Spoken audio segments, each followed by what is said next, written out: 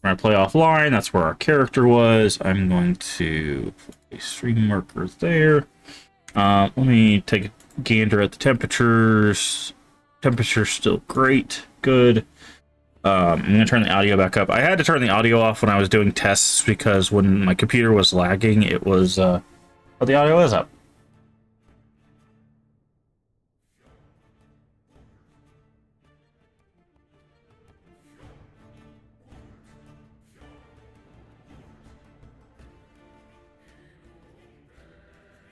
Interesting.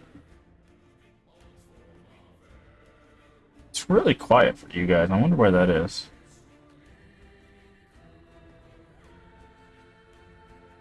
Okay. But I had to turn it down because when it lagged, it also lagged the audio and it made it sound awful. So, we're going to get into the game. I'll check the audio settings again once we get in there to make sure that they are doing what they need to be doing. Okay. This is our minion build. We started 3 weeks ago. So let's go ahead and get our army started. Be 8 of those. Yep.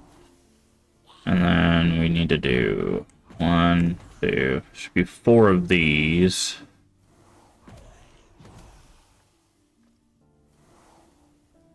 Okay, and then how many of these do we do? I think it's just 2, but I'll try for 3. Yeah, it's just 2. And then finally, we do this. And then we need to switch to this real quick. Because in order to get vanguards, we have to have minions die. So, oh, another thing. When I was doing my test, I did play this character to kind of, test how it was doing. We did get some skill points. I did not use them because I wanted to show everything I'm spending my skill points on. So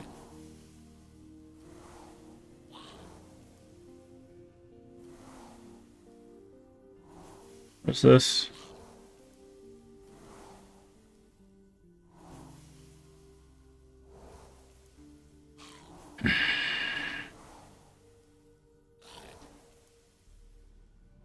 Attached to enemy. I'm affected by aura. That's not what I want.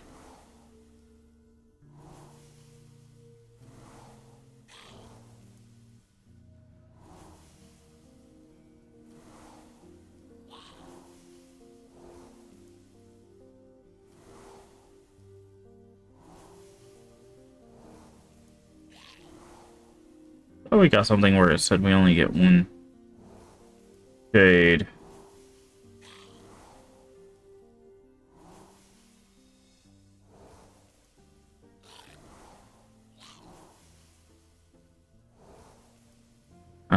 Let's go with...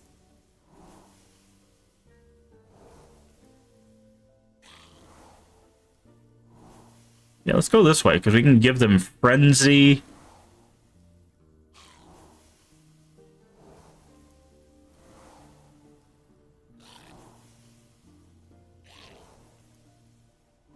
Yeah, we can just give them Frenzy, so let's go this way. Okay, what is this one? We were working on the bleed. So now they have a 100% chance to bleed, and then we'll do poison as well.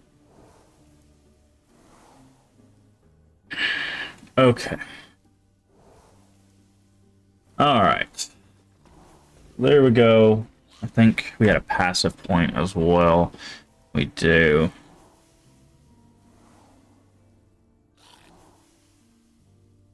Necromancer. I think we were working on this one, because 1 more level gives us another skeletal mage.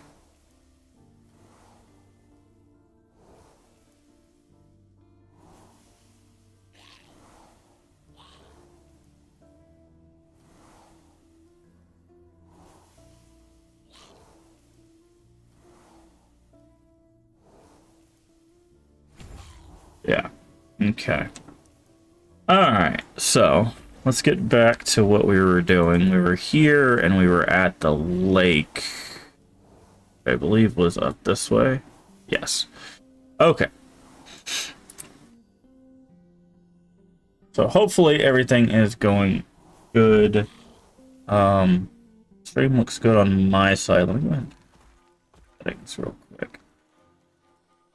But it doesn't spend as much resources. Okay, that looks good. Game looks good. Alright.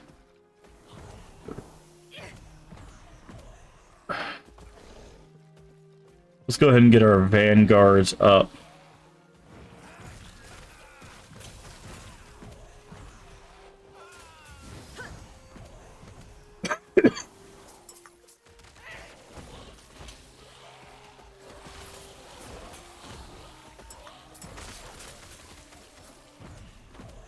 I think we only get 3 vanguards. Let's check.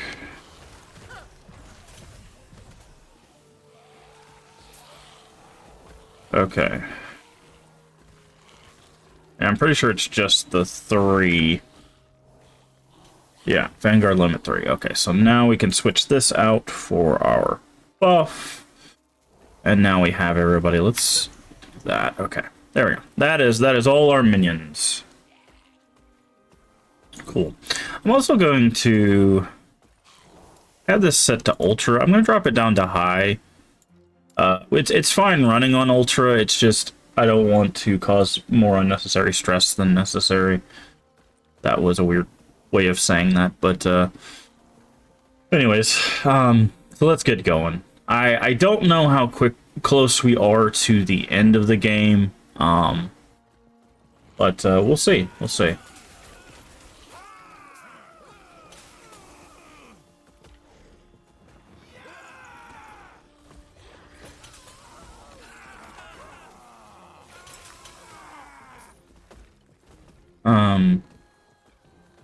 But the time we spent with this game, I really enjoyed it. The minions feel good to play. I do feel like the build variation seems to be there. But yeah, for anybody that might be playing this as well, go ahead and throw in chat. Like, what do you if you're playing Last Epoch, what are you playing? You know, what's your build? How is that doing? Have you made it to end game? Is there things you'd like to see and stuff like that? Very interested to see how everybody else is doing.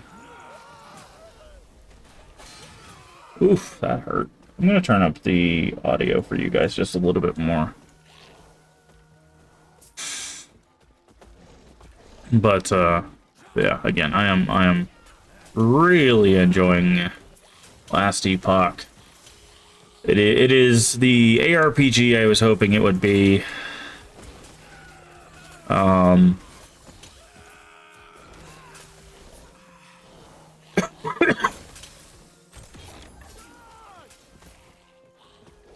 It is a very good.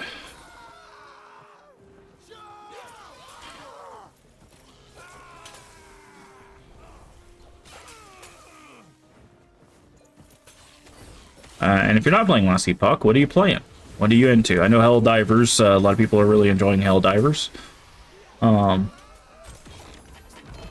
Ooh. Minion damage. And we got some... What are these? Cinder Strike Melee. Oh, it's a Falconer's gloves. Falcon Fist. Okay. Oh, melee fire damage for you and your minions. Increase melee attack speed. Those are some really good Falconer gloves.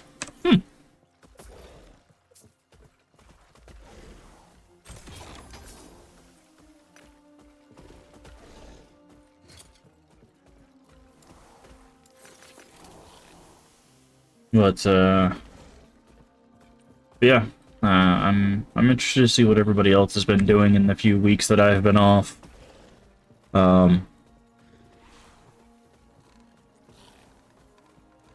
Like I said, overall it was a little tough not being able to do anything with the computer, but I think I was able to turn it into some really positive stuff. I'm actually kind of happy with the progress I've made on a personal level in the few weeks that I had off.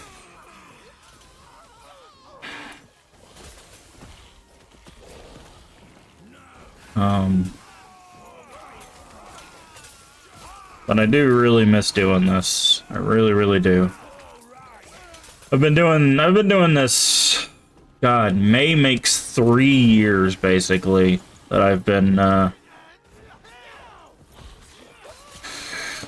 streaming full time. I actually gave some thought of when I came back, possibly going back to streaming every day. I don't know about that one right now. But it was something I was thinking about. Just because, like, we could get through even more content that way, but I kind of want to balance the stream out. Like, 5 days a week is not bad.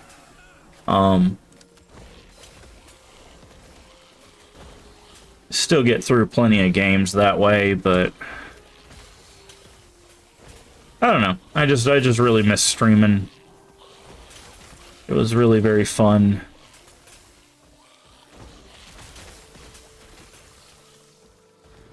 And I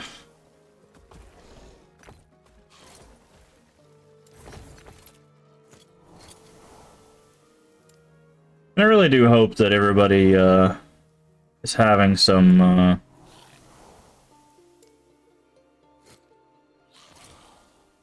good times on their own as well.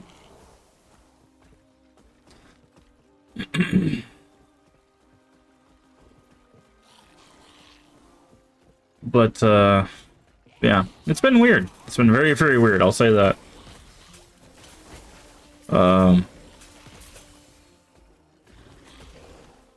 Because I don't think I've been without a computer for years, right? I've been without internet, but like I couldn't use my computer at all. So it was kind of like I said, kind of an eye-opening experience. I was also kind of able to build, in my opinion, build some confidence.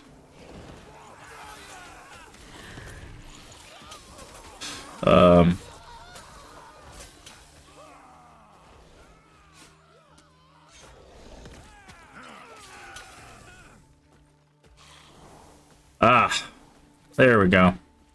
That's the true coming back experience. The first person to talk in chat today was a bot trying to sell bots.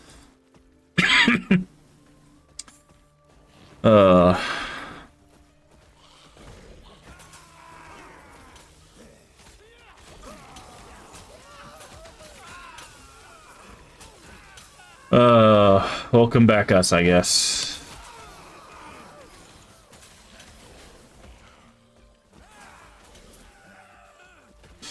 But anyways, again, hopefully you guys are doing doing well. Speak with Architect Lythe. We didn't go up that way. This has gone on long enough. Be gone. Okay. Yes. Ah, I see you helped clear out the rabble down here. I thank you for your effort.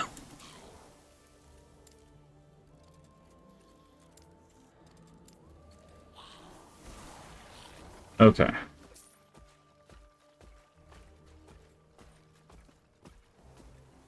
There's a side quest to go in the tower. Let's go in the tower real quick. But yeah, it's been interesting. It's been interesting. Oh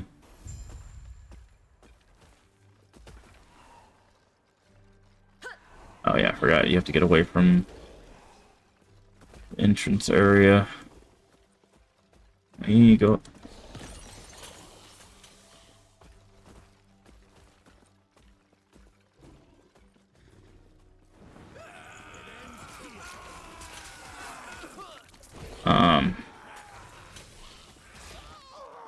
But I was trying to check out, you know, some streams and stuff of people while I was off. I did a bit of lurking.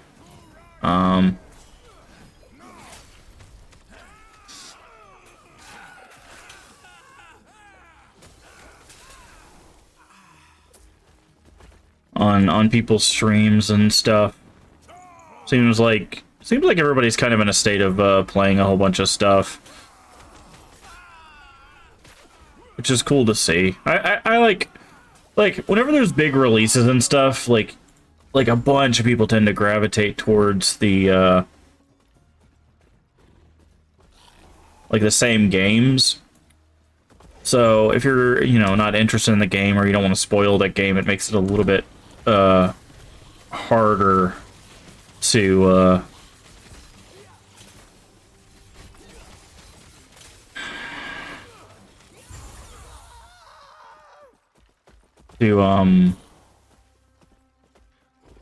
watch that stuff. So that's one thing that was a little bit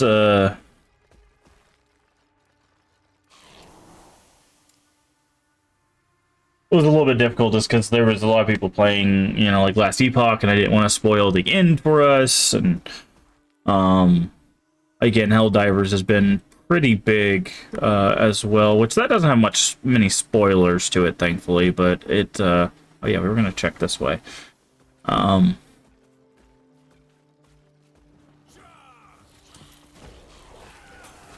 It's definitely one of those that it's a game about like moments.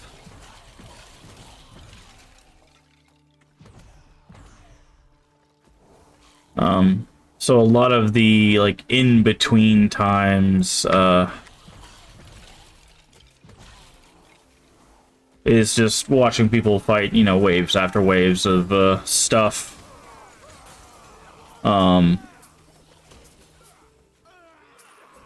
And then again, trying not to spoil myself in games, because I know Echo was playing through the Fatal Frame games, and it's like, okay, well, I plan on playing through those myself. I've never played through those games, so I didn't want to spoil those either.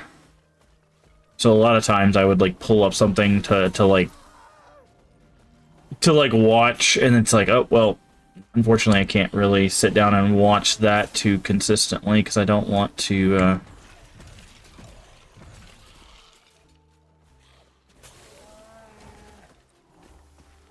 don't want to spoil the experience. I like giving you guys the like full like first playthrough experience. When I experience something, it's like, ooh, what is this? Ooh, what is that? You know, that kind of stuff. I like sharing that sense of wonderment with everybody, so I try not to spoil too much of anything that we're playing through. But again, a lot of people were playing a lot of different things, and it's nice to see. I know there's gonna be a lot of people jumping on Dragon's Dogma when that comes out, but we too will be doing that. But like I said, I think we're going to go back to this, or go at least just attempt the schedule that I had planned from the get-go. So we might only devote a couple days a week to Dragon's Dogma, so people are definitely going to beat that game long before we do, but That is too much.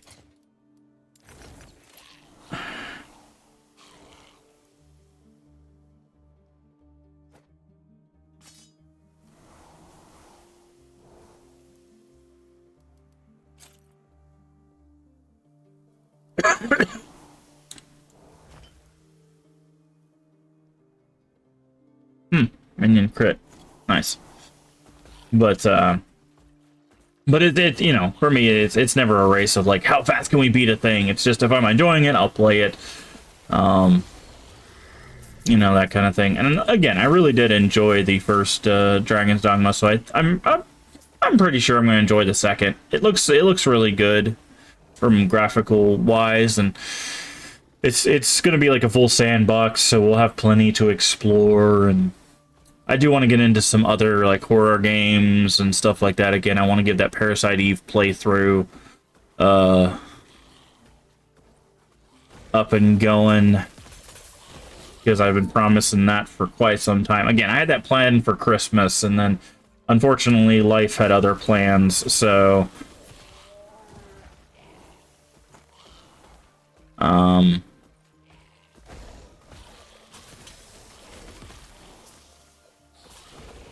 So we weren't able to make that threshold, but it's still on the docket. Again, we are, I think we're still, thanks to everybody that stayed followed, by the way. Like, I know when a streamer disappears for quite some time, even if it's just for, you know, a couple weeks or a few weeks, some people are just like, I was going to see this, but nah, I'm not going to follow anymore. Like, I completely understand that mentality. Nothing against that, but thank you everybody sticking around, because we're still only 2 follows away from unlocking that Dino Crisis 1 and 2 playthrough. So if you're interested in seeing that, make sure you're telling people. Tell people we're back. We're gonna start cranking out a whole bunch of games. If they like horror games, if they like cozy games, if they like ARPG, basically if they like video games, you're gonna find it here. Like, that's just the simplest way of putting it. We're gonna play all sorts of stuff. It's gonna be hopefully really, really fun for everyone. I'm glad you are safe. Nice sketchy. That would not be wise. Liath's been known to be tense. Though I see her as a friend, she will consider me as a threat. Gods be with you. But I'm very excited to get in on all these games, because like I said, there's just a ton to play. There's so much to do. Yeah.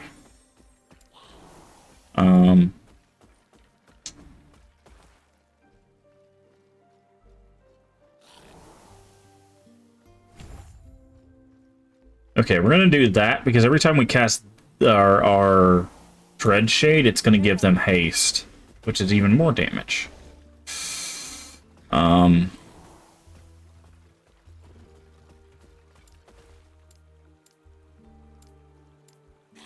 Farewell. But yeah, I hope you guys are excited, because I am really excited. I know I'm not a very emotive person when it comes to things like that.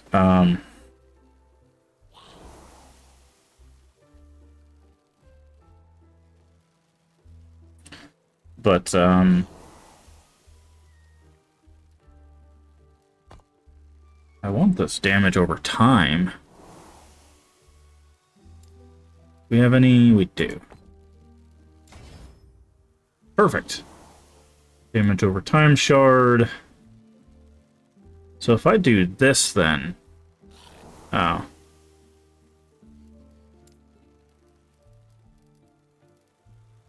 Okay, that's unfortunate. We can't put that on that.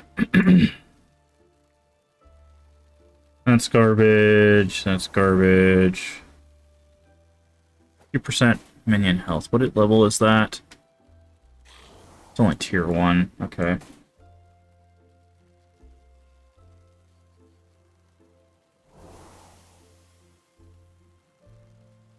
Minion health, that should be tier 1 too, right? That's tier 2.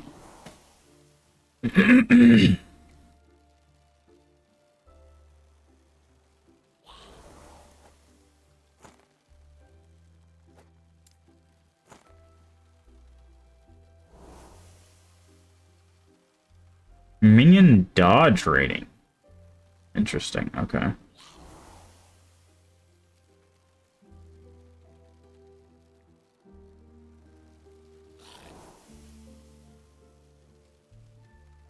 It gives us more speed, cold resist, we lose a little bit of armor, but we get minion dodge rating.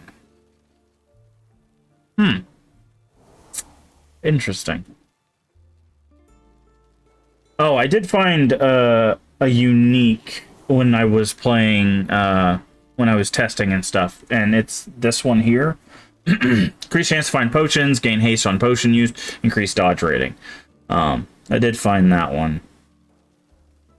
Minion health. Trying to see if there's any... I think we're gonna put these on. They're just, like, we lose the 2 intelligence, but, like... Minion dodge rating might help them be a little bit more survivable. Minion cooldown recovery speed, minion damage...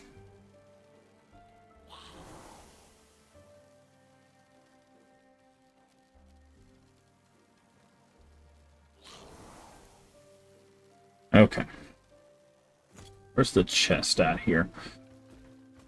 But yeah, so I did find another unique past the one that we just found.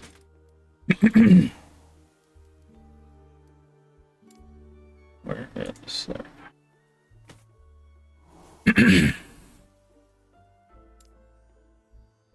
I think the rest of this we can just sell.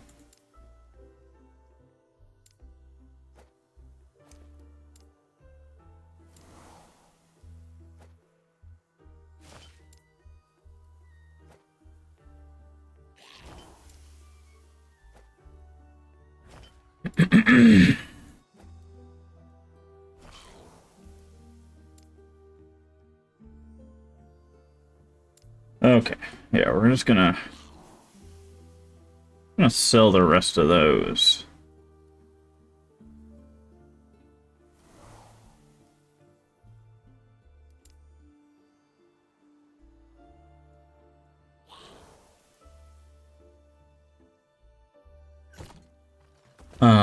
Sorry, I've got used to looking for like certain stats and stuff, so that's why I'm taking a a gander at that stuff.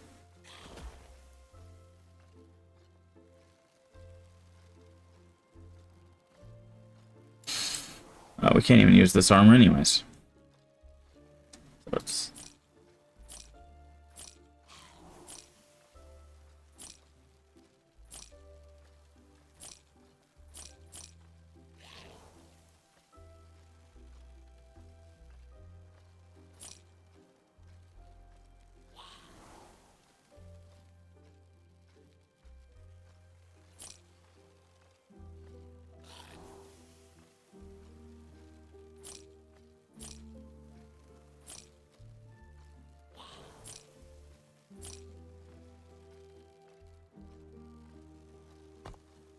What can we do with these?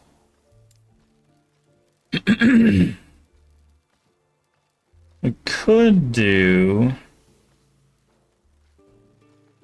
physical resist. We could basically do any resistance, health, and armor. How are our resistances doing? Not too bad. Not too bad. Our poison's pretty low. Everything else is bumping around 50. Poison and physical are pretty low, though.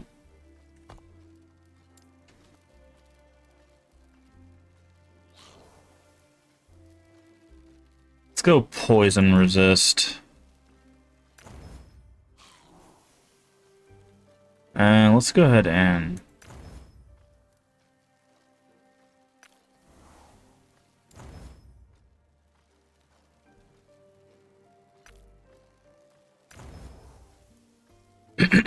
There we go. So now we got 20 poison for this. So yeah, pretty good. Hold is solid. Okay. Take care of yourself.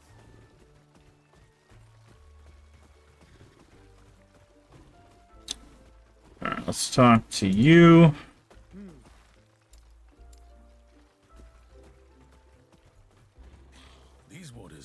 Made by. Are you ready to head out? If you need more time, just say so. Coral pools. Okay. Don't know where we're going.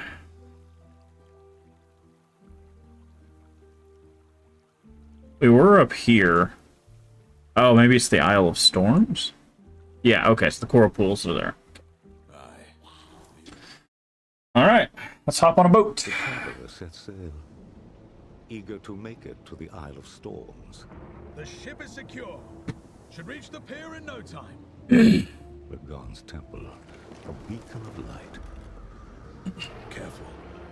Lagon's not used to visitors.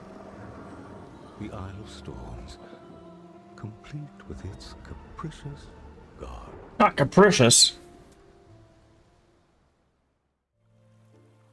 All right.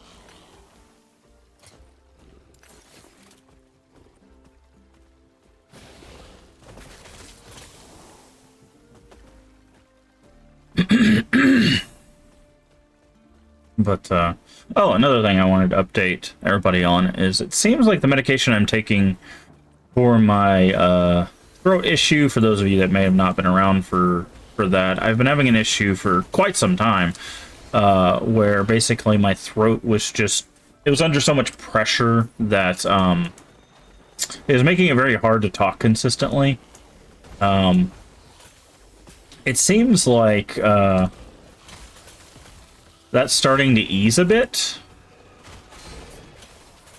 which is actually really, really nice. I might actually be able to get back to some DMing of gotta run, hopefully soon.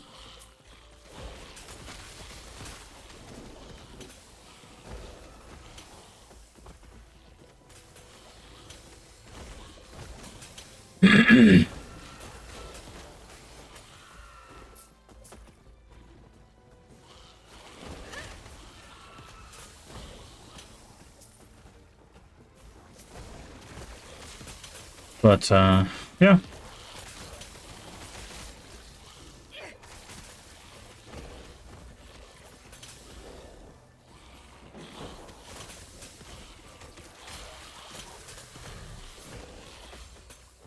I'm so very excited for what the, hopefully what the rest of this year will bring.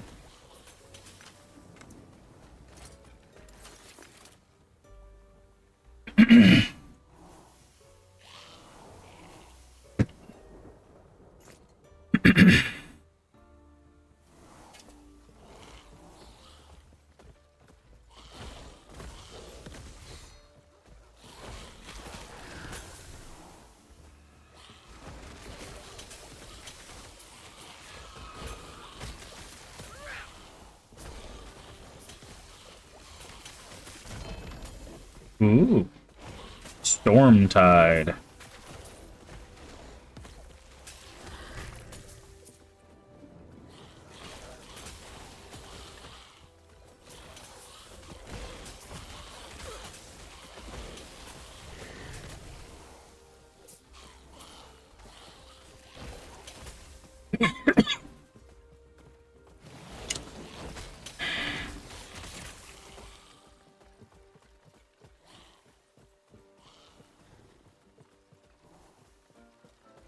Just making sure there's no, like, chests or anything hidden about. Check out these boots. Increase movement speed. Chance to shock on lightning hit. Increase shock duration. You are shocked for 4 seconds when you stop moving. Okay. So it's the never stop moving boots. Got it.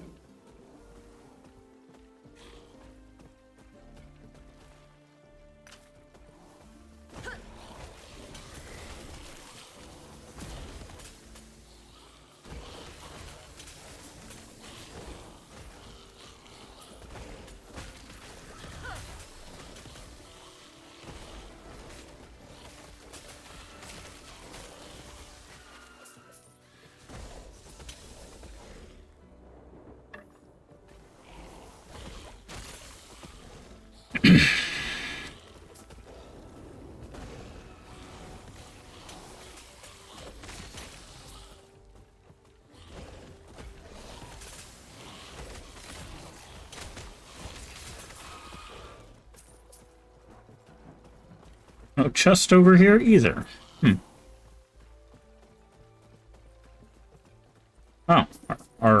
wraiths can level up. Okay, so they're maxed out on that, so it's time for them to do poison.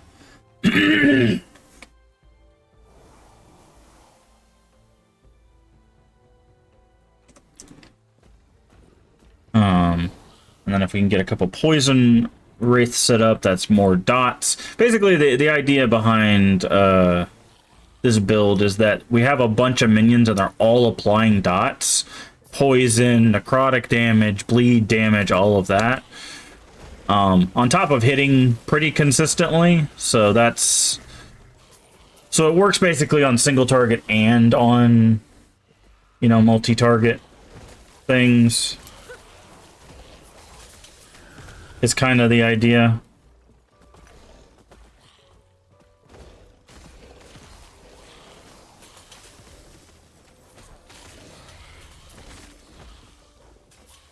Okay, what is this?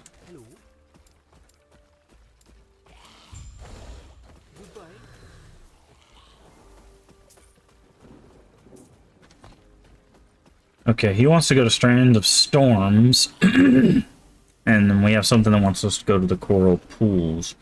So let's go to the Strand of Storms since it's right here.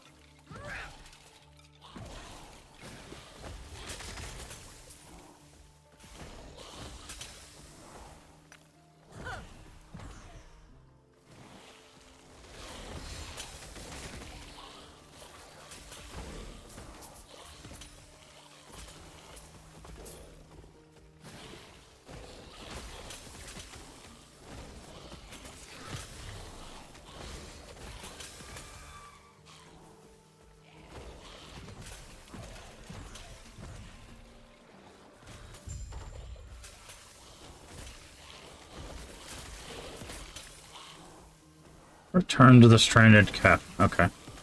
Well, whatever we did it there, so... I guess it was to find these corpses.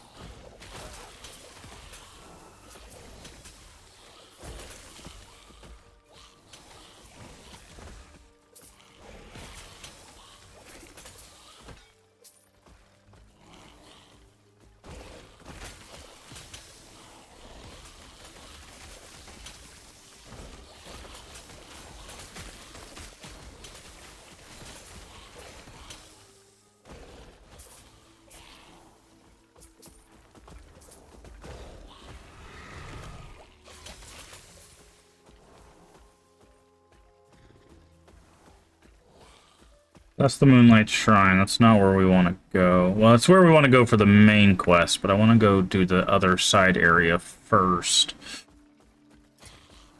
What's this? No. We had another...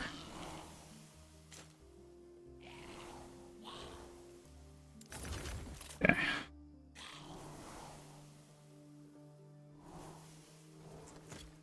Too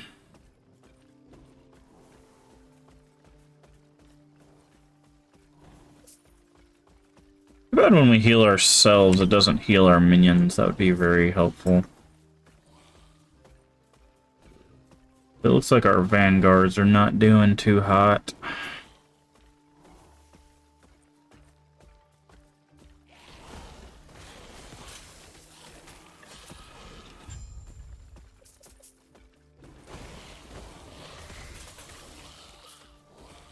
What's that say? It says,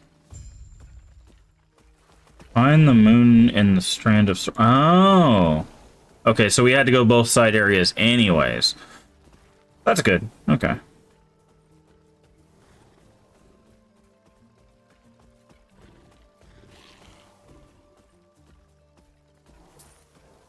Got the money. How much money do we have? We got 100,000. It's not bad.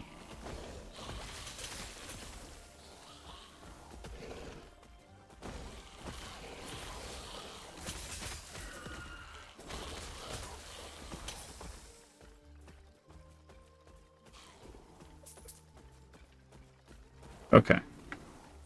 Let's go back, go do the other area, and then we'll head into the main quest area. Hello.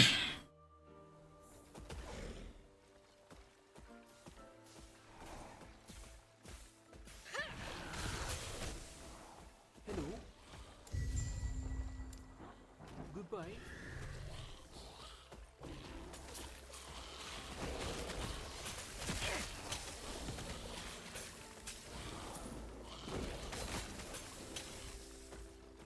Okay, one of our vanguards finally died. Two of our vanguards died. Okay. We're gonna swap this out.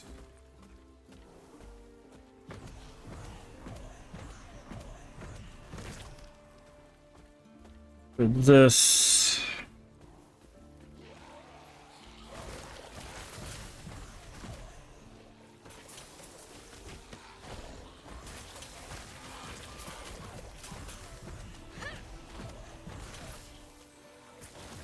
Okay, we got one vanguard back.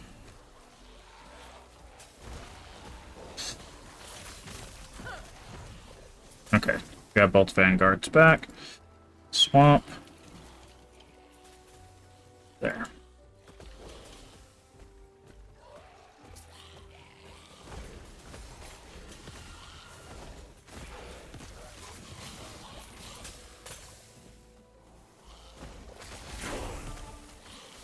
$55. All right, another frenzy. Because if we, basically we can max that out. Oh, we've got skeletal mages. Okay, so next level we'll do this one, because that'll give us another death knight. But basically, when we max this out, that'll get up to 5. So basically, as soon as we use it, it has a 5-second cooldown. So yeah, we can keep that up pretty consistently. Is what I'm going for there. And again, the faster they attack, the more dots they put on, the more dots they put on, the more damage it does. So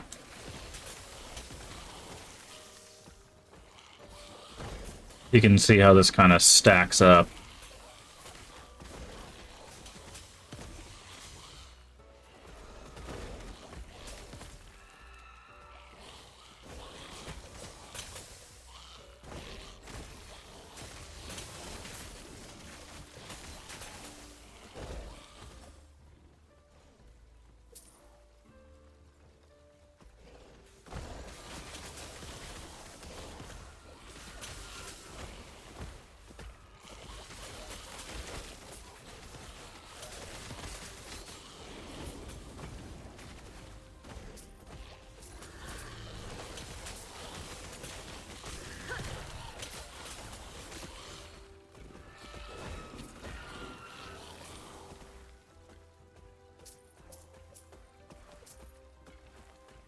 Alright.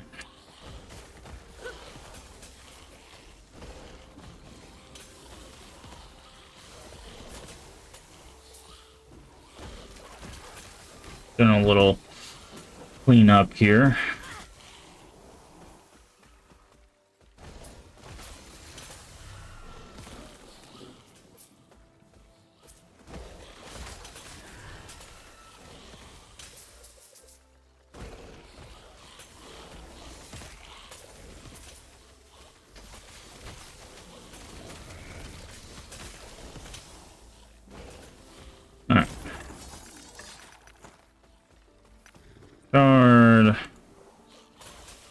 Astrolabe.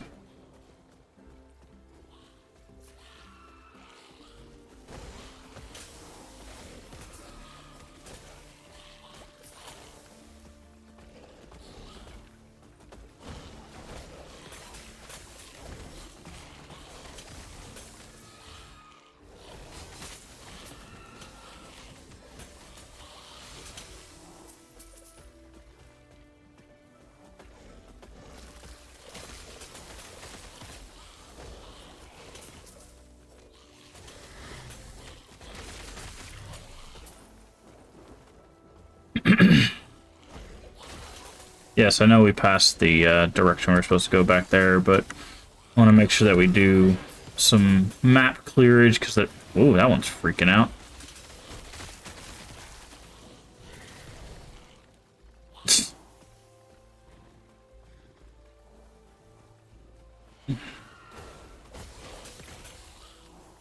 Just a second. I want to check our temps. Yep, temps are perfectly fine. Good. Good stuff. Alright, let's head back to that side area.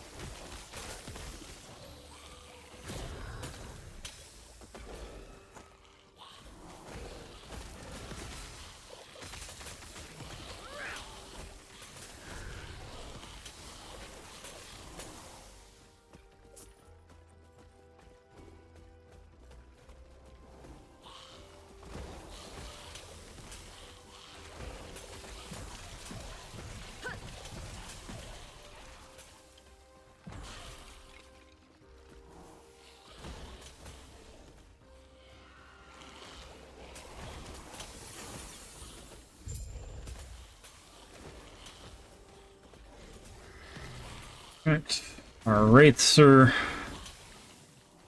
good to go. Talk to you.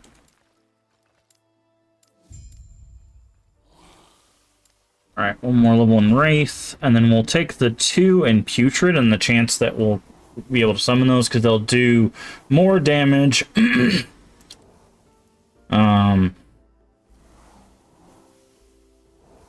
Per point, and we have a chance to summon a poison one. So it says it poisons from distance. I don't know if we really want poison ones.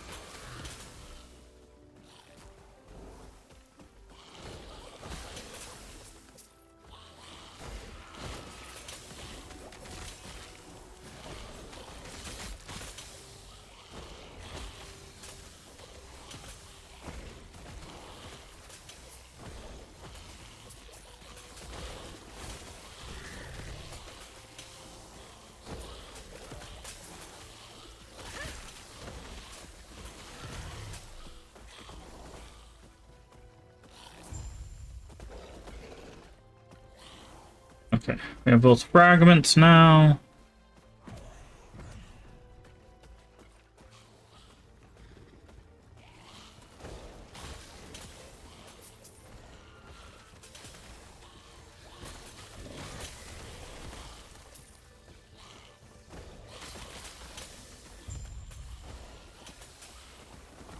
Give me just a second, I gotta answer a phone call.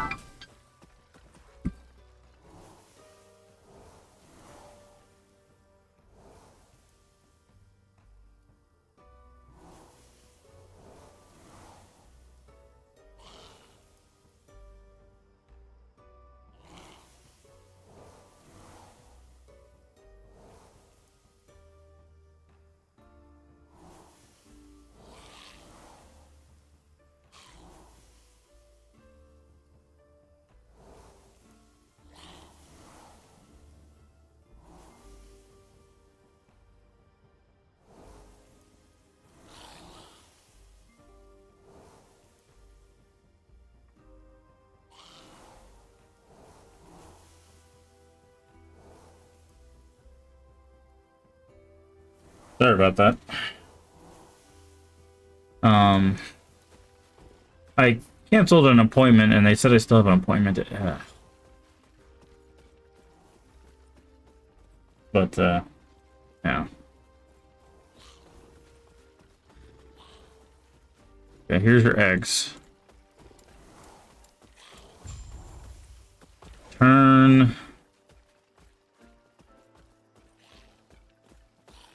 Oh, we'll go back there in a bit.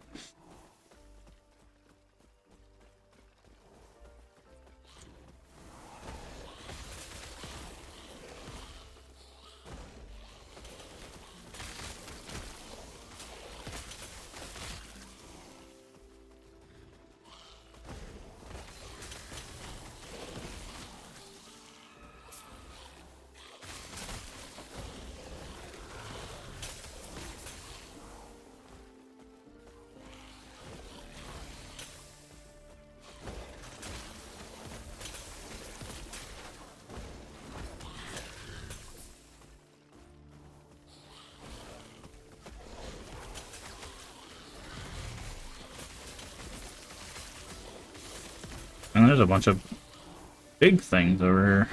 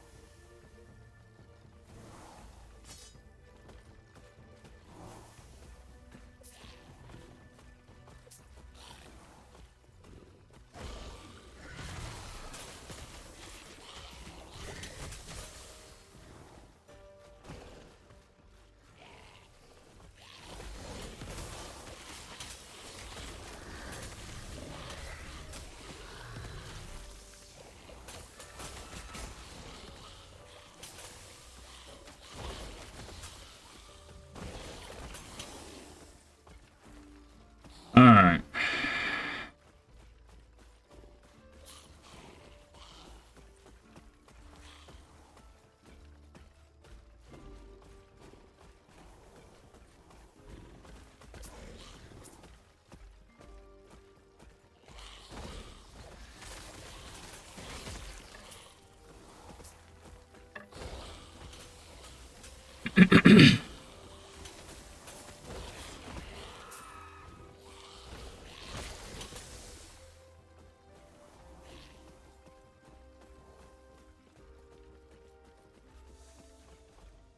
Here. Now we have both stones, so we should be able to make progress here.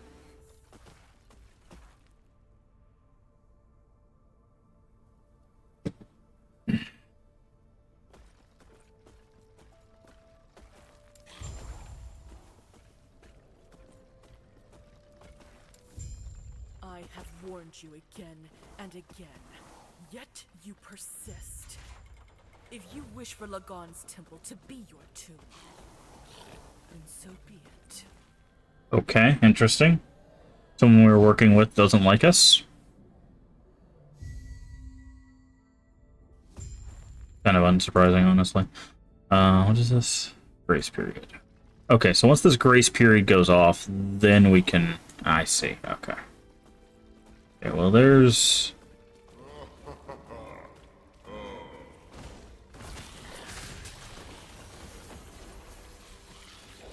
I grab that waypoint.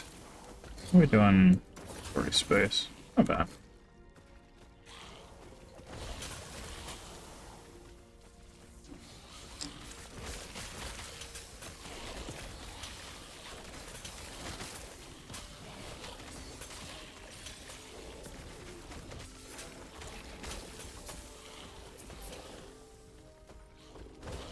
Just trying to make sure that we stay away from the fight too much, because if we die, then we have to... Oh, Jesus Christ.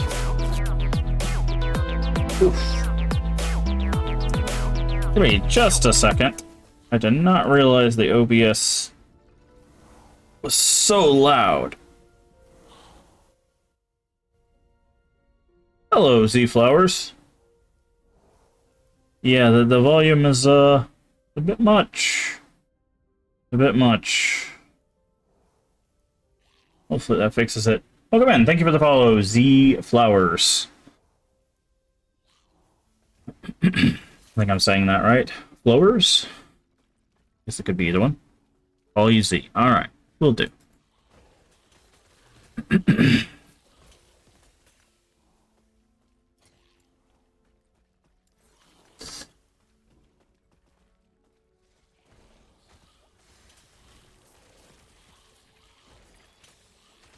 Liking the new version of Last Epoch? Yeah. I didn't play the early access version. I only played the 1.0 release. Unfortunately, 2 days after I started playing, I had a lot of computer issues, so I had to fix those before coming back. So this is our first day back. But yeah, I'm really enjoying it. I like the way the minions feel. There's a lot of variety in the areas. It's all around been pretty solid. Pretty solid. I don't really have any complaints. How about you? Are you playing the Last Epoch? What build you running?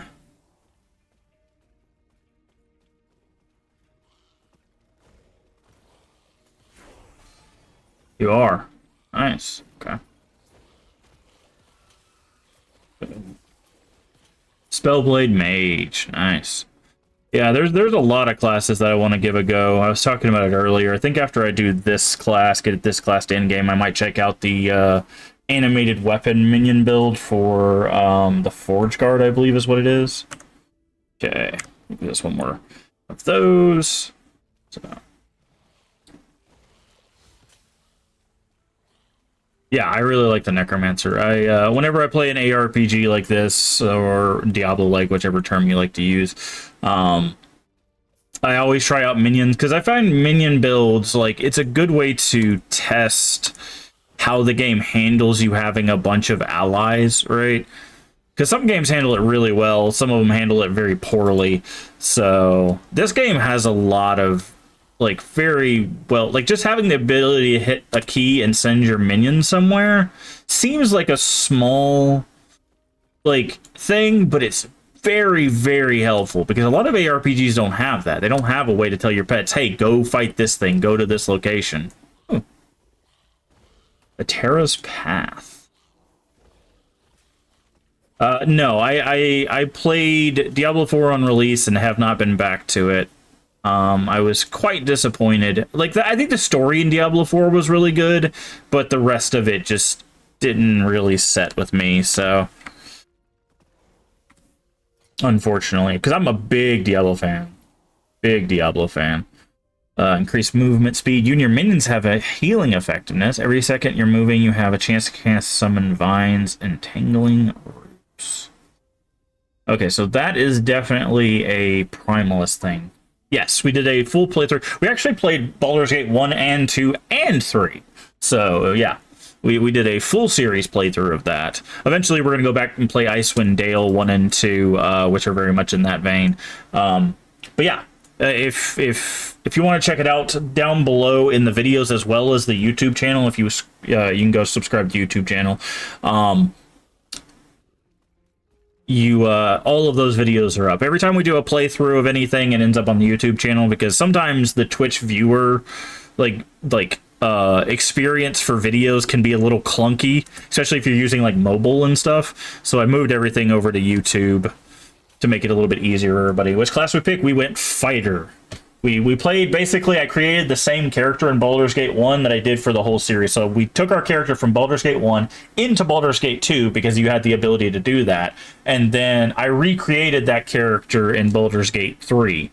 So we were a half-orc fighter. for that. Battle Master specifically, if you're wondering about the specialization.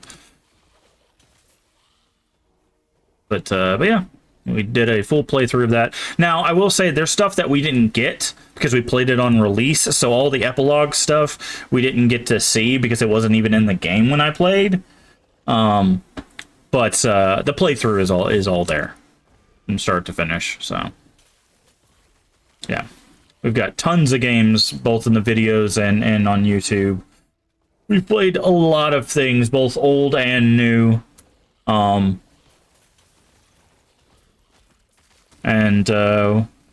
Starting probably either this week or next week, we'll have a day devoted just to play retro games and stuff, so. But yeah. Really enjoyed Baldur's Gate 3. I'm glad it got all the attention it got, because I think that game is really something special. You know, it proved that you can still have really fun single player experience with a really fun multiplayer experience while still telling really fun stories. Have I played Tetris? Yeah, a long time ago. Tetris is not usually a go-to for me, but I have played it.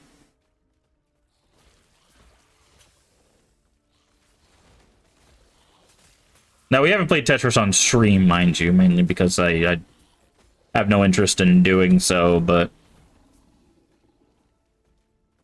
yeah.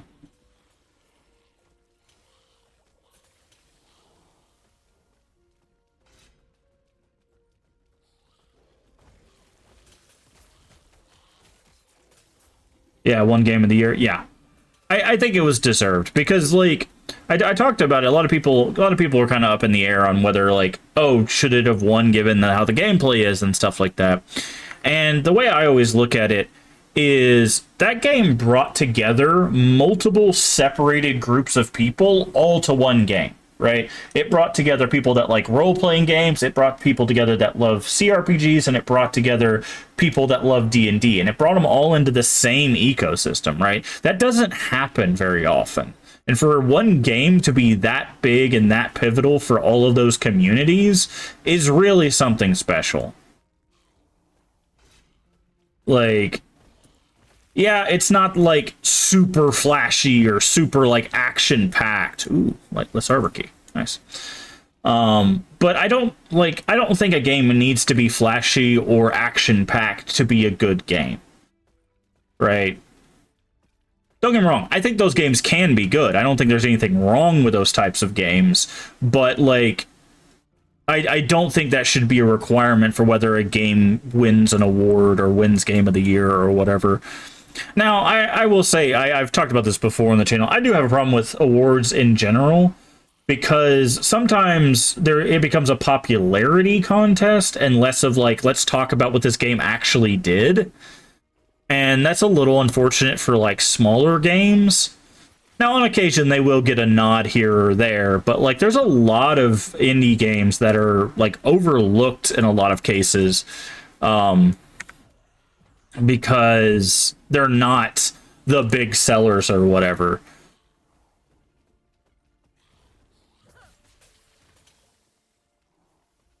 So, but yeah, I like I said, I have a little bit of problems with awards in general, but I think just for whatever Baldur's Gate 3 was able to accomplish, I think giving it Game of the Year made sense. It also showed the industry that like if you actually put your heart in the project and not just be another like EA or Ubisoft like crank out game every year, every 2 years, you can really get some very great experiences. And I think that's important to talk about too, just from the fact of like, you know, you don't have to be the next AAA title to be, you know, great. Just a lot of heart. A perfect example too is like Stardew Valley. That was made by roughly one person. Now he did get assistance so far as I know. But it was mainly made by one person, and that game's great. I think Stardew Valley is probably the best in that genre still to this day, and they're still updating it. They're still changing things and all of that. So, but yeah,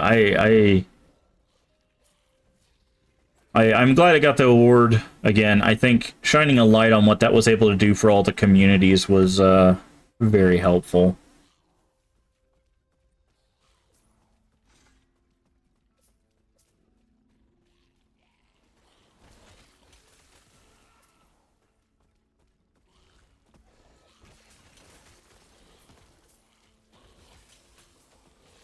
Okay. Looks like we've cleared this area now, roughly. Let's go head to the next one. But yeah. I enjoy this game. I enjoyed Baldur's Gate 3. Honestly, like, there's only been 2 times, I've talked about this before on the channel as well, there's only been like 2 times that I've been streaming that I just really didn't enjoy the game, and I tried to push through it, and a lot of times it just made the experience worse for me. Weirdly enough, Ghost of Tsushima was one of the ones that I really didn't have fun with.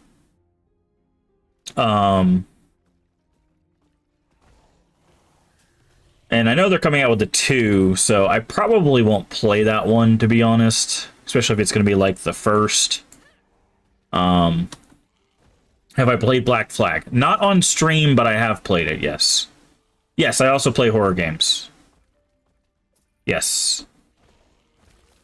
Well, we again, the schedule that I'm looking to move into will have a day dedicated to horror games. But yeah, no, 2 years ago, we did 100 Days of Horror,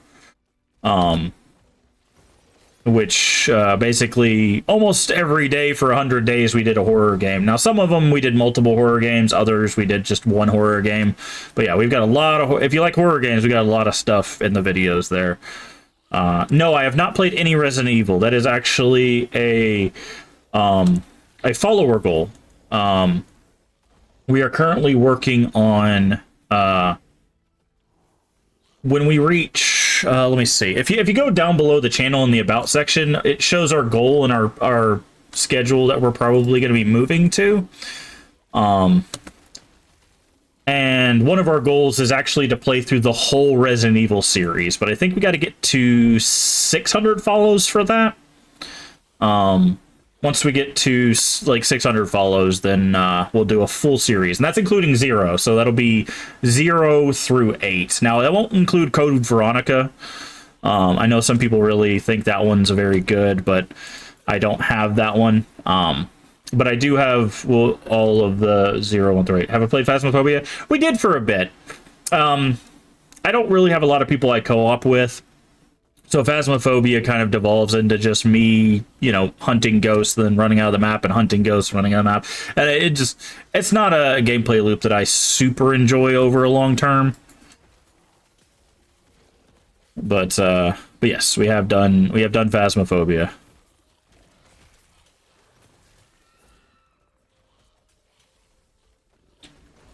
But I'm also hoping to do more co-op stuff this year. I got a friend who I'm going to help get his setup working again so that he can start streaming. Again, he streamed for quite a bit, like, I think close to a year or so. But he's recently had some changes, so he wants to get back to streaming, but I've got to help him kind of get it set up. We might do some co-op stuff, maybe even some co-op retro stuff. I'm trying to convince him to play the PlayStation 1 version of Diablo 1 with me, because it has built-in co-op. I think that'll be I think it'll be a hoot. It'll also be a colossal pain in the butt, because not only are we playing Diablo 1 on a console, we're playing Diablo 1, which we did a playthrough already of, and it's not an easy game. Anybody that tells you that Diablo 1 is an easy game may have not played Diablo 1. But okay, we popped a bunch of level ups here. Let's see what we got. What is this? Okay. Oh yeah, we were working towards this. So now they can give bone armor to allies. Diablo 3 was the best Diablo. I disagree. I think Diablo 3 was the most accessible Diablo, but for me, Diablo 2 will always be the best Diablo. I'm old school. I spent thousands of hours in Diablo 2. But now I will say I did play Diablo 3 on release, and Diablo 3 on release was really, really rough, and they made a lot of bad decisions with it. But Diablo 3 now is actually really, really good. Like, it's definitely worth a playthrough now if you haven't played it. But on release was a dumpster fire. Absolutely awful.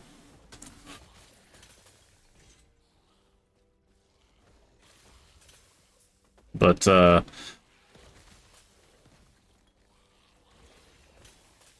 yeah, I saw Skull and Bones. I don't really have an interest in that. I also tried Sea of Thieves. Sea of Thieves wasn't my jam either. Where are we at? Okay, we're trying to get to the Sanctum of the Architect. Like, I don't mind pirate ship battle stuff. I like it as a concept, but I haven't found one that, like, was super fun, to be honest. Which genre do I play most?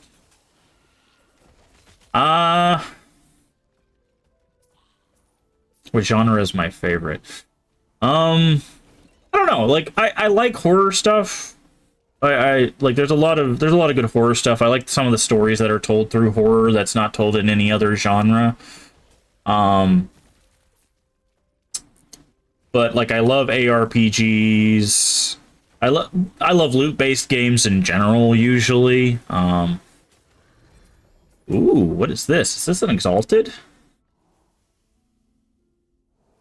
I think this is an Exalted item. Nice, that's our first Exalted. But, I don't know. I just, like, I know it's kind of a cheesy answer. I just love video games, man. There's just a lot of good games out there in a lot of different genres. And they all, like, scratch a different itch. But, like, if I had to, like, back against the wall pick a genre, probably horror. Have I played the Dark Souls series? We actually have a full playthrough of Demon Souls, Dark Souls 1, Dark Souls 2, Dark Souls 3, Bloodborne, and Elden Ring, all down below in the videos, as well as on YouTube. Yes. We also just finished, about a month and a half ago now, we finished Lies of P, which is, in my opinion, better than some of the Souls games. Lies of P is absolutely amazing. If you've not played that and you like Souls games, play Lies of P. I am telling you, it is amazing. But yeah, we did a full series playthrough. We did every boss, not in Elden Ring, because there's like 160 bosses in that, but like every boss in the Souls game except one, because I forgot about it, to be honest. We went a different route so you could actually like get around one of the bosses. But yeah, we fought basically every boss, including the challenge bosses in Dark Souls 2, which is a colossal pain in my butt, by the way. That was the most irritating experience of the Souls series, but not the good irritating, the annoying irritating. But yeah, like we did a full series playthrough of that. Okay, we need to switch out to our explodies. I wish I could readjust this. We need our explodey guys because we're running low on vanguards. But yeah, like, Lies of P is very good. We did a full Souls playthrough, all bosses except one. Suggest something for my Twitch channel. If it's going to be graphics or effects and you're going to sell yourself as a graphic effects artist, no.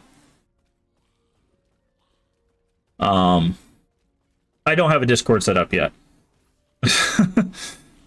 Because there's a lot of people that come in and chat, and then they're like, hey, buy my graphics effects. No, I'm not doing that. But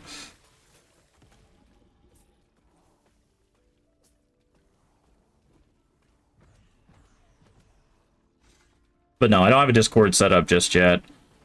What's the suggestion? Okay. So if that's the suggestion, if we reach 1,000 follows, this is over the year, obviously, not like immediately.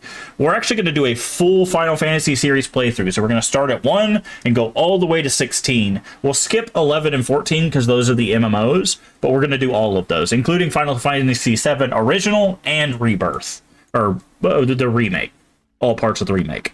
So that is on the docket, but we have to get the follows for it. Yeah. I have played a Final Fantasy game, by the way, not on stream, mind you, but I played and beaten 8 and 15.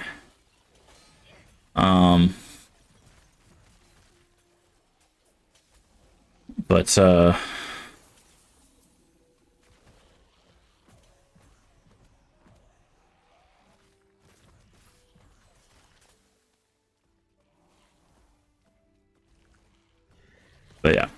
yeah, there's a lot of, like I said, if you go below the channel in the about section, you can see all the stuff that we plan to play at what follower goal.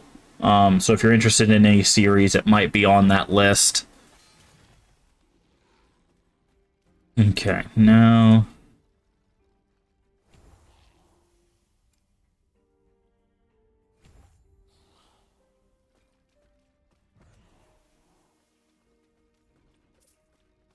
so we got Castlevania series, we've got the Mega Man series on that list, we've got the Silent Hill and Resident Evil series on that list. Like I said, we got a ton of stuff that I'm hoping to get through follows. I just wanted something to kind of incentivize people to stick around or share us out with their friends, because we are a family friendly channel, so like people can come in any age and just hang out. Now, sometimes when we play horror games, some of those horror games are pretty messed up, so those are a little bit of a mature warning. But like a lot of the stuff, like what we're playing right now, like anybody can come and watch. So I try to keep it family friendly, and I just try to incentivize people like coming in and follow and sharing us with people and just having an all around good time, and trying to create a safe place on the internet for people to just relax and have fun and all that stuff. But yeah.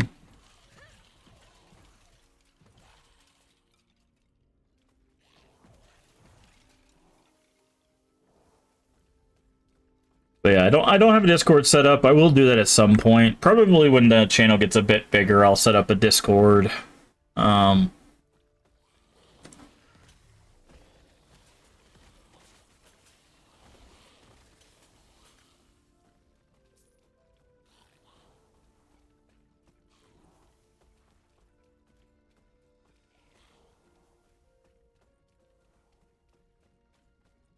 But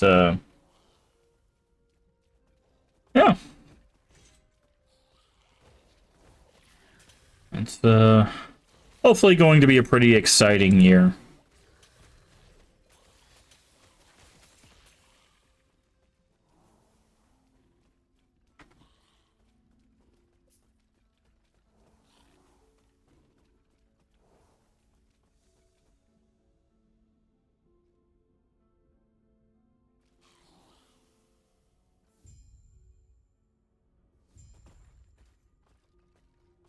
Find and try to reason.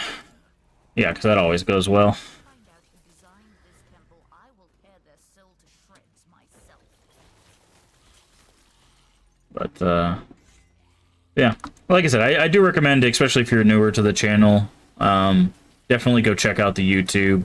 Everything we do ends up on the YouTube and the videos. I make playlists of everything. So that way you don't have to like search for every single video. It's just all there. You just hit the play button and you can watch start to finish. We do a lot of series playthroughs. Usually when like a new game comes out or something like that, if it's a part of a series, we try to play the game first. We do retro games, we do horror games, we do games like this. We do long form games. In fact, after Dragon's Dogma 2, which comes out later this month, I think we're going to dive into some like old school long form games.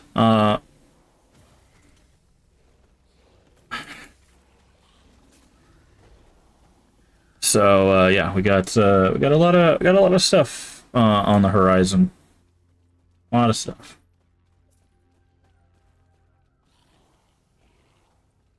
But yeah.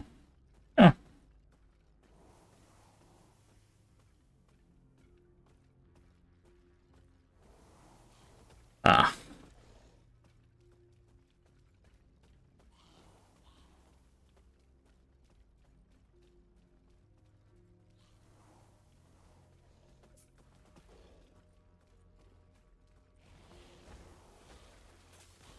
Oh, we're missing a skeleton.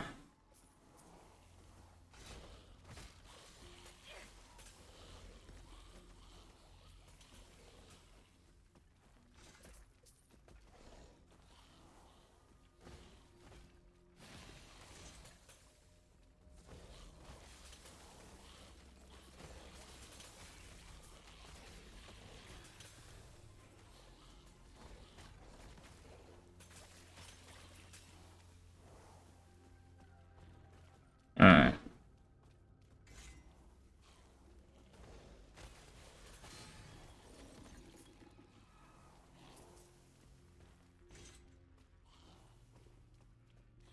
And I guess this is probably going to be a boss fight.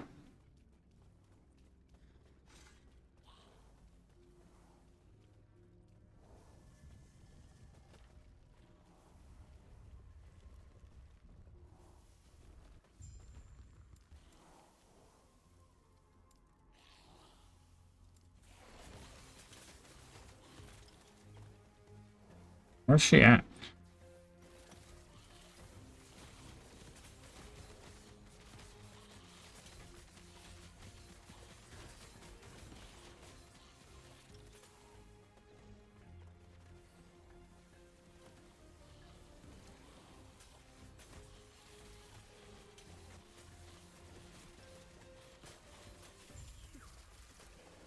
You fool. Lagon is unpredictable. I was trying to protect everyone. Okay. There we go. That was not too bad.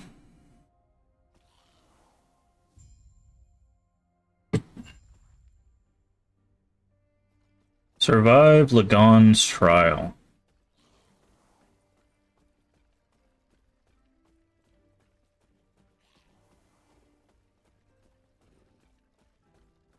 How does one start said trial?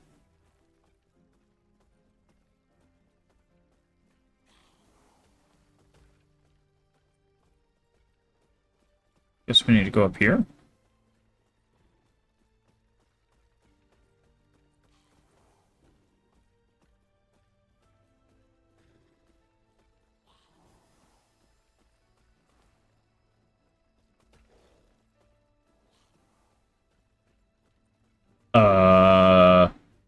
Hello?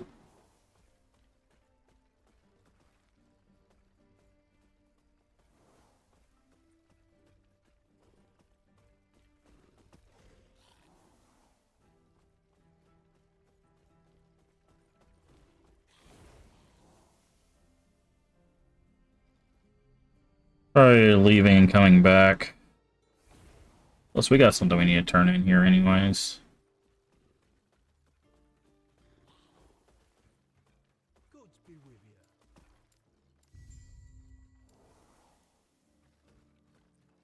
Okay, we also got some stuff we need to store.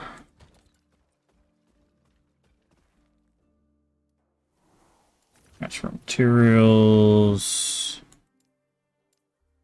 Okay, we got these.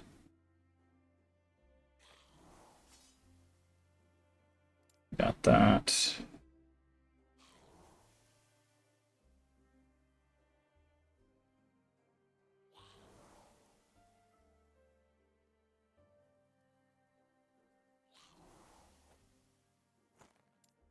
That key go. There it is. Do.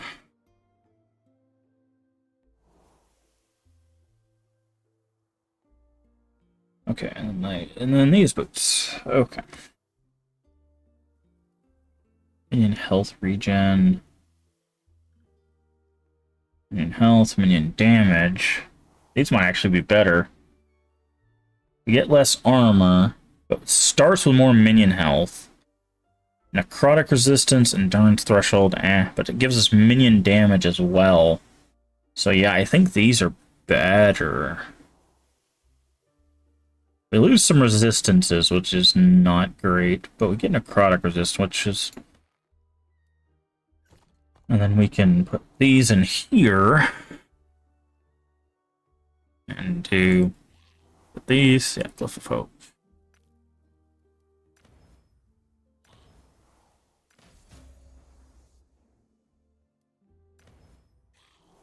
Okay. So now, that's 42% more minion damage on top of the minion health. So that's good. Okay, let's just sell the rest of this.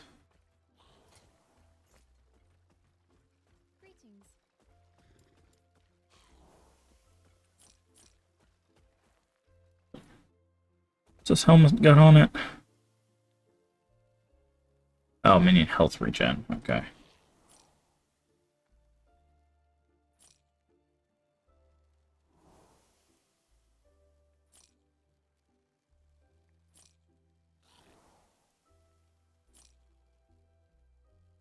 Priest minion health.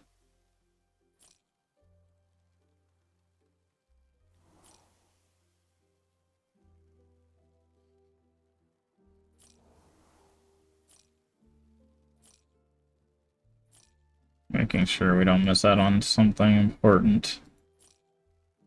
Okay.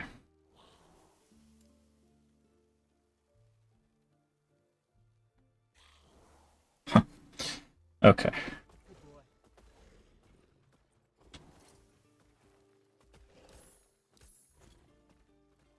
Alrighty. Let's go back in here. Maybe Lagon will show up.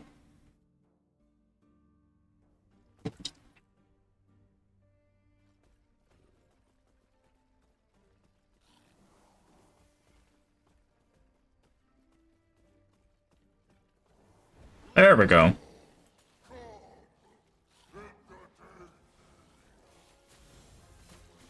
Oh. Well, that's not good.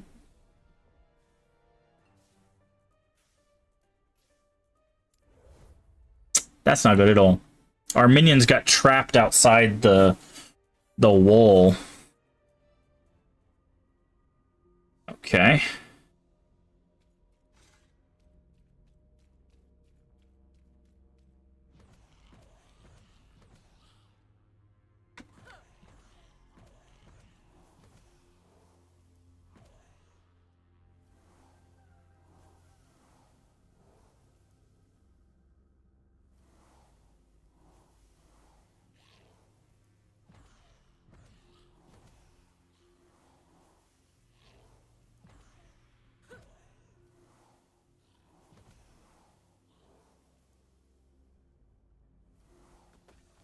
Try this again. We need to send our minions up there first.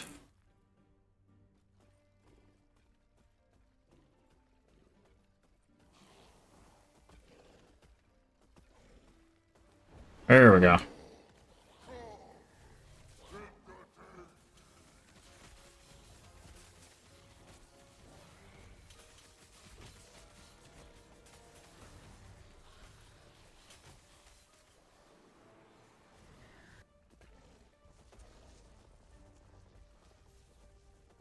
What are we doing? Destroy a tentacle. Would you go fight the tentacle then, please?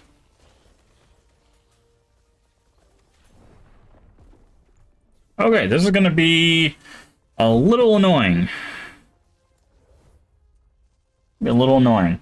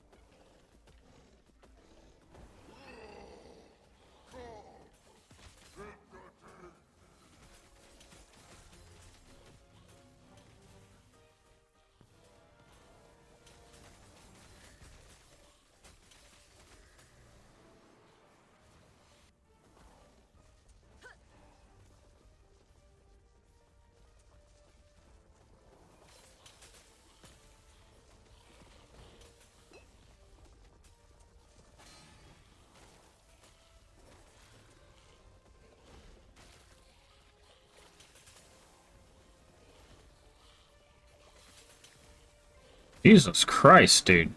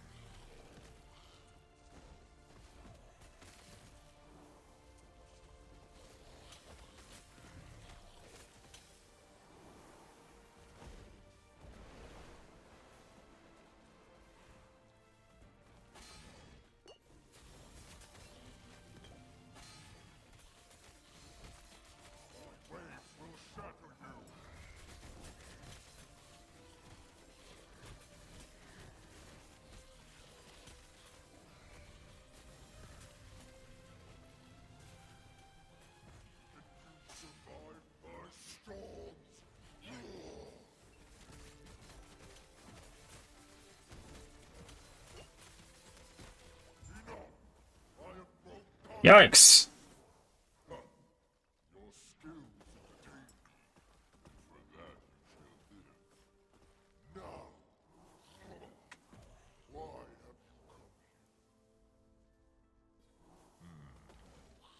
Okay.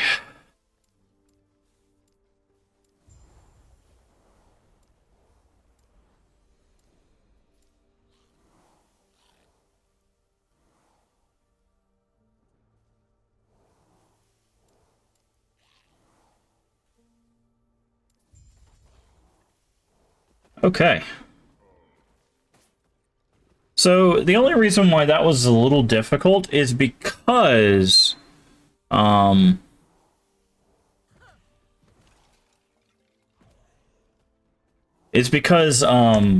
whenever it teleported us, our minions didn't attack for a certain amount of time, but we could still take damage and so could they. So that was a little unfair for having a minion build.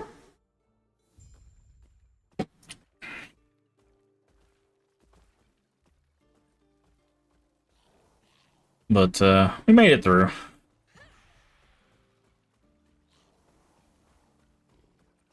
We did it.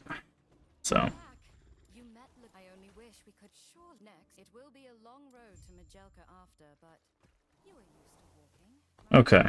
And I think that's the last area we have left here, because we got the Farwood. So there's the Farwood that we haven't done, and then we're about to do the second half of this.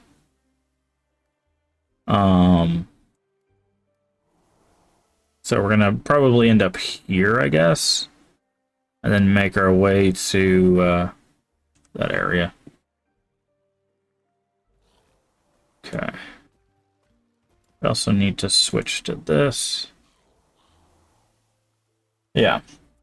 Sorethka.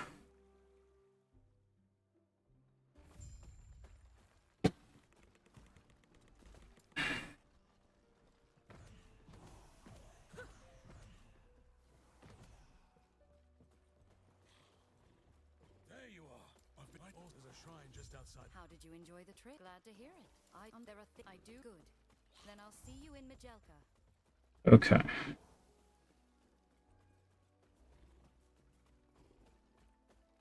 Over the crossroads with Harton's Idol.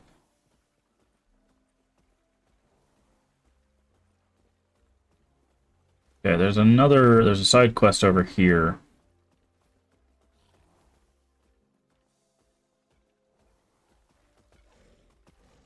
Okay, hold on.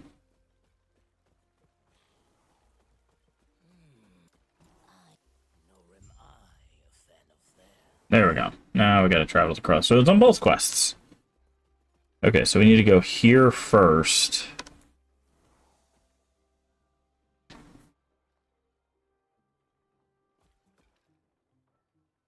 Oh!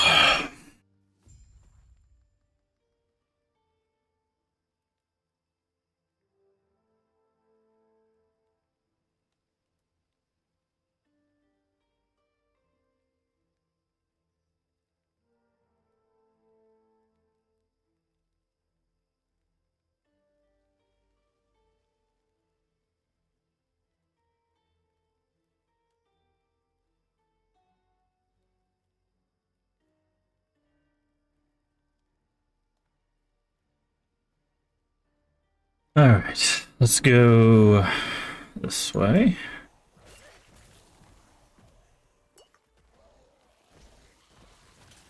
Just trying to get another Vanguard out.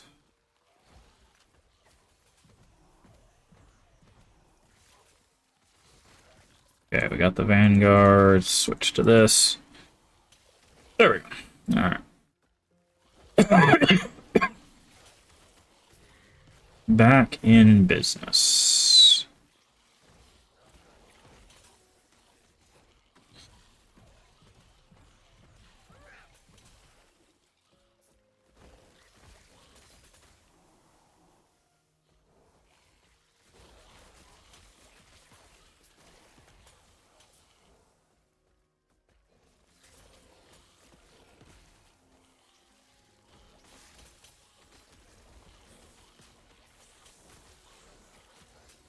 What is this? Oh, it's an idol.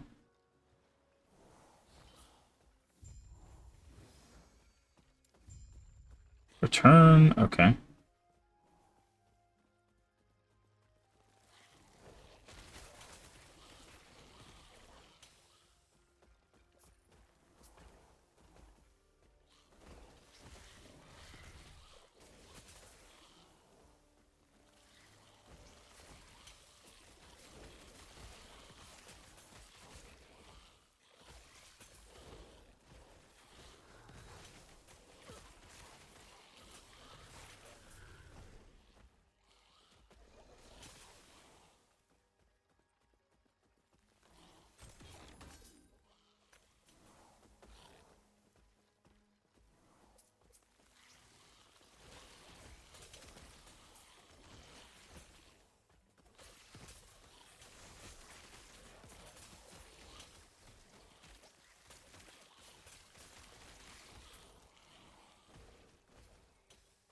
And got another one of these chests. Temporal Sanctum key, that's helpful.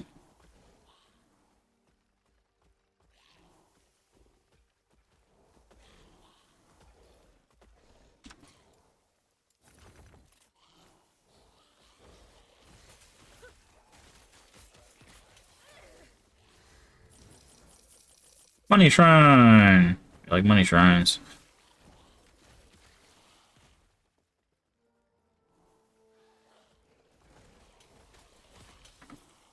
There's a path back down this way we need to check out.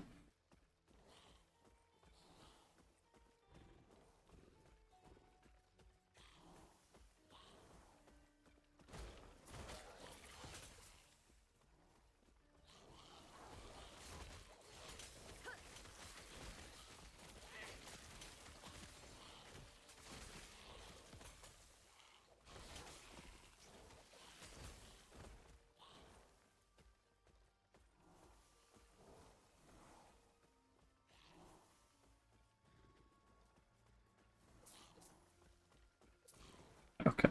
Once we get to the next door, we're going to teleport back to town to talk to Harton.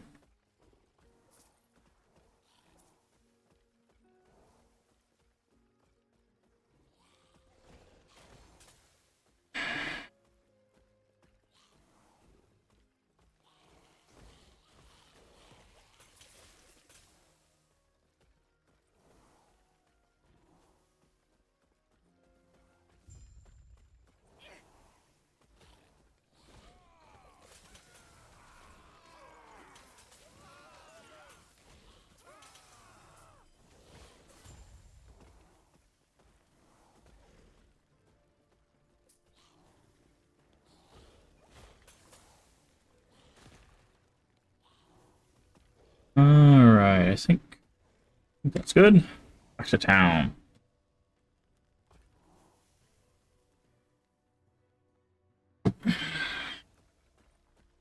That is not the right town. Well, it is the right town.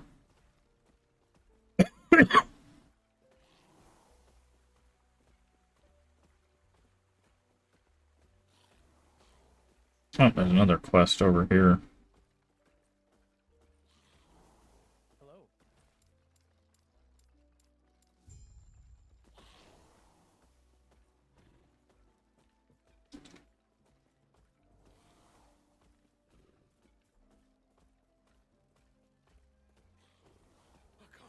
the Soreth card. I wonder, have I been blind to it? Have the gods always been this way? I suppose you're right. Please. I suppose dodging Osprey. Fortunately, there's a drop. Unfortunately, you'll go alone. There are a few Okay. things I need to take care of here. Alrighty.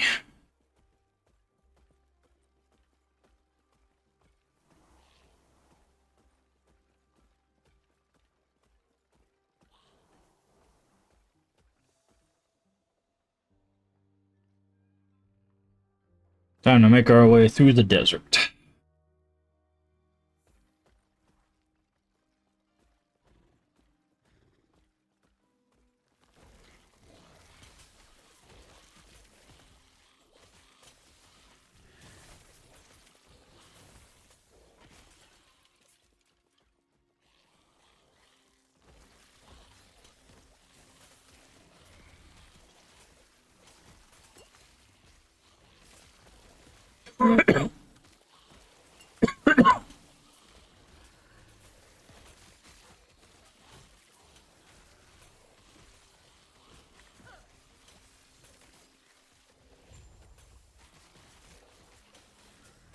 Look for more signs of the missing merchant.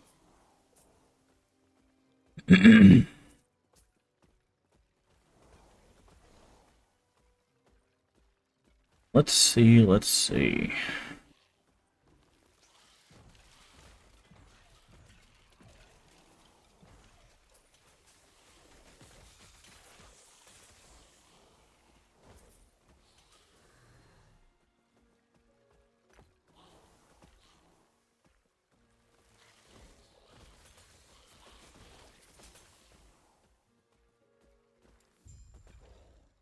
Slay the Scarab Broodkeeper. Okay. Ah, there it is. And there it goes.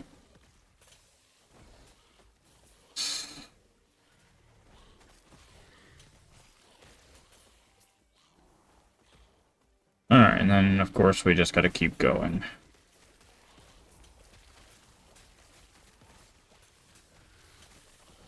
I'll take all of that.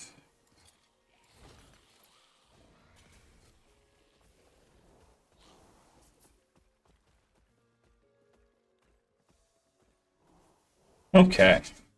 Making some good progress. How long have I been going? Only a couple hours. Not bad.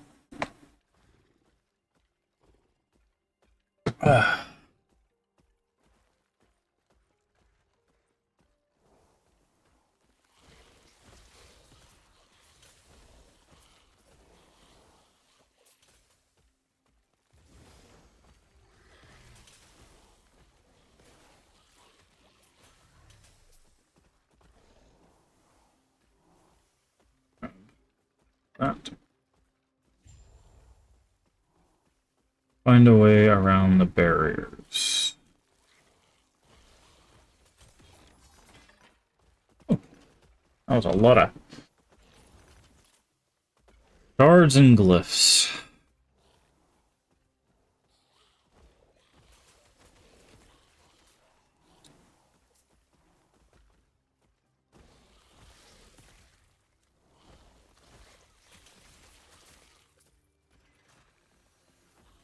Okay, waypoint.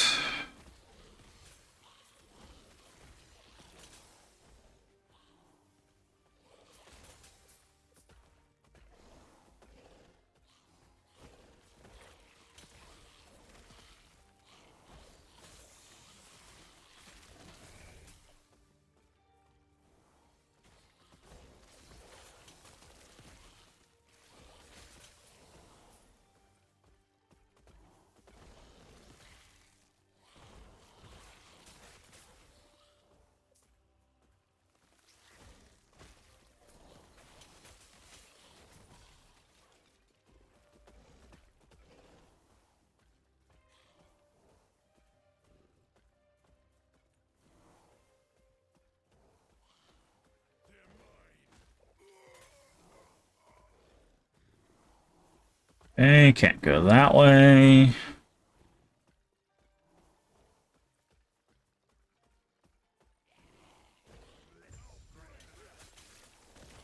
Beat the Raiders.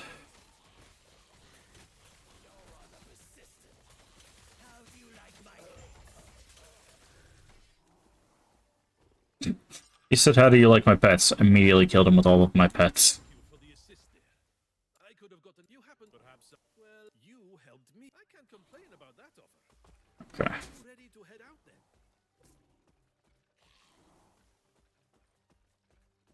The Scalebane were never meant to be common thugs. The Scalebane use these to stage ambushes on people and trader caravans. Makes me sick to see them exploit our people like this. That was a pretty nice charge from that thing. I wasn't expecting it to do that, but then again, it's a big hulking scarab, so I don't know why I wasn't expecting it to do that.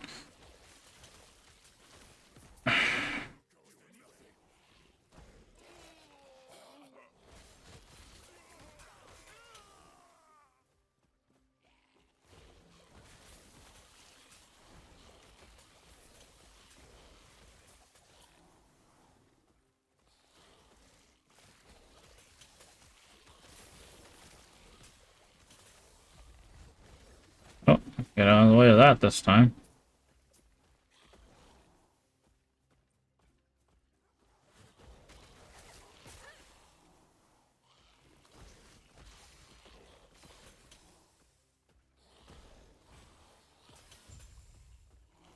Into the tomb. Oh, little hidden side area. We like that.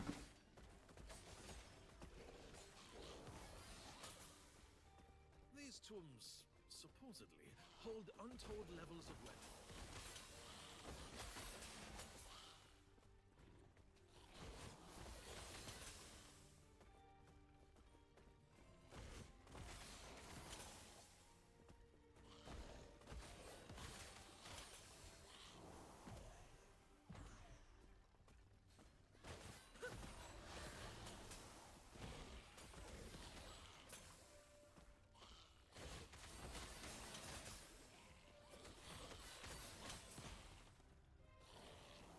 A lot of gold and stuff we're walking past.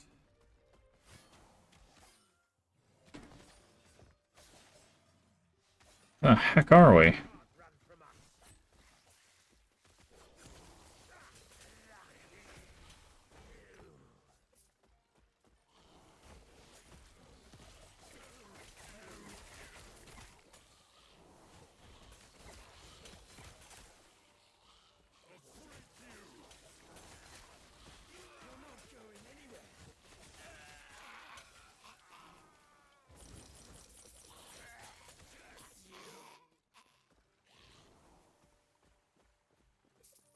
I explored the tomb, and all it did was spit us out somewhere else.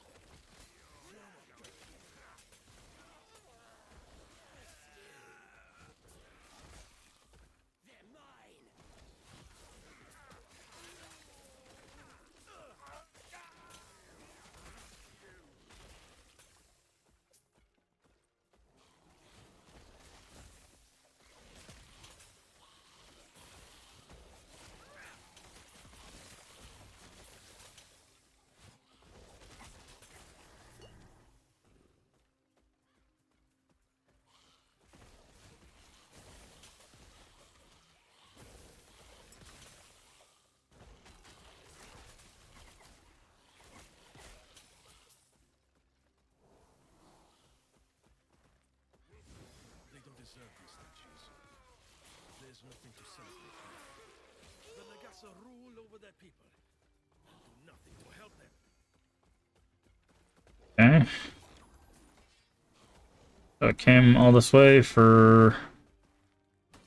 The snakes in Surathgar are the only redeemable ones, a but not by much.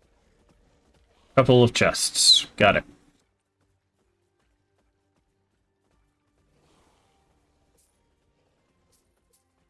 There must have been something we missed in the tomb, right?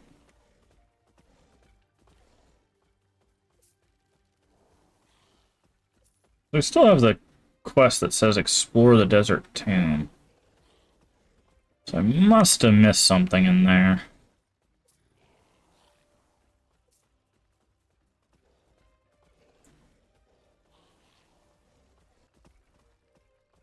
Yeah, there's a whole path over there that we didn't check.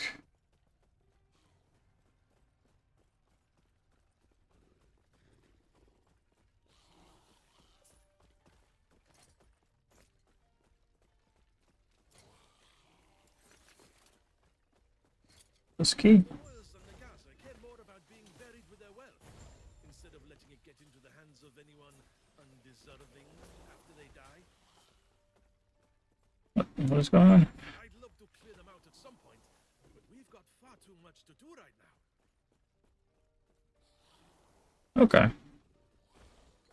Alright, so that's it. Oh, we can pop out here. Where does this put us?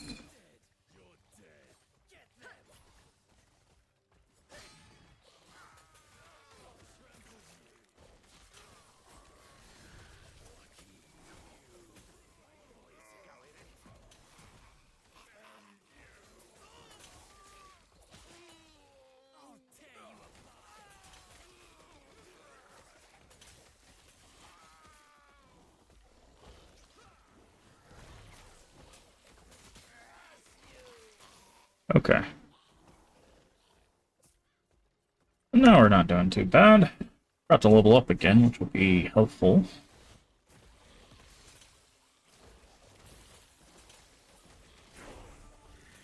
Go. Another haste.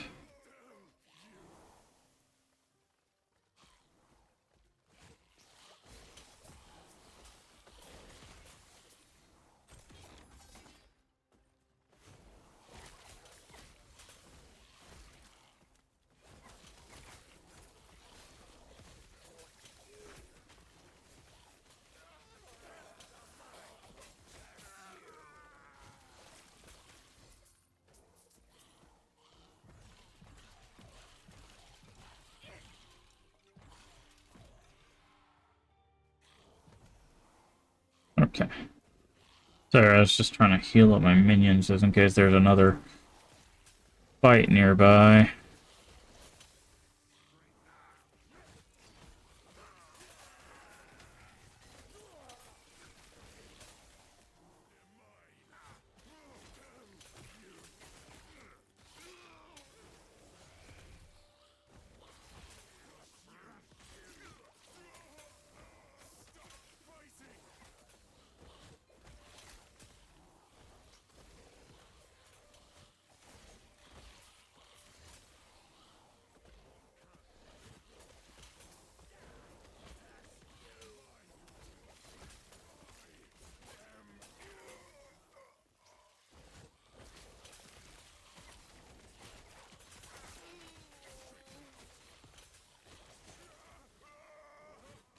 Okay.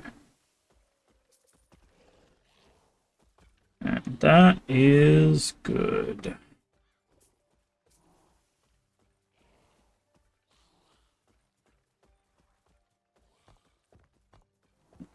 Making sure we didn't have anything.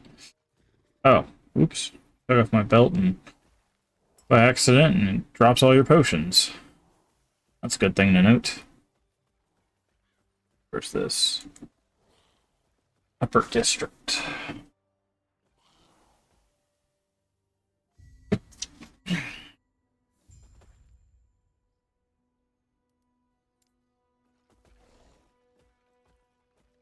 Speak with the merchant, more about the relic, and talk to the guards.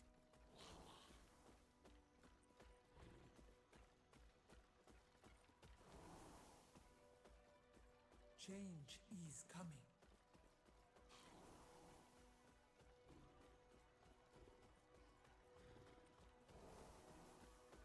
I understand your fear. Too long have we all been bound by the chains of fate.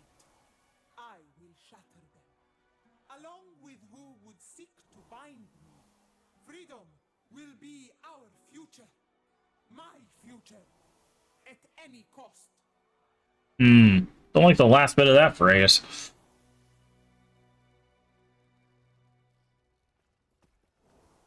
you.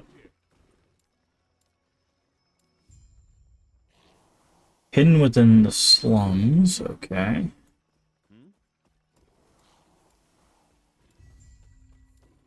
Farewell.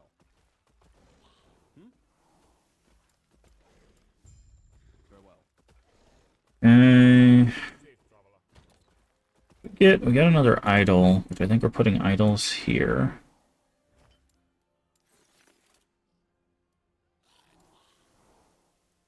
Okay. What's this? How much is another stash tab? Yeah, let's go ahead and get another one. And then this one, unique. With that.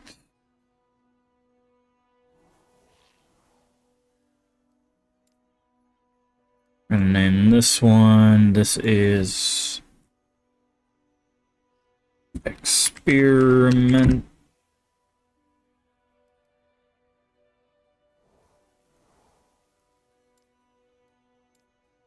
These are idols. There we go. Okay.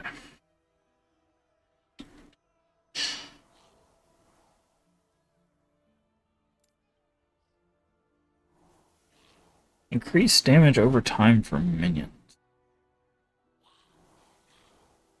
Is that a affix or suffix? Okay. So it's a suffix, but I don't think we have one open for this. No. What's this do? Rolls the values.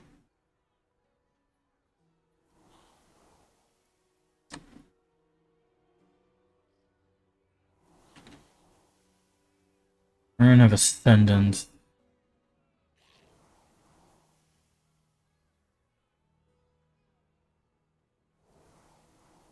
I think we might try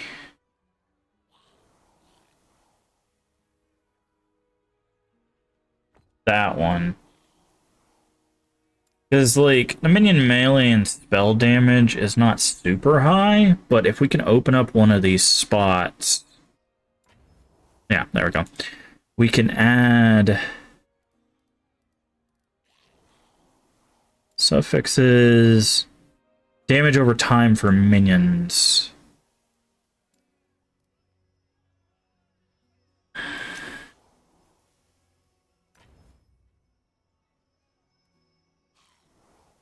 So we can do that. Which means that they do more damage over time. That's a really high minion health. That's a tier 5 minion health. We're going to go ahead and shatter that.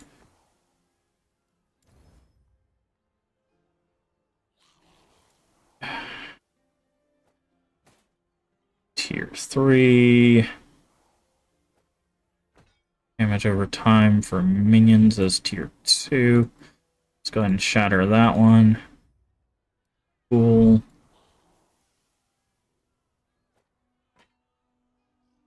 Tier 5 health on kill, yeah.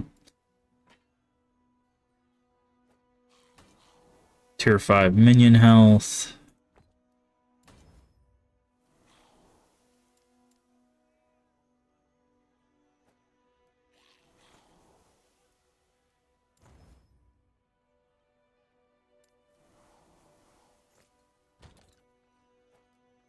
Put the keys there. We'll sell the rest of these. Is there a merchant here? Yeah. Let's go ahead and get a few of these.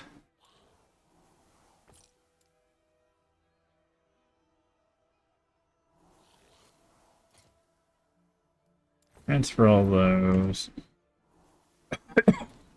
No, we're going to call this stash tab.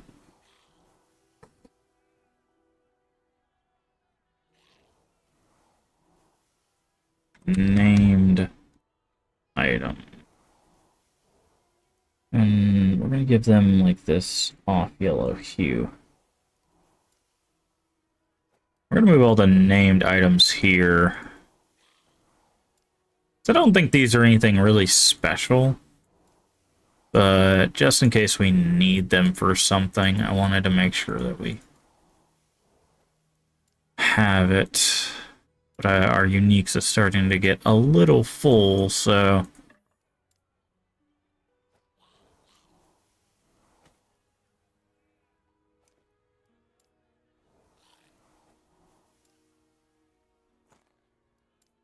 we could probably get rid of this shield. I'm trying to see which has the higher chance or higher rolls. Okay, so we can get rid of this. We don't need duplicates of items. 43. Okay, so this is the worst version of those.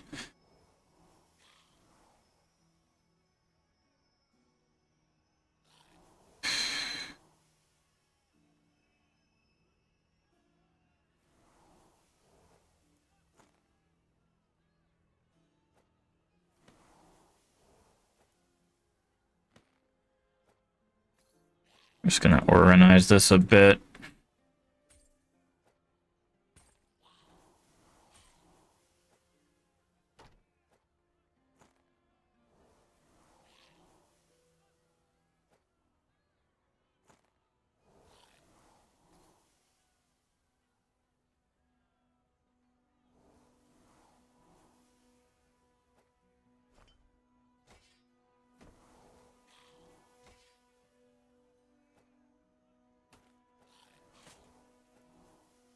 Okay. Good.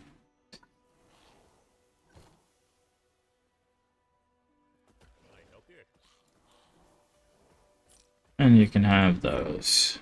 Good stuff. Okay.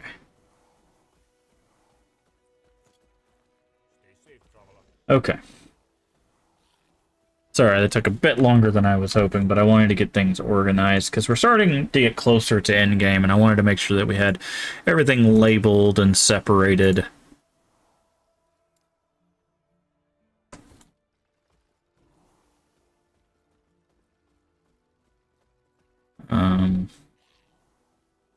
So it looks like we can go. There's Oasis. Still have a quest here. Okay, we need to talk to the guards. I'm guessing that we have to go to the... We're gonna have to go this way first. Let's talk to the guard and see if they also send us to the Oasis. Yes. Was it just me, or was that as the room? It is not my place to speculate. Oh, yeah. The temple is closed. Yeah, there. Was it just me, or was that... If we're not, you have a... I am not sure you trust this friend of yours. Farewell. But I trust you. Okay, so now I gotta talk to you. Deal. It's well, but we have absolute. And hey, if you're looking for a little detour before you dispose of the guild leader, let me know. I might have just the thing for you.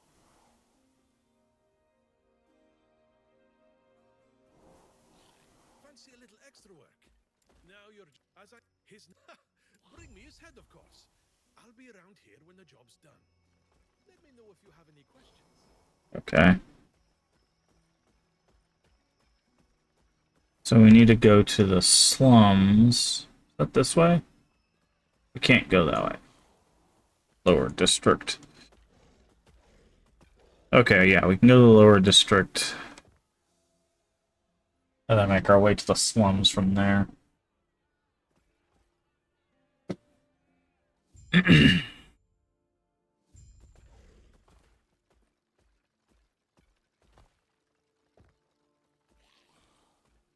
gotta sneeze.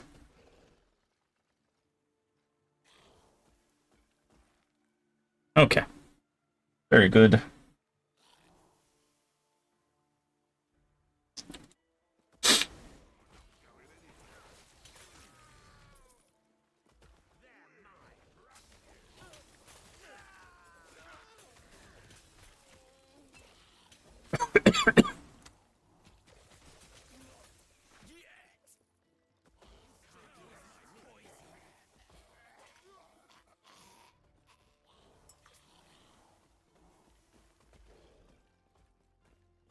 Do do do.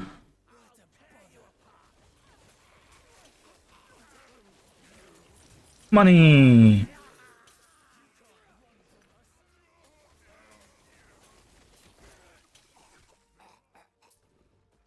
Or idle.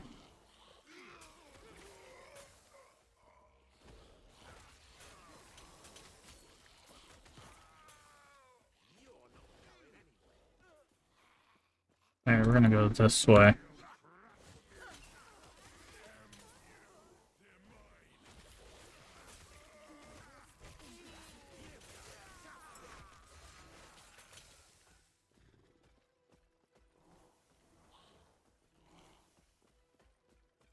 Another shrine here. On a chest. With nothing useful in it.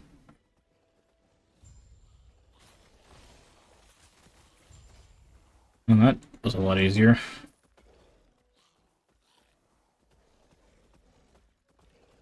than I was expecting.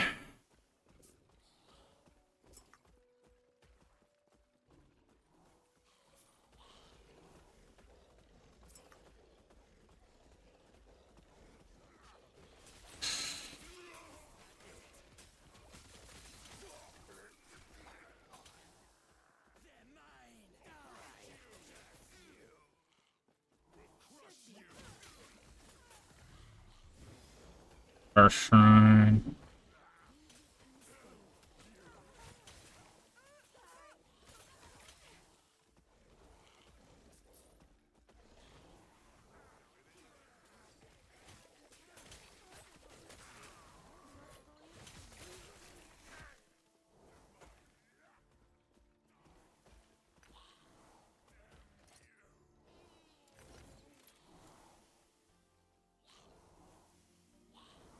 Huh. The blessings menu. That's interesting. What that's gonna be about.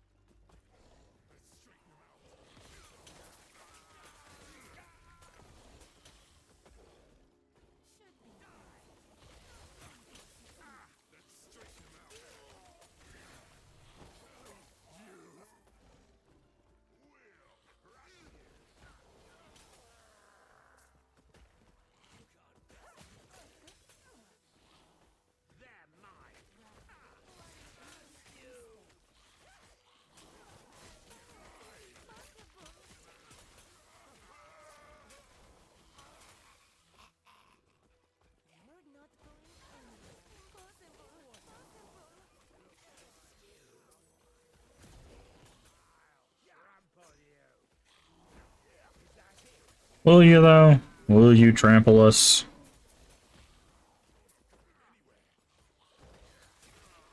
What level is this area? 54. Okay, so we're 4 levels ahead, which explains why our experience has slowed down quite a bit.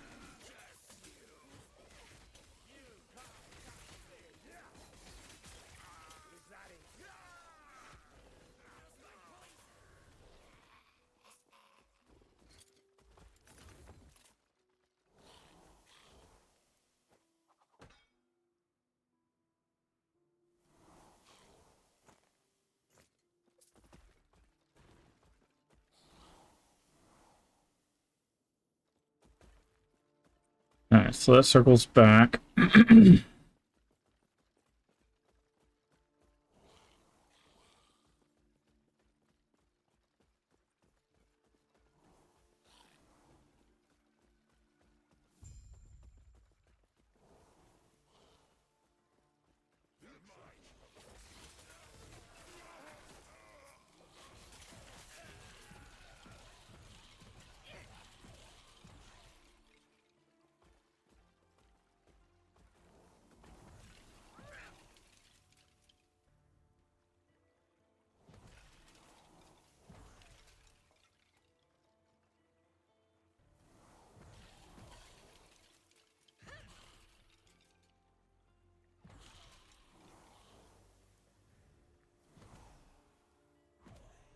Okay, there we go. Yeah, Yeah, I think we're gonna have to really invest in that, like, minion health regen. That seems to be the only issue we're having now, is that they don't get any health regen.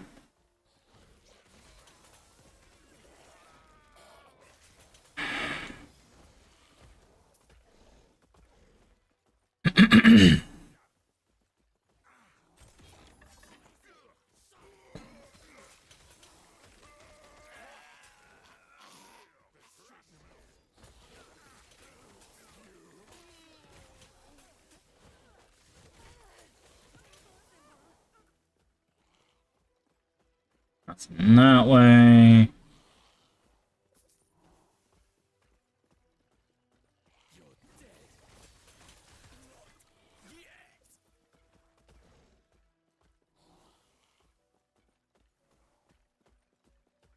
Can I help you? 100,000 gold? Yeah, not gonna happen, friend.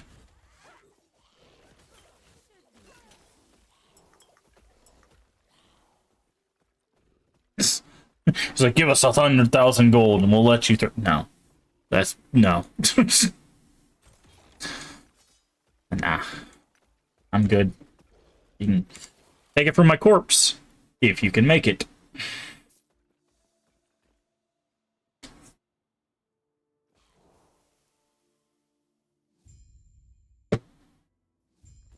Okay.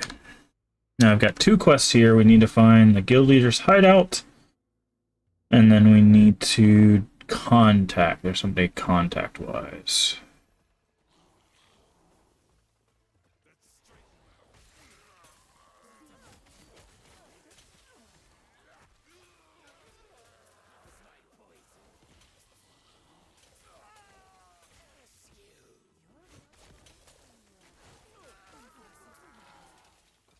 Okay.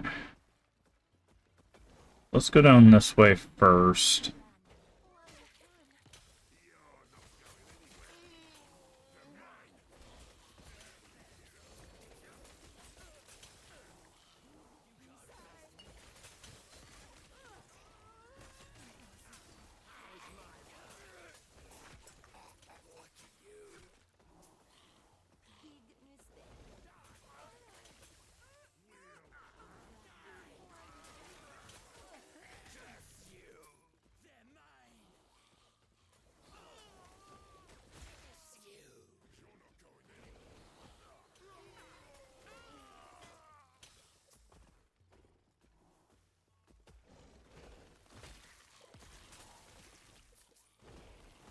Ooh, experience shrine. Nice.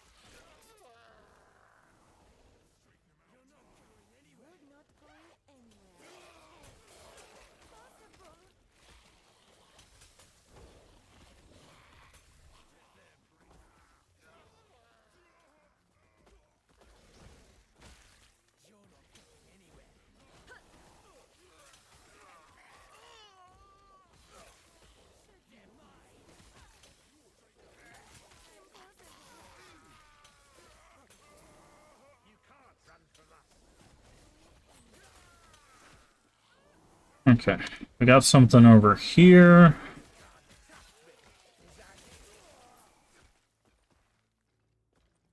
What's that say? Melee area skills, okay.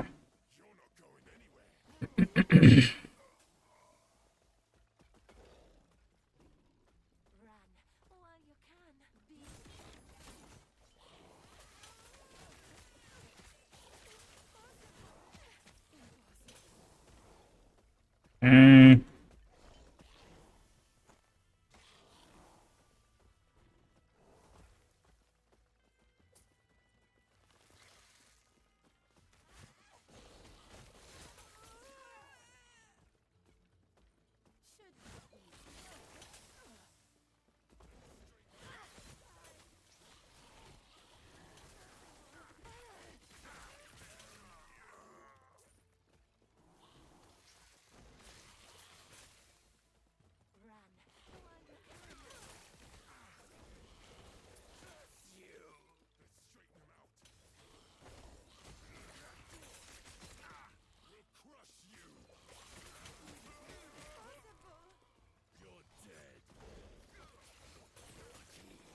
down one of those.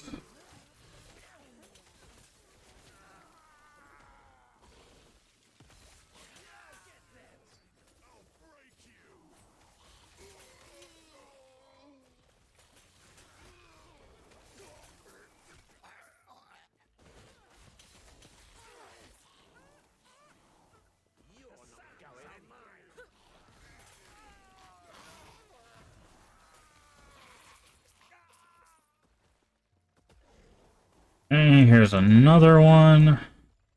This is the contact.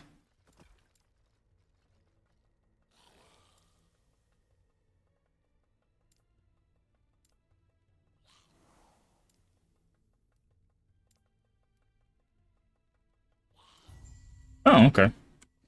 Cool. Farewell. Quick bit of cash, that's fine. Should be easy.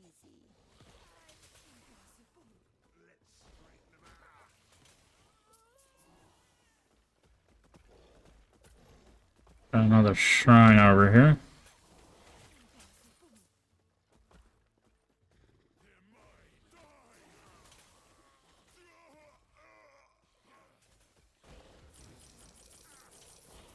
Oh no, it threw gold inside the building. That sucks.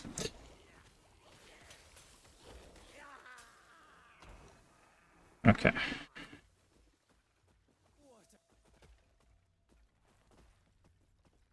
Ah, here we go.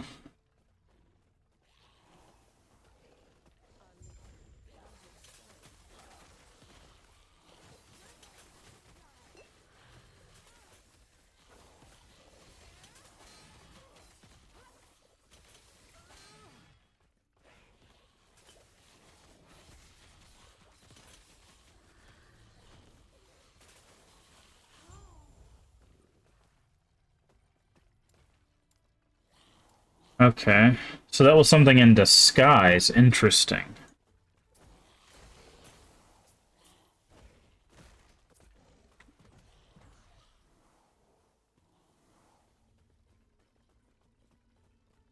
Okay, I think that's everything we needed to do here. Wait, how do we get out of here?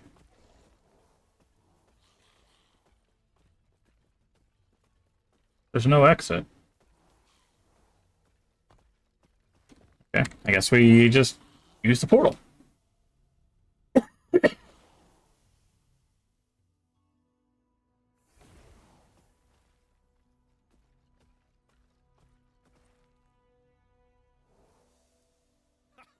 How's my new favorite bounty hunter doing? Do you have good news? I never doubted you. After you're done with your business in the temple, I sure wouldn't. You're not. I may be, despite all that. I know it. Win-win. All right. Once you after that, where? Oh, come on. Where's that fighting spirit? It's going to work. Okay. You've got any other options? So now we need to go to the Oasis for 2 of our quests. Yep.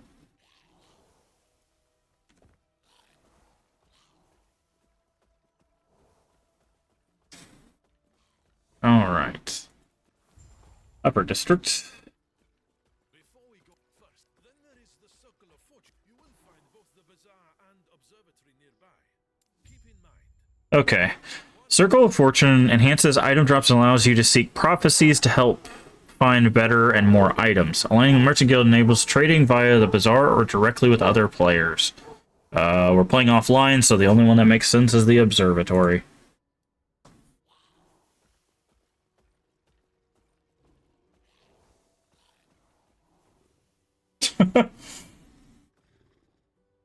By the way, we were playing offline with this character because when the game first came out, the servers were broken and stuff, so in order to play it, we just played offline. Hello. Zerek asked you to meet with the second. My name, if you, with our knowledge of the stars, one might gain prophecies and use their guidance. Ooh, okay. Favor and reputation. While aligned with the Circle of Fortune, your favor when slaying enemies and completing quests. Favor can be spent in the observatory to gain reputation, which is your experience with a faction. A small amount of reputation is also gained with slaying enemies and completing quests. Ranks and rewards. Your reputation grows, you gain ranks within the Circle of Fortune, unlocking powerful benefits towards finding more and better items. I need to gain more. Items from prophecies are duplicated. Okay. Cool. I like the system so far. What you gotta say? Prophecies, telescopes. Gain a prophecy from the observatory telescope. Idle prophecies, armor prophecies, weapon prophecies, accessory prophecies. Let's go accessories. We have 104 favor? Ah, I see. Okay. What is this? Fortune. Death of the Exalted Mage. Set jewelry. Okay. But we can't do that because we don't have enough favor. What about weapons? Oh, weapons are expensive. Unique scepter. Like 4 exalted weapons. Huh. Gain a prophecy from a telescope. I don't think we have enough to do that. Rare Crusader Gauntlets times 8. Unique armor times 4. Exalted, exalted. Yeah, I think we have to do Idle Prophecy. Nope. We just can't afford to do Prophecy. Glyph of Hope, Fix Shards, Rune of Ascendance. Okay. Oh, we can. Okay, I see. We can go to any. We don't have to go to each telescope manually. So the closest one we could do is this one, but we don't have enough favor. So unlocking. Okay. Yeah, I can't gain a prophecy because we just don't have enough favor.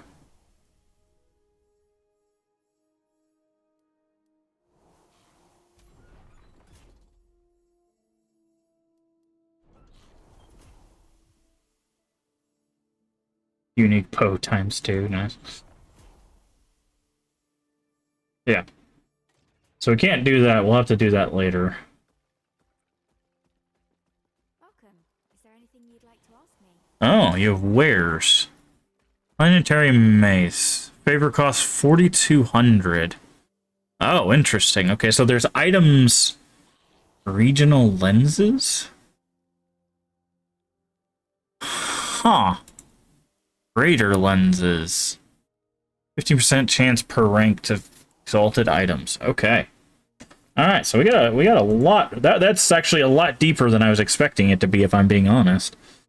I thought it was just gonna be like you get more chance of items dropping, and that's like basically it. But no, that's like a full on like there's systems in place. That's actually really, really cool.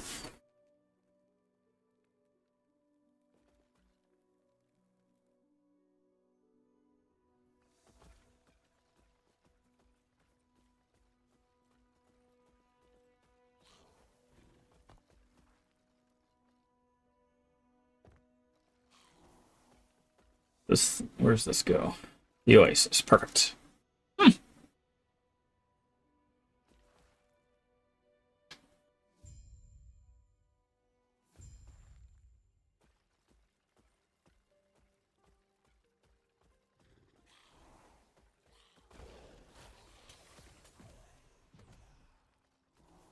ahead and resummon a couple of those.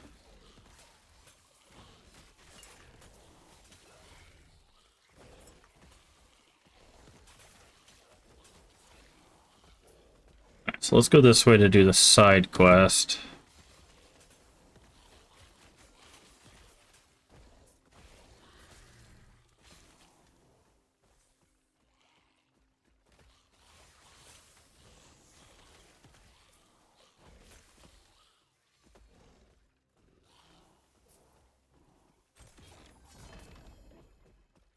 Gladiator's Oath.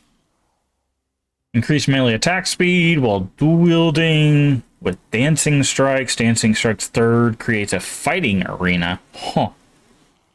Interesting.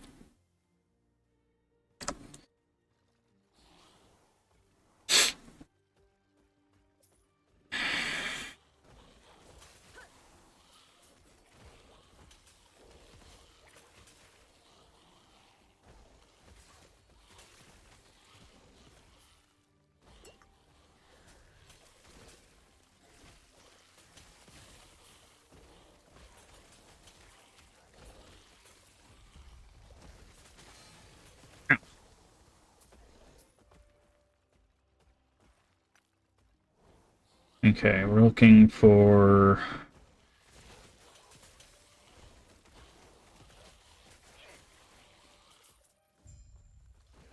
Spine Hunter Den.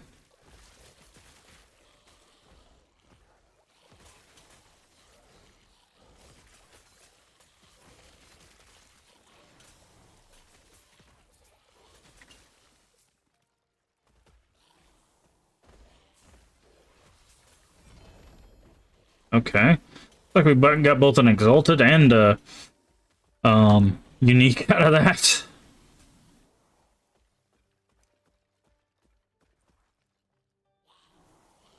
Huh.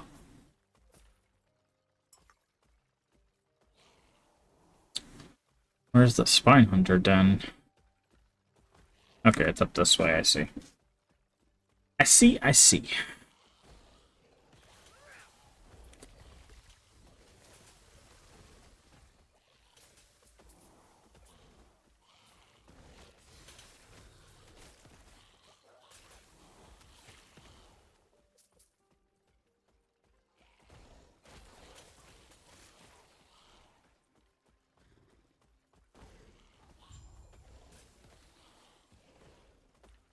Slay the Spine Hunters.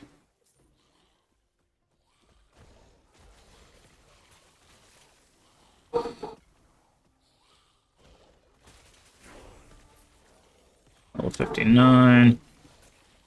Trying to clear that out a little bit. And last level of the Frenzy. Well, that's good.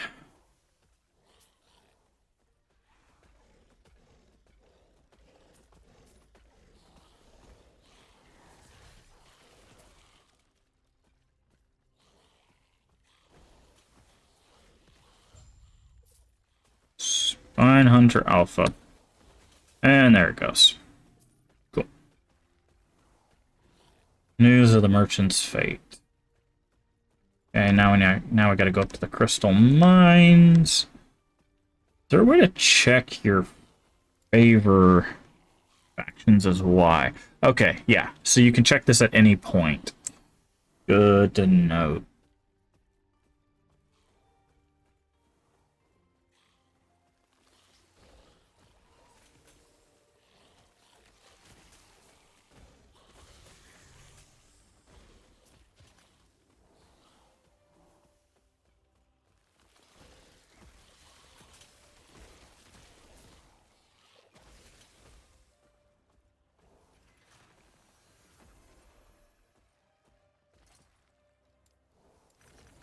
That... Oh, dodge-based belt.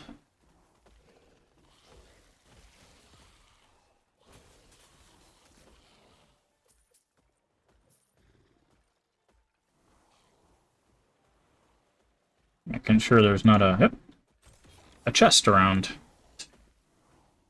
Sometimes you can get some good stuff from chests.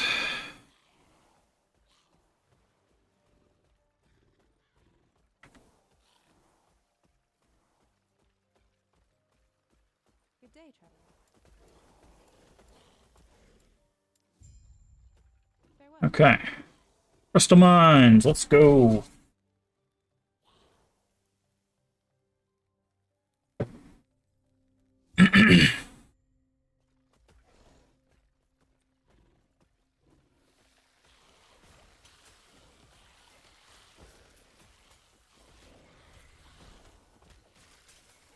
Oh, these things just keep coming.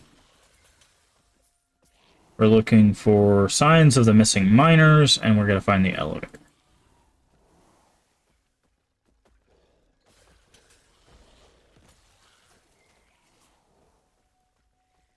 Yeah, it looks like the miner is over this way, so...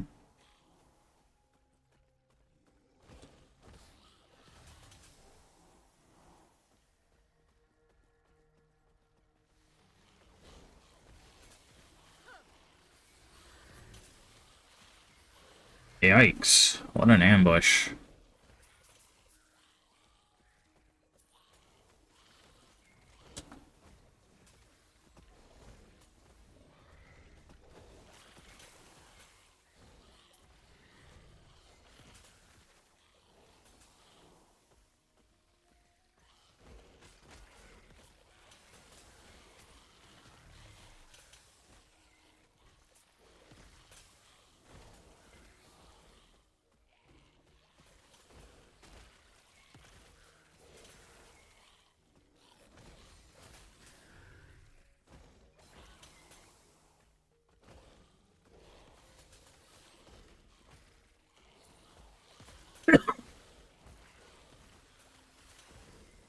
Wow.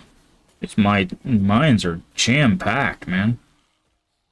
Lots of enemies here.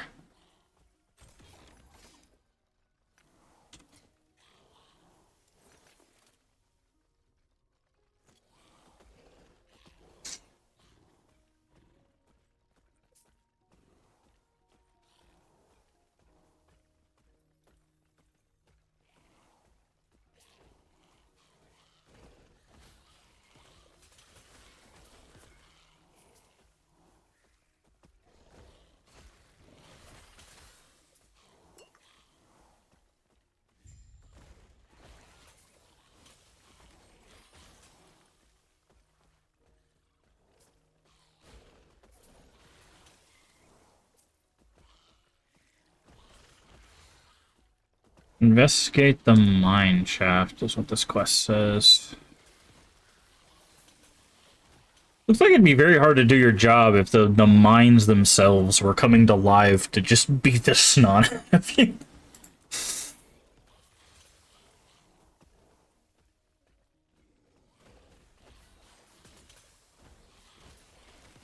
Oh, there it is. I was like, there's got to be an ambush here, right? I don't put a shrine. Ooh, a shrine.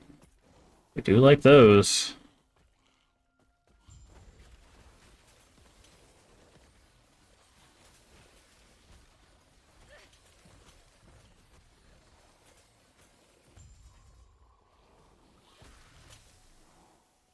Okay.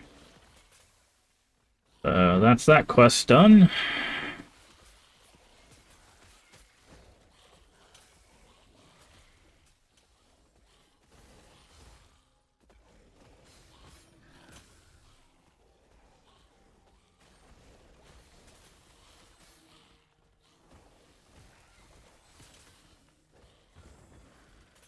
Oh, reflection shrine. That'll be helpful.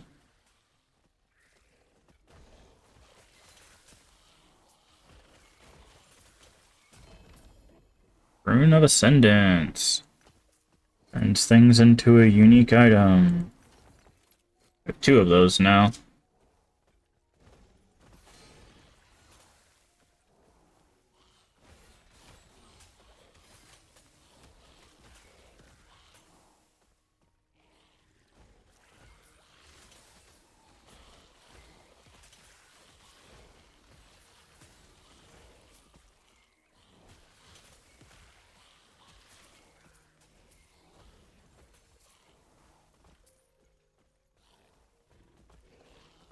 Okay, so let's wrap back around.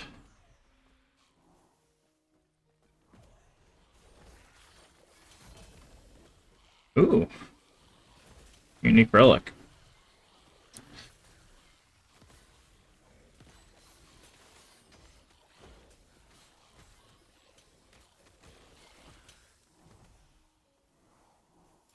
What does this do?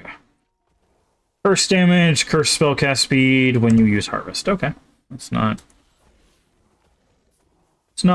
you know, for our specific build, but it is definitely still for an acolyte, so that's kind of cool.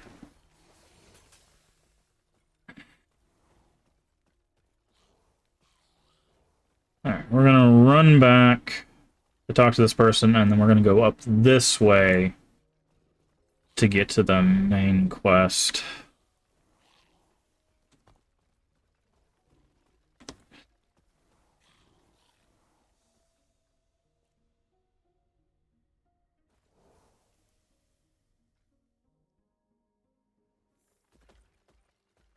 Good day, traveler. Farewell. Okay. Good stuff.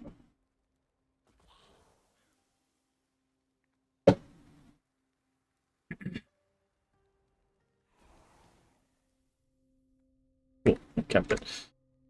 Okay. Now we have enough favor. 45% chance for runes of sentence to be preserved when used on an item requires at least. Oh. Oh. That's cool.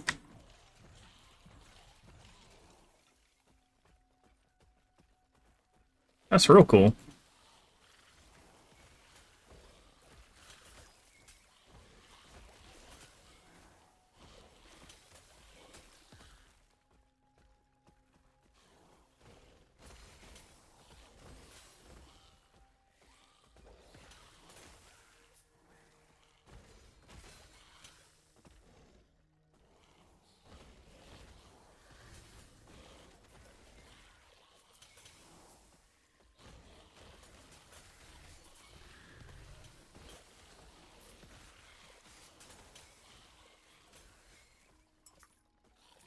Okay, let's go this way. Check out this shrine. It is a stun chance. That's fine. Ooh, unbreakable root shield. 200 armor. Starting to get exalted now, which is kind of cool.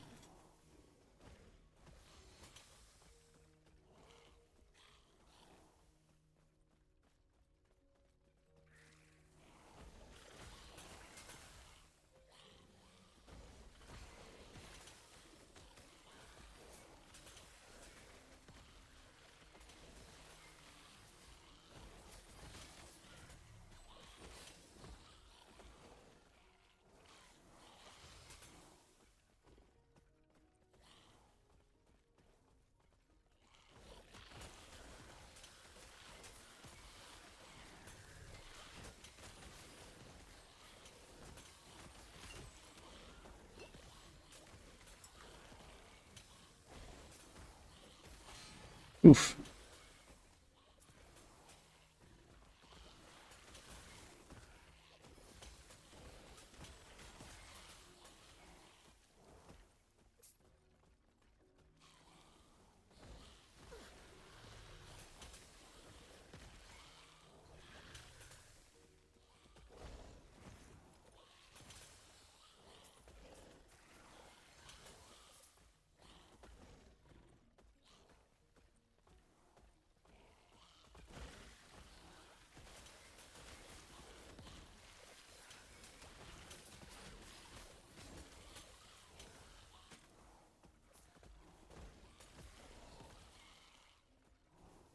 Alright.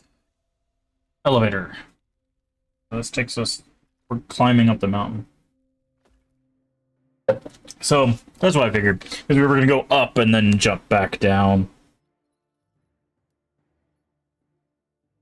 Right, come this way and then that, and like fly into the temple.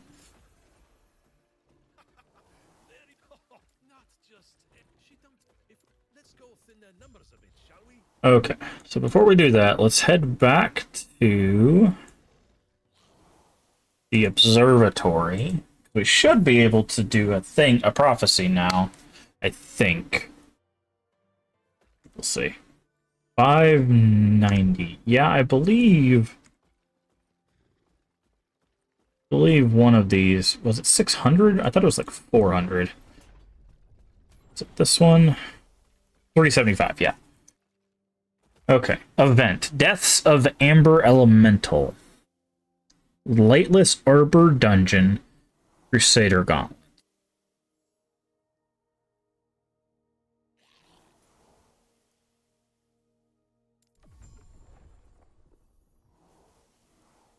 Okay, so now we have a prophecy. Ah. I see. And you can keep... Okay, and this is just earning rank. So even if you don't have the rank, it's keeping track of that separately. Okay. So now we could have this many prophecies. Okay, I see. Wow, that's a lot deeper than I was expecting that system to be.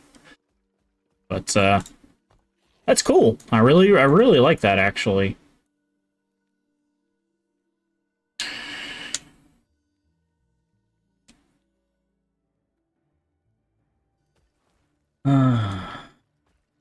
Okay.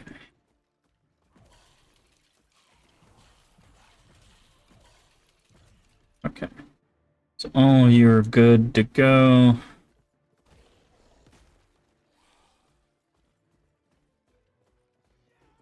Jesus Christ. There we go. Find the suitable giant eagle.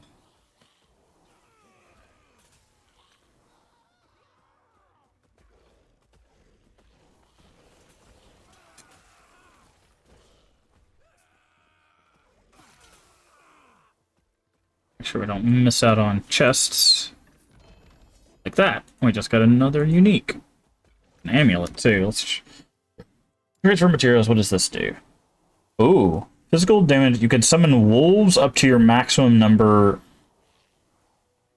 Ooh, okay, so that would be like a wolf companion minion thing.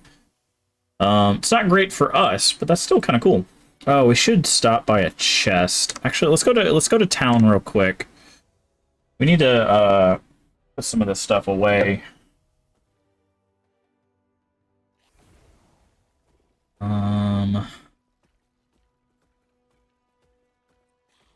Plus we get this quest done.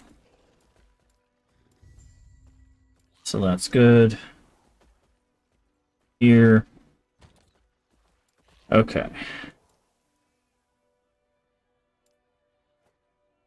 Put that exalted there.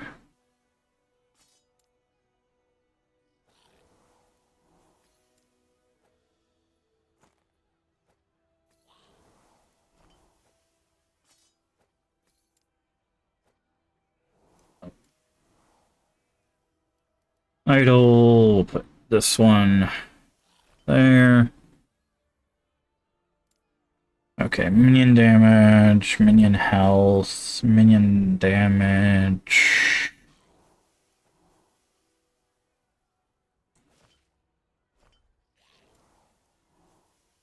Minion damage, minion health regen.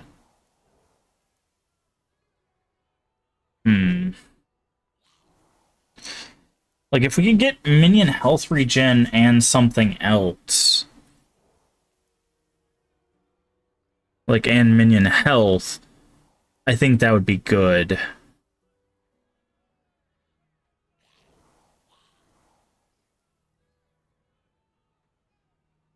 Minion damage, minion health, now.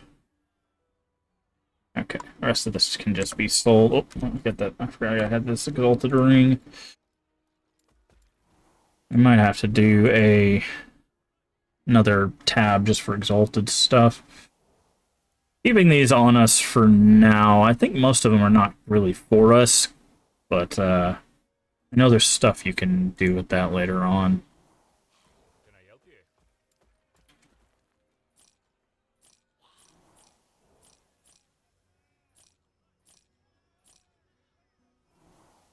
Let's grab 3 more of those, just so we have them. Okay. Town portal. Town portal.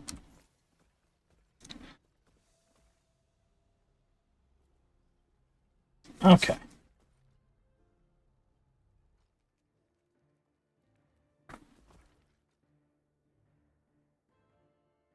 Open this chest again. Get nothing.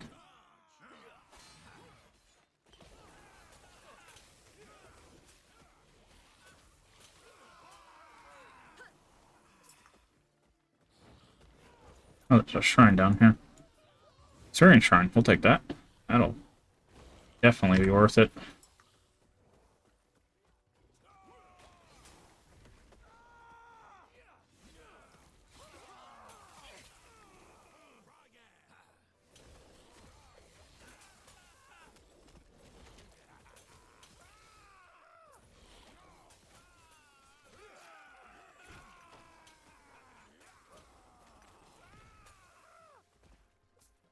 All right.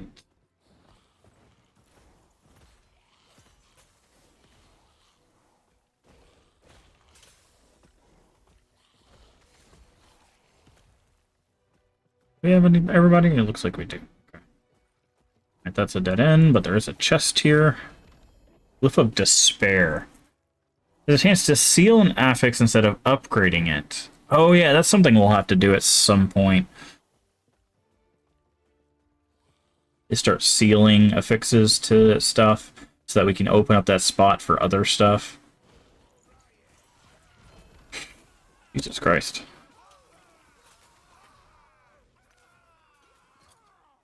What does that say? Your intelligence is equal to your strength. Cleaver solutions, a clever solution, 1 to all skills. It wouldn't be bad if we were doing damage, but we are not, so cool though.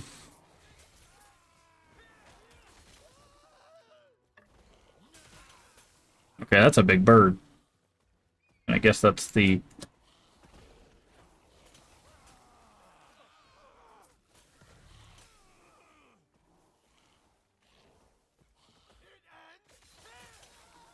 Another chest. I do like the shards.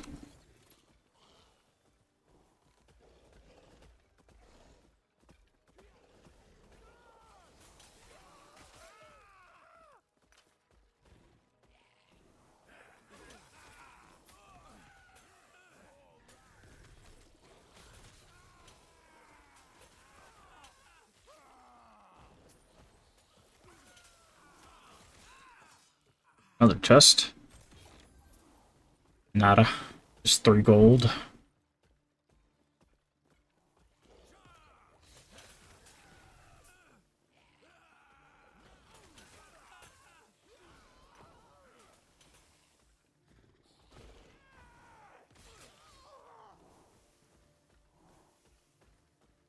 Dang it. I was hoping for... Got necrotic resistance, though. I was hoping for something that had an open spot for the regen.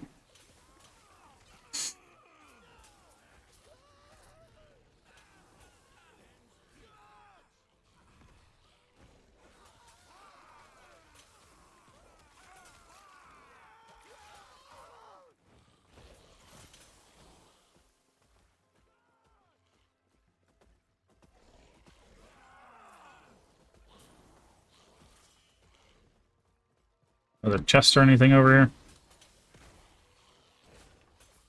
Doesn't look like it. It's fine.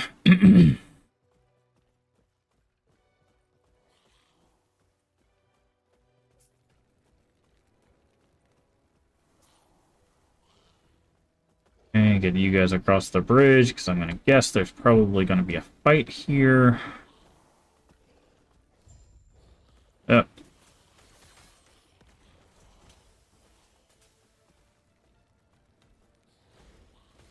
Oh, aren't you just dead? Never mind. I was like, aren't you just a big person? Nope, dead. Well, on top of that, I never liked. Hey, try not to fall off.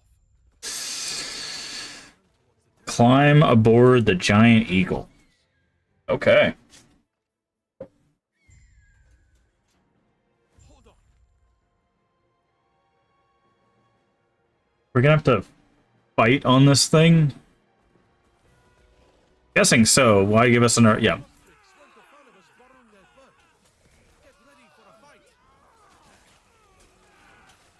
feel like the Ospreys are the ones that need to get ready for a fight. Land safely. I don't know how to land this thing. Doesn't sound like we're going to land safely. It sounds like we're going to crash.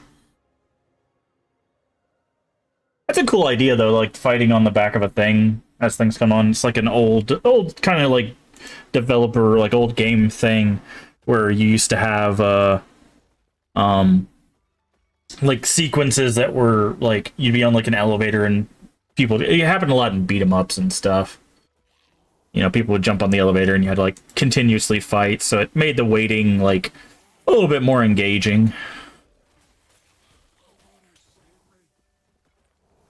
Okay, we need to start looking at our tree to see if we can find some health regen for our minions.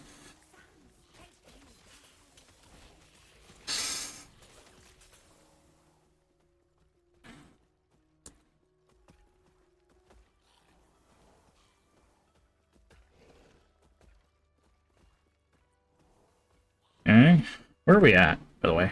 Rooftops, yeah. Well, so we'll end up in the upper temple. So we're almost done with this area. And I think we have like one more area. If I remember correctly, there's 10 acts.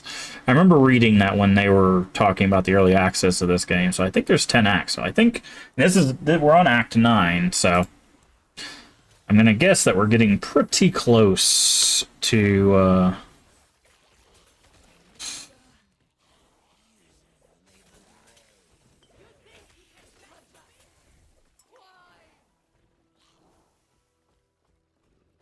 pretty close to an end here. Well, at least the end of the main story.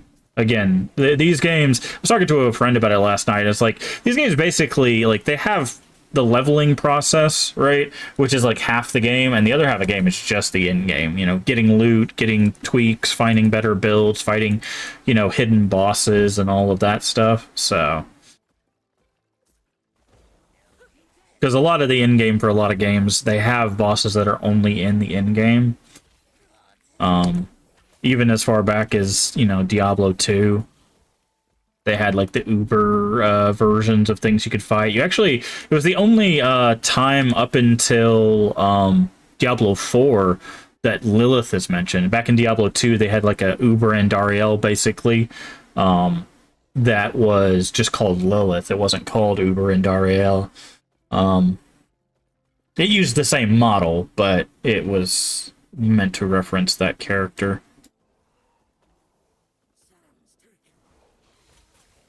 Which was pretty cool. They added all sorts of stuff later on as the game continued its life cycle.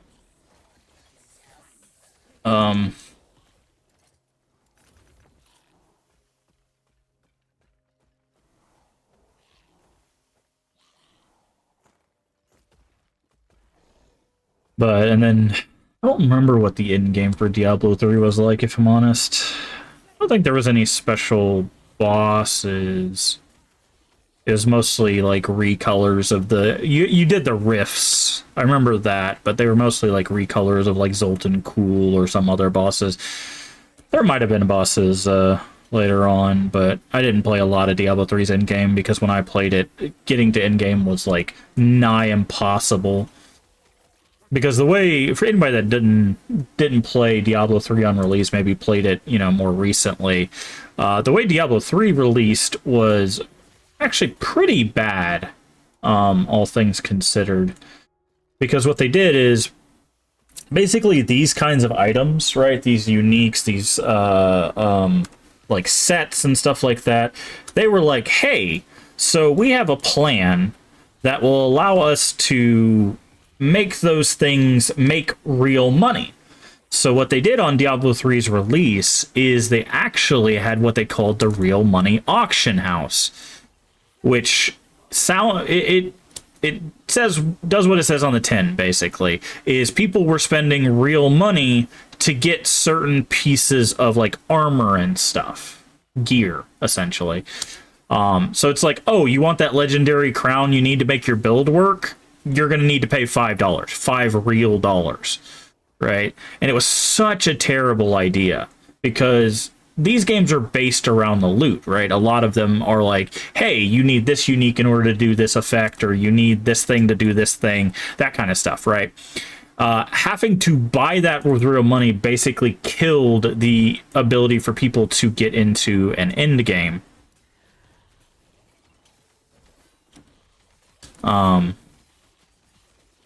So it was not great. And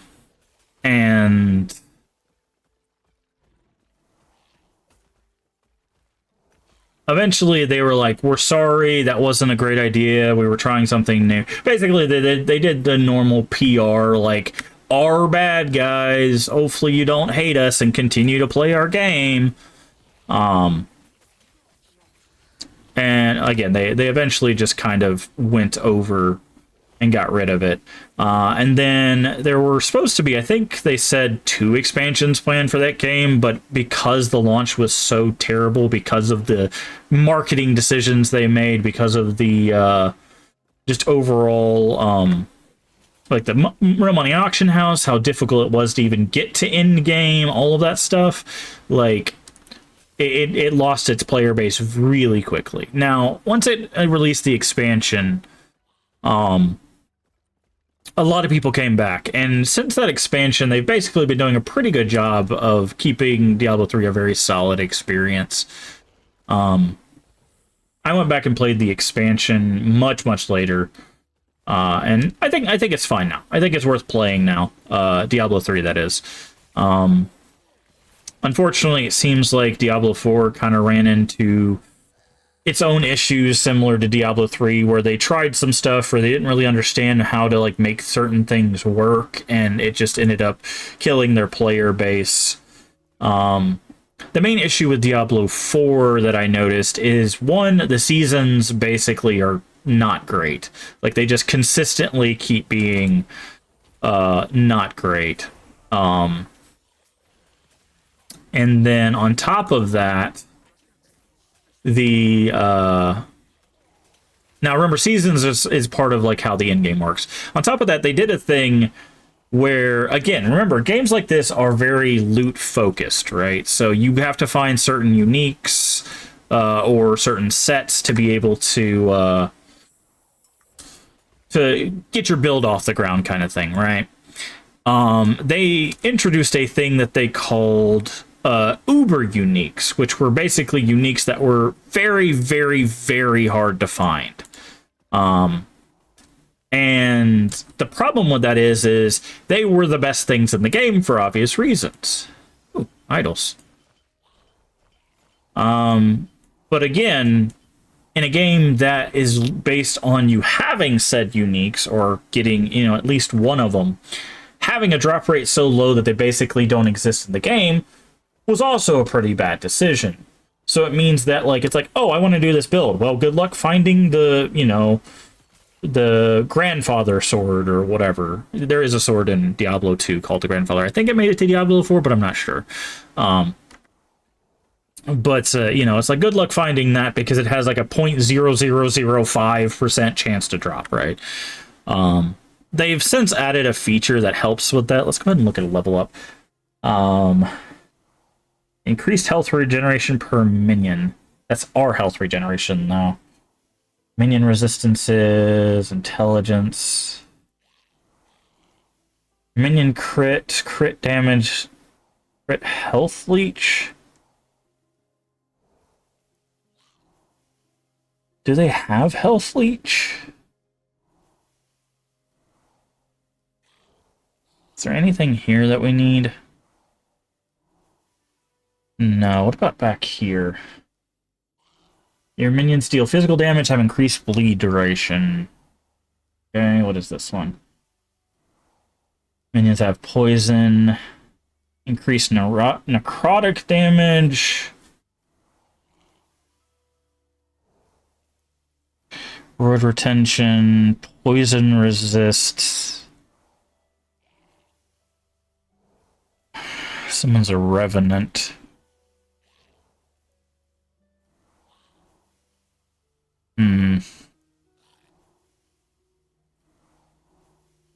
I want something that's gonna heal them.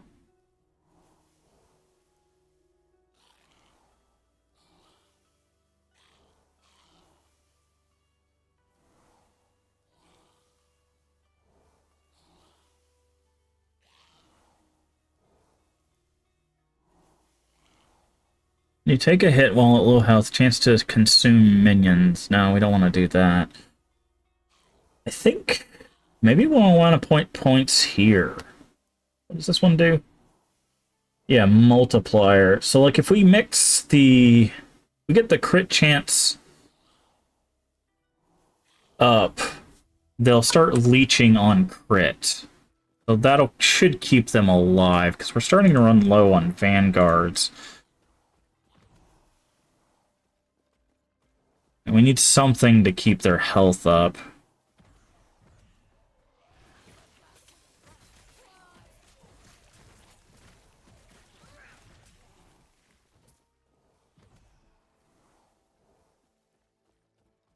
But yeah, back to the Diablo 4 thing. Like, the thing is if you're a Diablo fan, I think the story is worth playing. I don't think the gameplay is bad, at least from what I played on release. My biggest issue is the price tag is like $70, right? And this game is sitting at a whopping, I think, $35. And it's just way more balanced, way more fluid. It still has some issues and bugs that they're working through, obviously. It's not a perfect experience. I would never say that it's a perfect experience, but it's pretty good. Like, there's a lot of systems in play. There's a lot of things you can get into. The community seems to be very, like, motivated to show builds and show items, and the company seems to be doing a lot of work to make sure and maintain the game. But you're talking about paying basically half the cost for more, right? Essentially. So it's like, I love Diablo. Diablo is one of my favorite series, but Diablo 4, with its price tag and then the quality of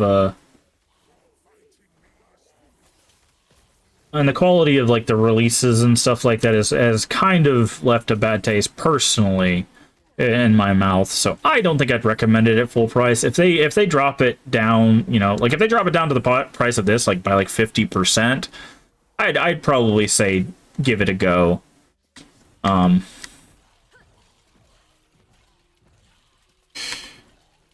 But as it stands, it's at $70. I think you're better off, because like if you want to get into this type of game, like if you've never played a game like this, there's actually a game called Path of Exile, which we have played on the channel before.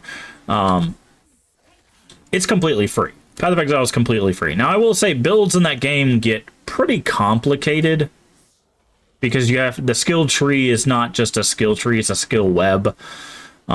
Which once you understand how it works, it's not too bad, but getting over that initial hurdle is a little bit of a pain.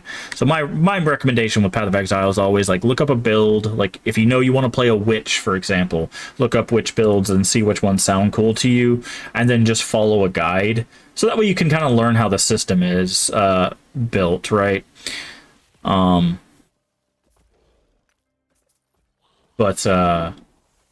But if you want to spend money on an ARPG, if you like ARPGs, I think this game honestly is worth every penny.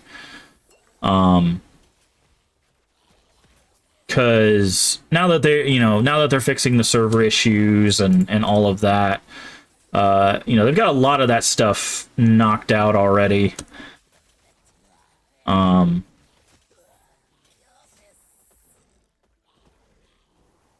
There's a lot to this game. There's a lot to play. You can play with your friends, as with most ARPGs. They have cool features like the factions, which is not really in any other type of game. But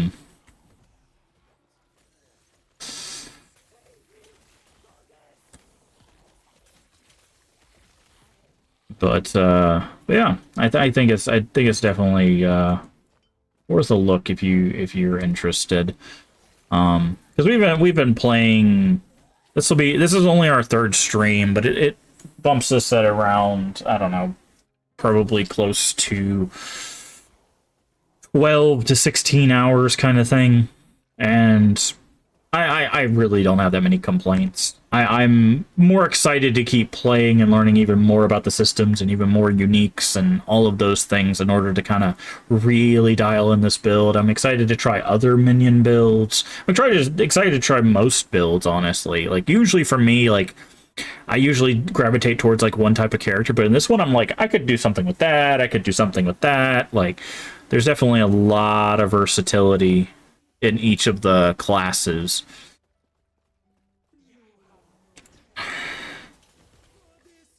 Save me! But yeah, so I definitely think this game is worth the cost. But yeah, like I said, I've been a fan of Diablo. I love the story of Diablo. Diablo 3 kind of went a little off the rails story-wise, but they brought it back with Diablo 4, in my opinion.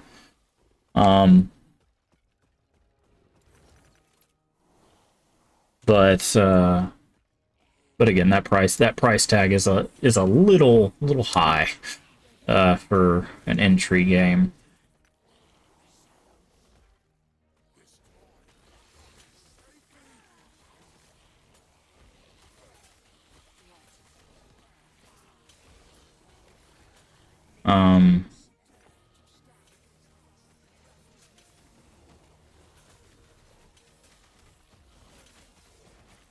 Jesus Christ, what is going on?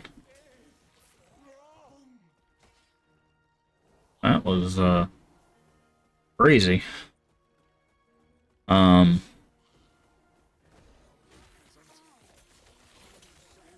thing I love about games like this is the communities are pretty good about being inviting. I don't think I've played an ARPG that I've ever run into a community that's like, no, you can't play this game because you don't understand blah blah blah blah. No, most of them are like, hey, what are you interested in? You know, what are you looking to do? What do you want to accomplish? And then like they kind of help you get there. You know, they'll give you like little caveats on like, hey, maybe this won't be as strong as you'd like it because of these reasons and stuff like that.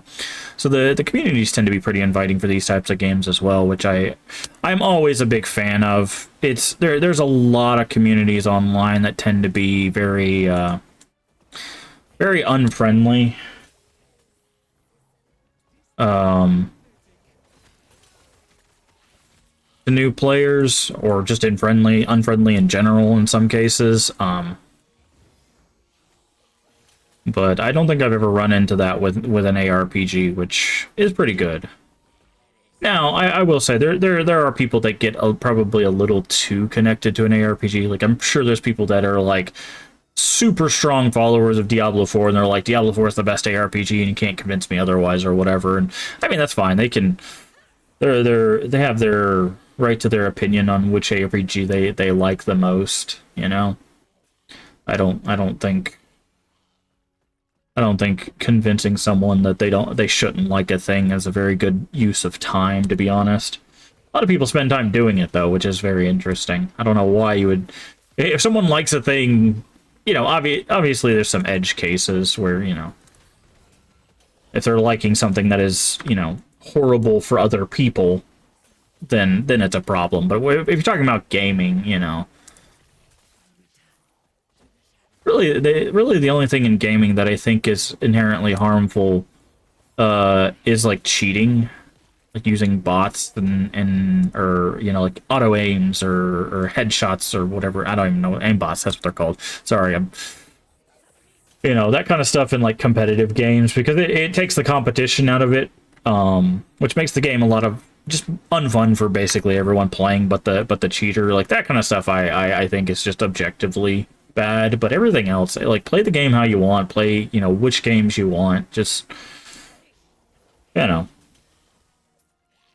just don't have the expectation that everyone's gonna like every game you like, because there's some games that like people will be like, this is objectively bad and here's why. It's like, some people like janky games, man.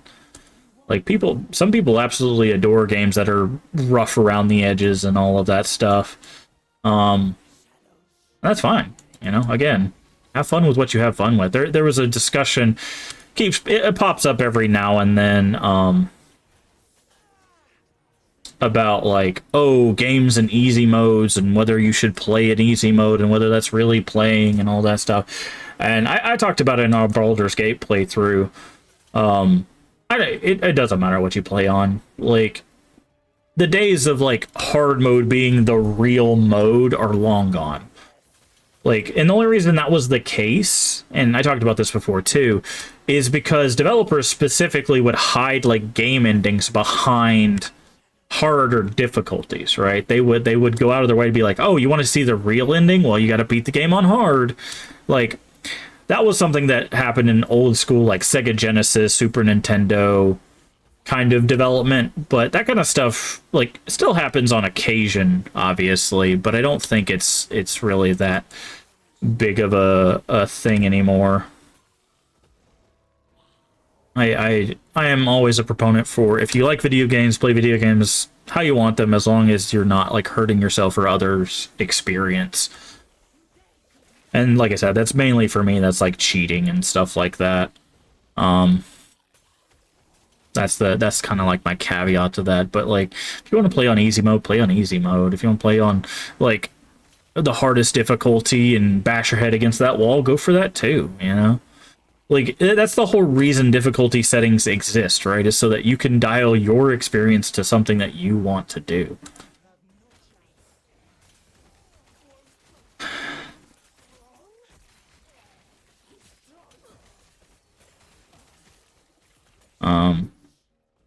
And I think again, if anybody that gives other people flack for that kind of stuff, like it's just such a waste of energy, right? Like, it's why you know, bug people about like how they play, how they want to play when it comes to like difficulty, you know?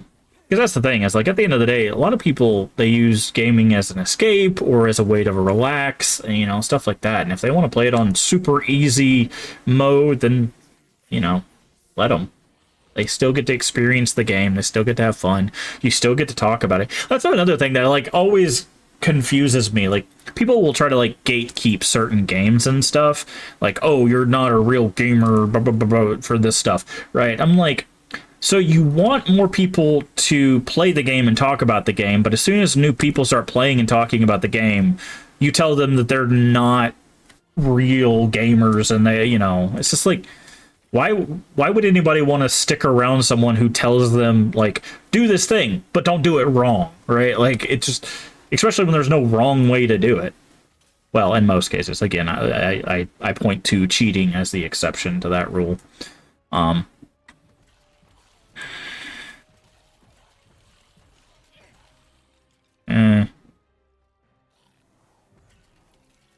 You know, trying to get our minions back up. There's some pretty low health ones.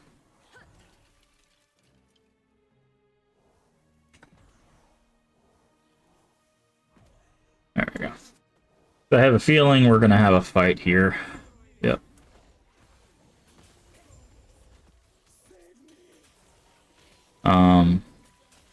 But yeah, I've just seen that happen a lot on Twitch, where somebody will be doing like a first playthrough of something, and somebody will come in and be like, "You're playing it wrong. You should be doing this for optimal gameplay." And it's like, who cares, man? They're playing the game and they're getting through it and they're having fun. Who cares? All right, Lower Temple. This is gonna be fun. Maybe we should go to town first. Offload some of this stuff, but yeah, that's why, again, that's why I try to create a community that's all about like hanging out and having fun and stuff like that, so people can just come in here and enjoy me getting absolutely wrecked by whatever boss.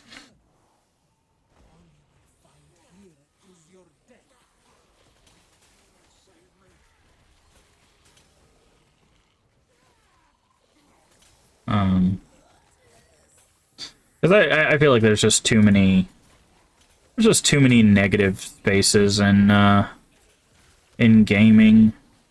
Because there's a thing, and I've talked about this before too. There's just this weird thing where people are like, it's basically like outrage farming. They go out and they find something that's like everybody's talking about, and they have to weigh in and they have to call people names and stuff like that. And it's just like, why waste the energy doing that, dude? We're just here to play video games.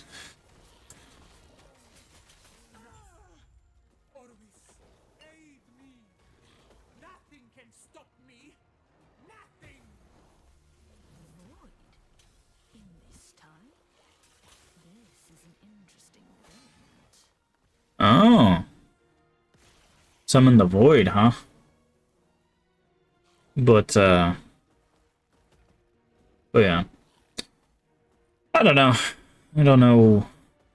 Sometimes it's one of those things that's like, I know why people do certain things, but it's just, it always still dumbfounds me that people would spend so much energy on things that just have a negative impact on others and themselves. You know, it's just like, why waste that energy? Use it for something better. Make friends and bring people into the community and, you know, talk to people and have fun.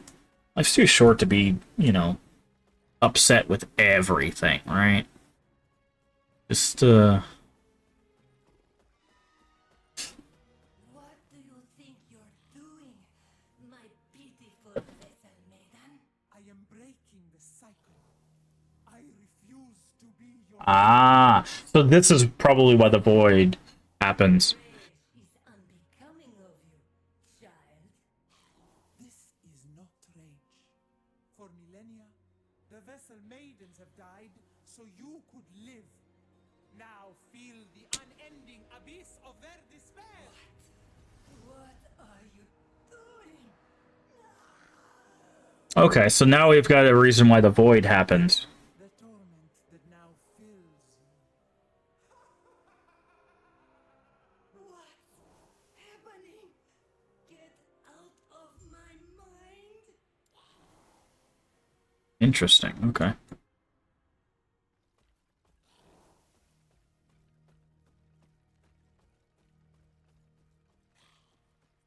But yeah. I don't know.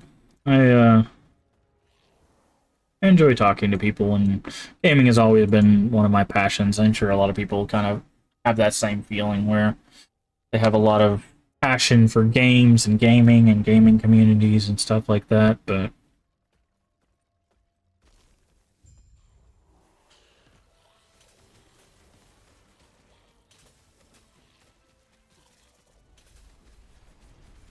This is your doom.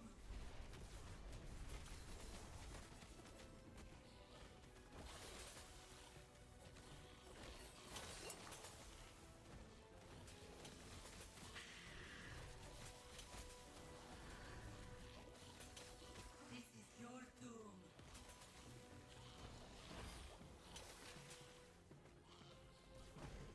just kind of trying to...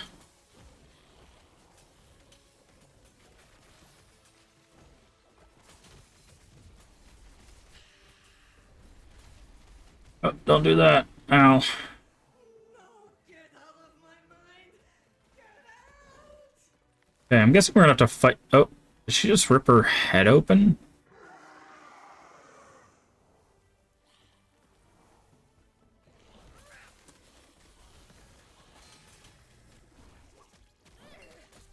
Okay, chill out.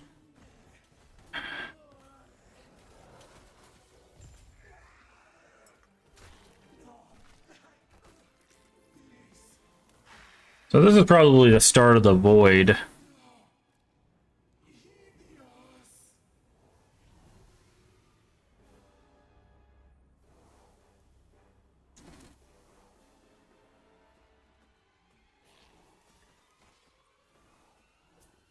Huh.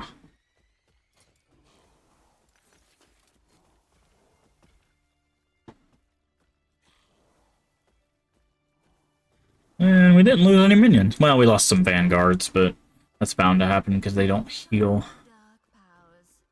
Not a bad idea, but your execution of... This would be so much easier if you had died with her. No matter. I can still take what I need. You think this is over?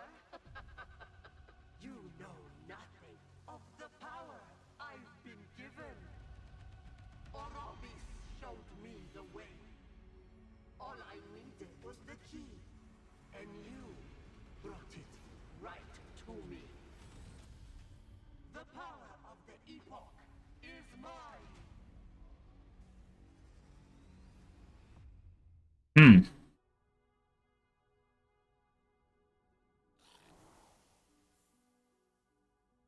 Interesting. Speak with the Forgotten Knight at the end of time. Welcome back, traveler. Ah, her. Just missed her, I'm afraid. The Epoch. Show me. She drew on its power to create those rifts in time. Orbis. This must have taught her. Back? When exactly? Do you intend to go scouring or give up? That's what I'd do. I've heard that before. Take it to the monolith of fate. Farewell, traveler, and good luck. Stay safe. Speak with agony at the end of time. Okay. Do you feel it, traveler?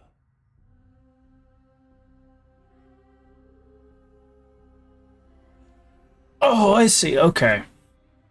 The shackles of fate binding tighter.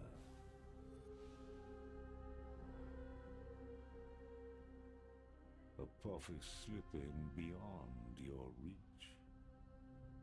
Your fate is set, and it always ends with me. Which is Oribus. See for yourself inside the monolith. Okay. There are other realities that fought against their fate. But no matter. So this is probably the end game. They fell. Champions, empires, gods, all in the end, aberrations. There is no escape from the void. There is no escape from me. Okay. Before we do that, I'm going to run to the restroom. I'll be right back.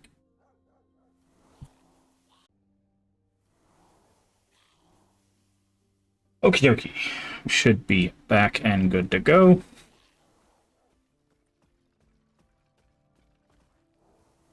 Making sure everything's still good to go over there.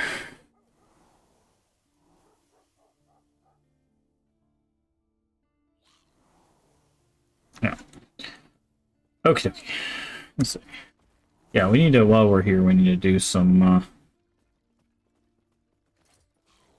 storage and whatnot. Okay. Idols. Any of the idols we can't use, we put over here.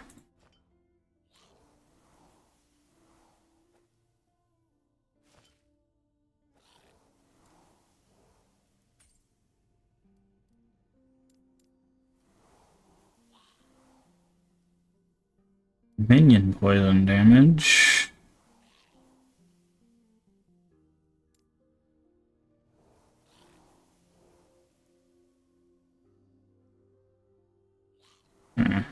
Cool. Put that one away.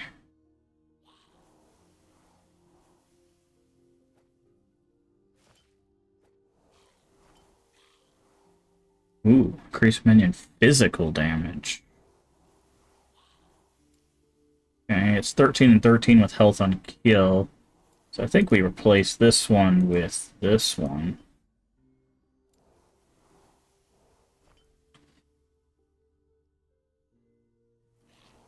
Void resistance, so we need to keep there. Okay, this is another idol that we can't use.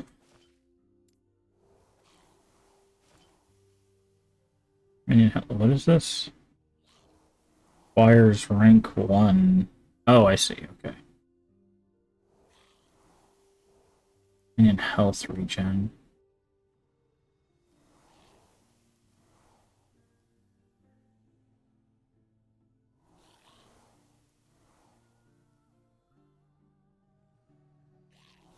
Ooh. The bleed on hit is super helpful. But we might have to swap it out for this. We'll get more armor. We get minion health. Oh, that's increased health regen. Never mind. I thought that was minion health regeneration. I was like, okay, that's pretty legit, but no.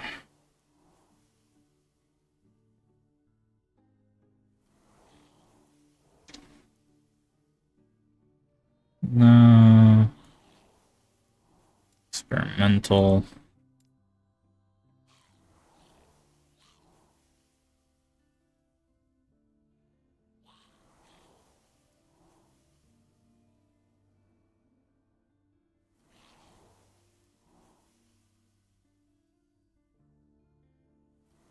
Increased damage over time from minions.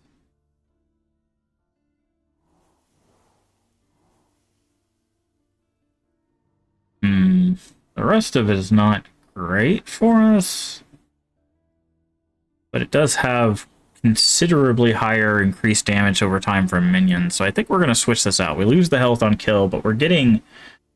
Is it this one? Yeah, I think it's this one. We're getting 5 health on kill, so we'll lose the 4, so we get that. It's a net 1 health on kill, but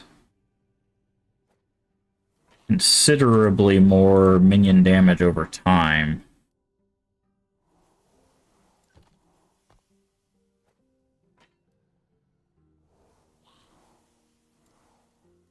That. Okay.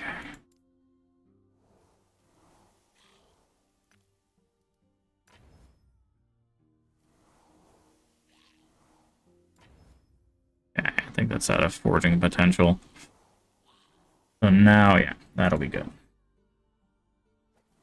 We can't put anything in here because we don't have the...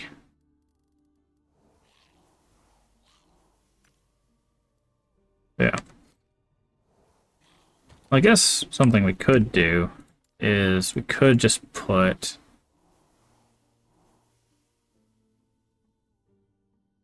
this one.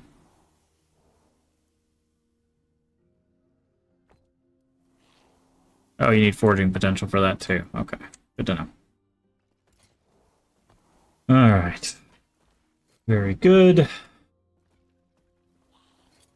The rest of this we need to sell. It's over here.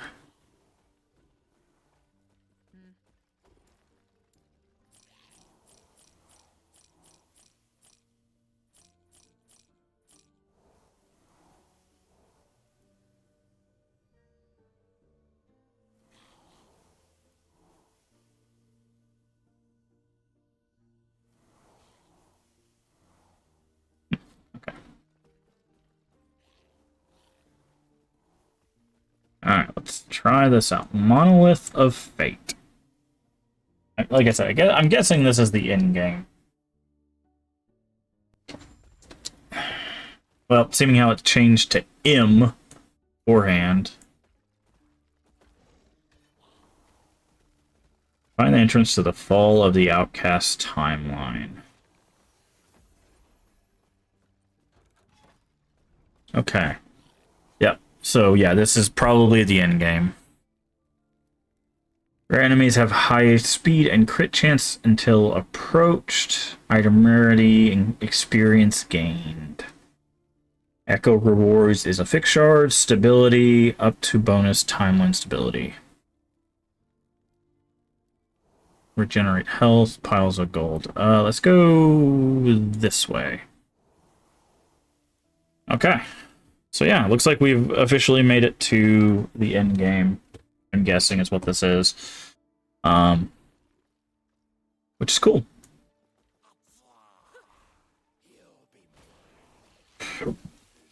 We definitely were looking to get to this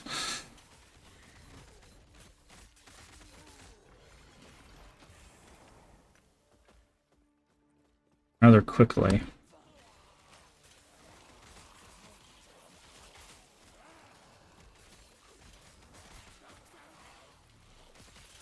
Okay.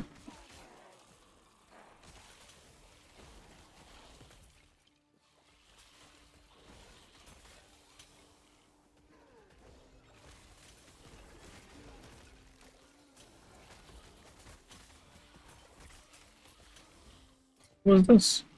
Oh, it's an idol. Gain from slaying enemies.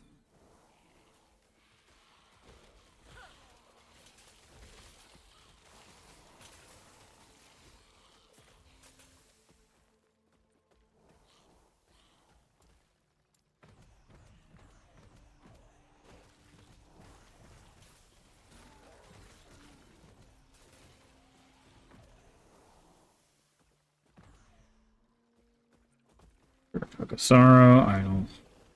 Shards.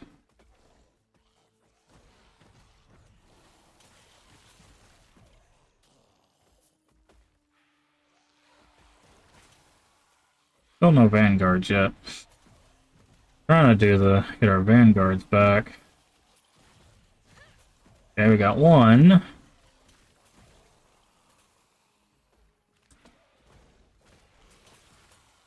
Okay, now we got the vanguards. Good.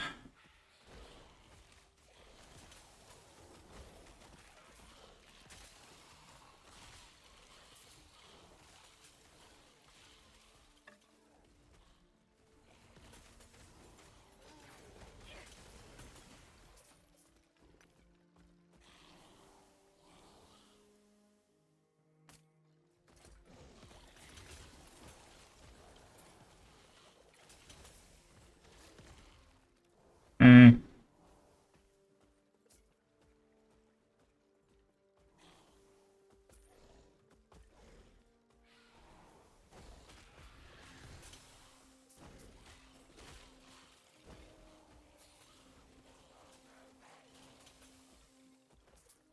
Slay the storm cage.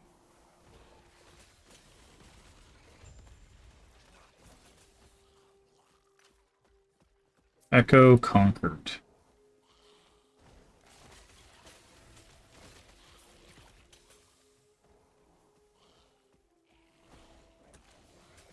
Okay, you can still build stability even after you've done the main objective.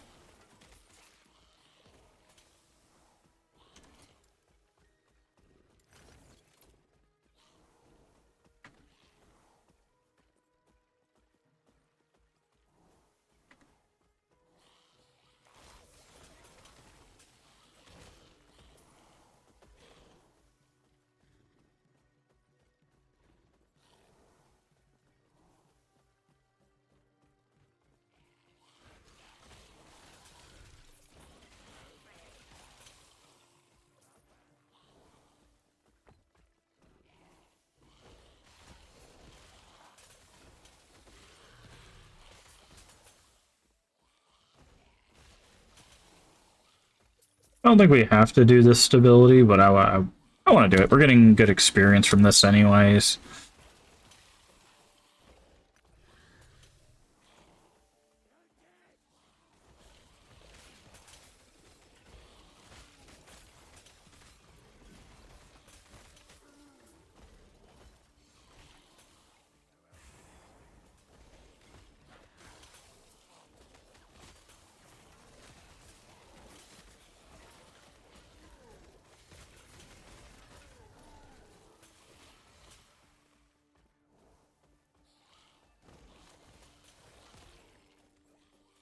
Alright, 20 is enough. Let's just go with that. Echo Overworld.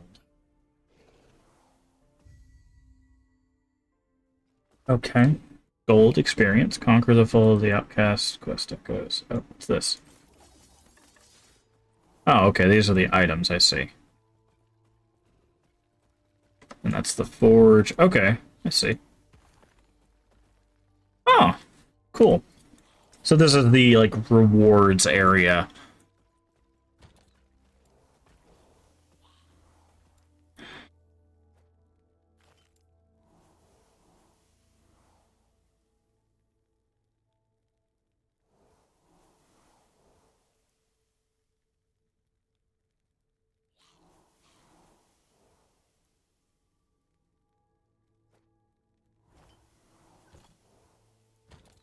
This, okay. Yes. Take care. So now we should be... Oh, I see, and it connects in an interesting way. Rare staves, lifts. Okay, so we have to kind of tomes of experience, rare rings, money. Ooh, there's a legendary or a unique this way.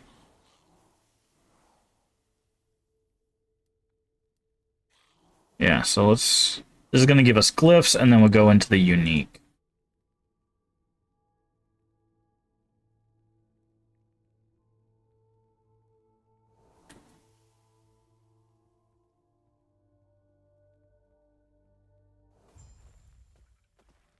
Okay, they regenerate health. Okay.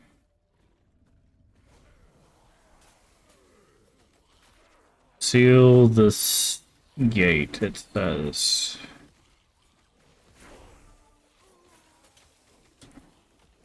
We just gotta beat up monsters. Seems to be it. This doesn't look like a very big arena.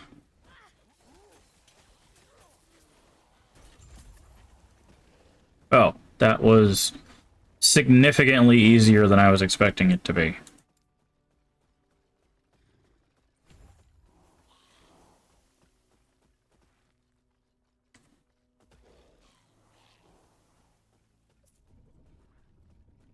How do we get more stability? Use your portal to travel onwards. I guess we can continue exploring. Might as well, right? Oh, yeah, especially when there's things like that.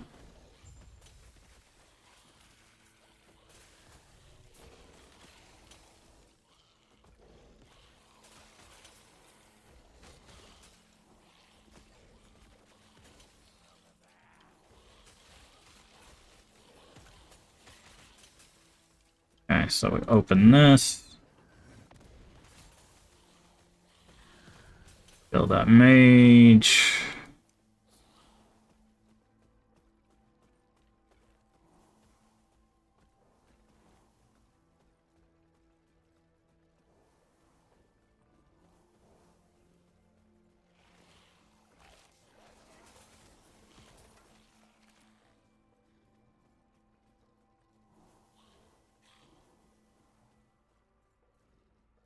Maybe it's better not to go for the extra stability and do more maps, because then you have a chance for more drops, right?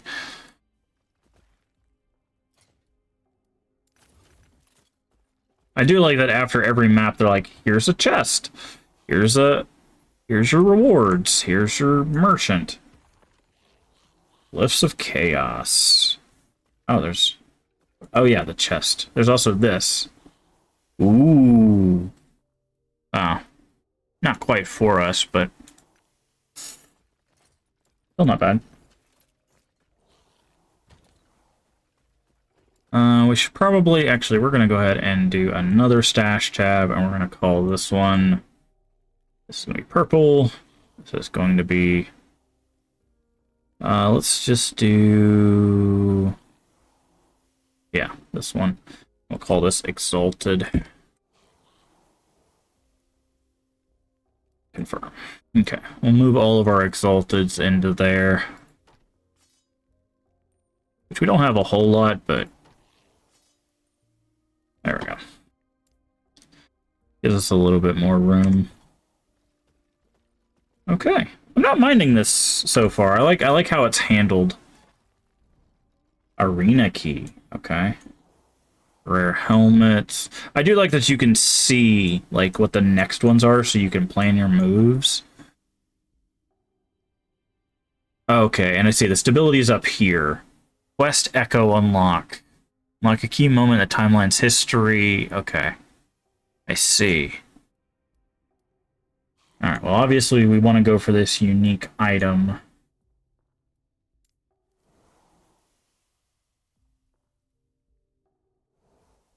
Yeah, I like how this is set up. You know exactly like what you're getting like reward wise. You know what you're in for. Like they have increased health and damage. Like it works very similar to the maps, but has a little bit more visibility on certain things over other ARPGs. Just trying to let our minions do the work. As they do.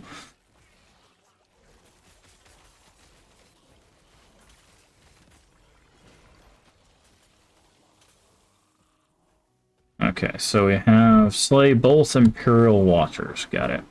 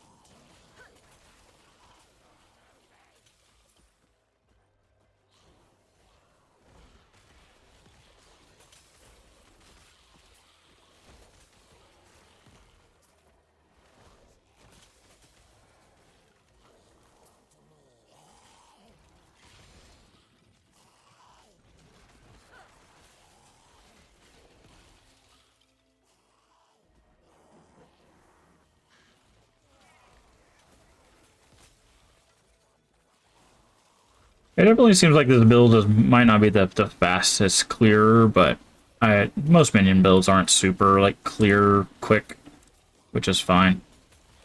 I don't mind that as long as they're safe. Like I like it when minion builds are relatively safe. Money, we'll take all that, thanks.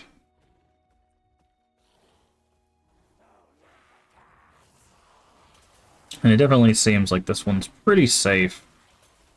Because we have the threat on our golem,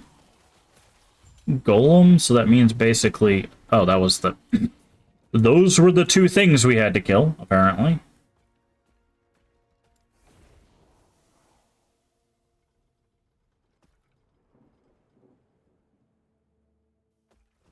Okay, let's get... Glyph of Hope. This should be our unique. Dragoroth's Claw.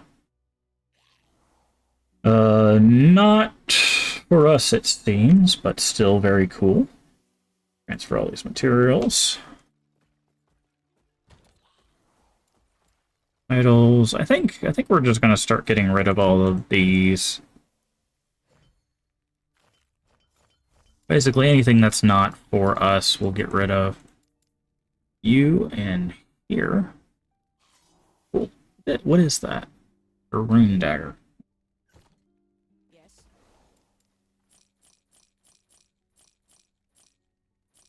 Alright. Cool.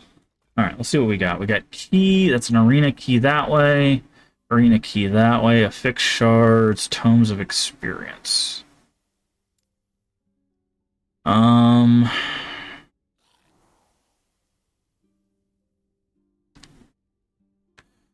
We've got... Okay, so I see. The 13 would put us over, but if we get all of it, it pushes us much higher. 13 to 29. Okay, so it tells you how much you need to get to the next thing. I see. Okay. Alright, so let's get it. We don't know what arena keys are for. I'm guessing the arena, which we know is on the map. So let's go that way. Now, can we jump all the way over here? We could. If we wanted to, we can jump to any accessible location. That's kind of cool. Alright. Desert Arena. Let's go.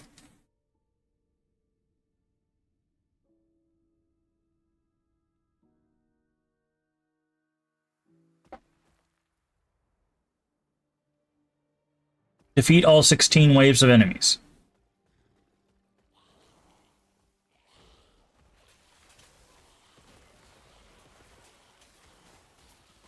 Okay.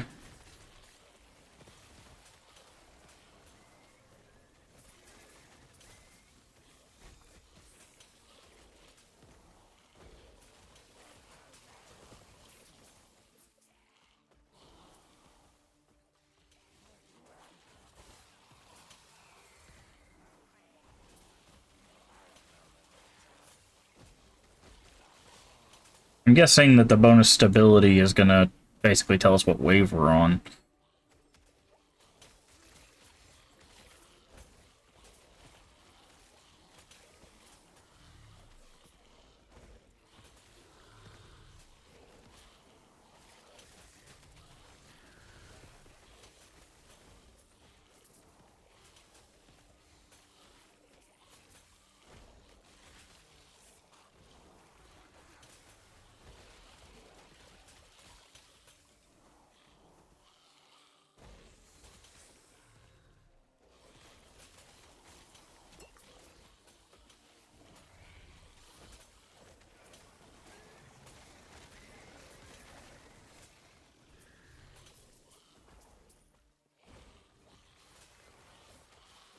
You know, this is actually really cool. I like the variance that everything's not just go through area, kill boss, go through area, kill boss. Because, like, that's how Path of Exile maps work.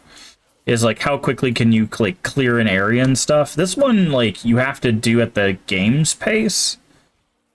There's a shrine back here. Ooh, experience shrine. Should have got that way earlier. But like you have arenas, we have like the defend a sewer grate. Like it's all just kill a bunch of monsters, obviously, because that's how these games work. But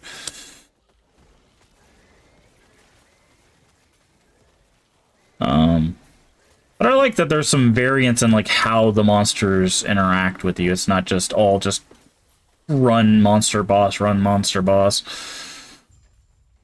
Okay, yep, 6. So that was showing the waves. Okay, cool. I like that. I like that it was that one was a wave-based mechanic.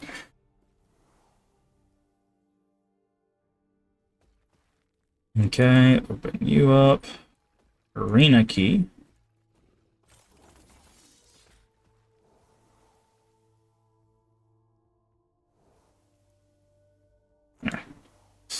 Okay. Oh, there's another unique item that way, so let's go here.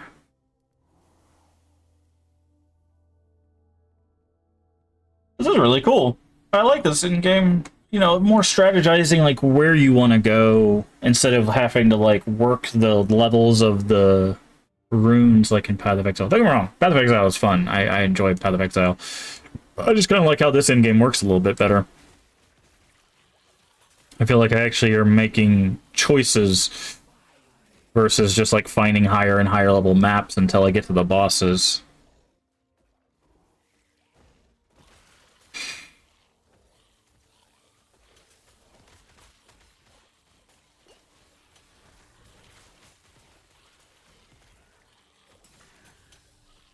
So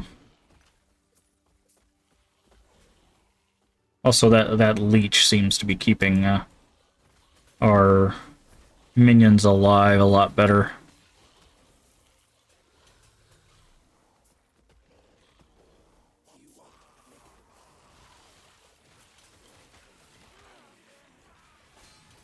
Oof.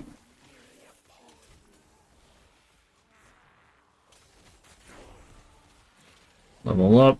Very good.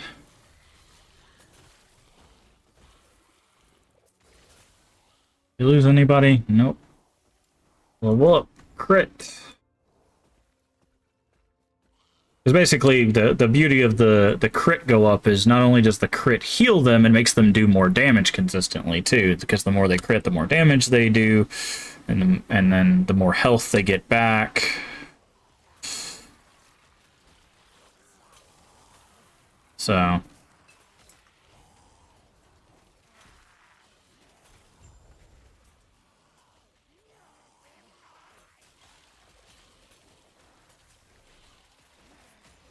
I definitely want them staying alive, so...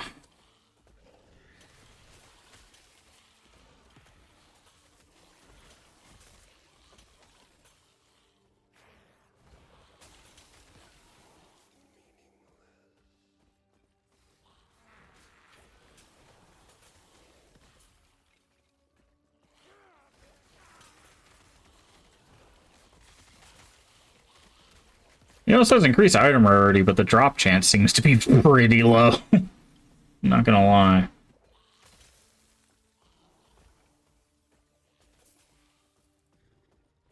We're not even getting, like, basic drops out of these guys.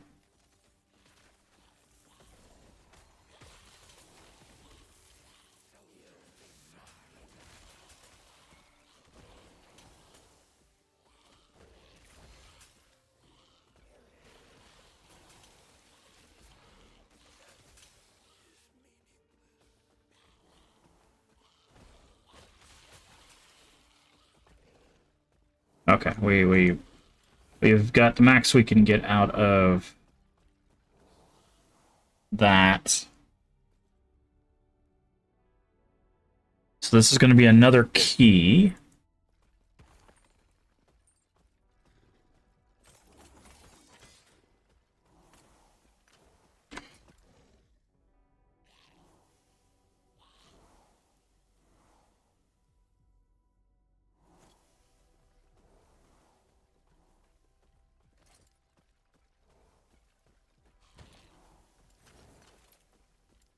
We might have to make a page just for keys at this point.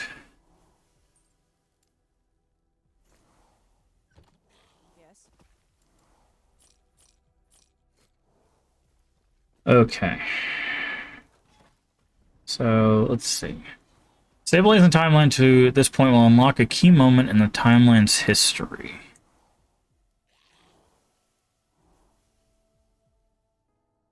I'm not sure what that even means. What is this symbol? Rare relics. Oh, is that what this is? Reveals all nearby echoes. Ooh, okay.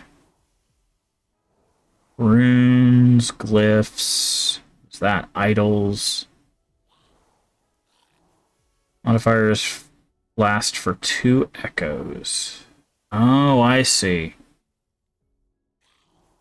Ransacked camp. Ah, okay. So let's do this, and then we'll go up and do that all echoes thing. So I just want to know how that works, and then we'll check out the storyline thing. Survive 15 ways of enemies. Can do, will do.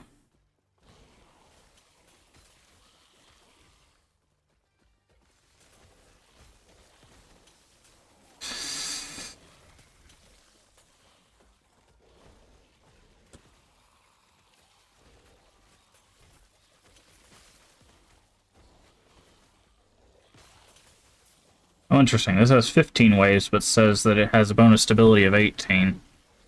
Wonder why that is.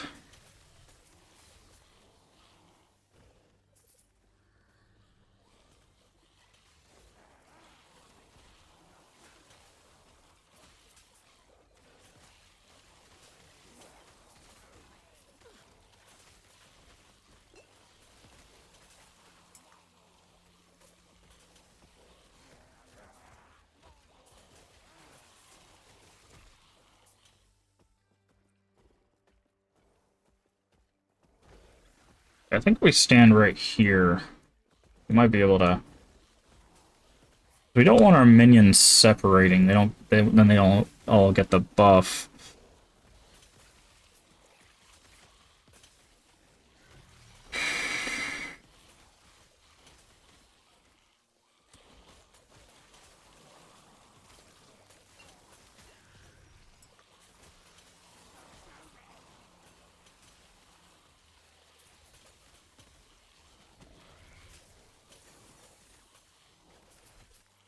Ah, level up on all the things. Good.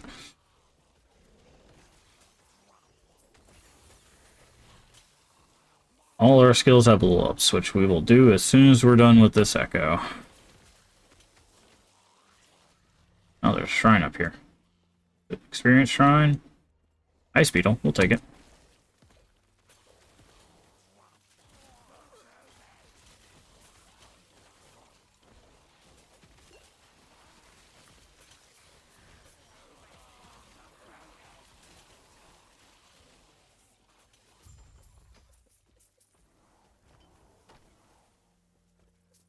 Okay, no, the waves and the things are the same. Okay, before actually we can. I keep forgetting that there's that intermediary area.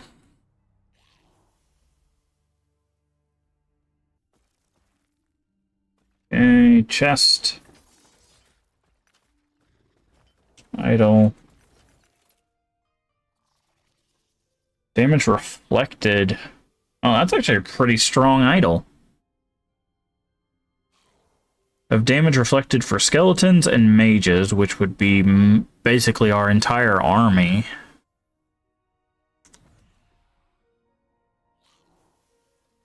What is this one? That one's garbage.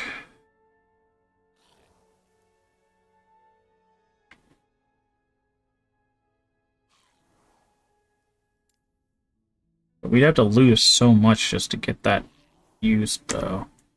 Okay, and this should be a legendary item.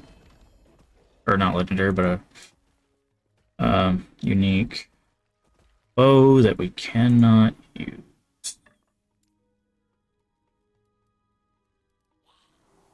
Idols. We'll have to start going through some of these idols because they're starting to take up way too much room.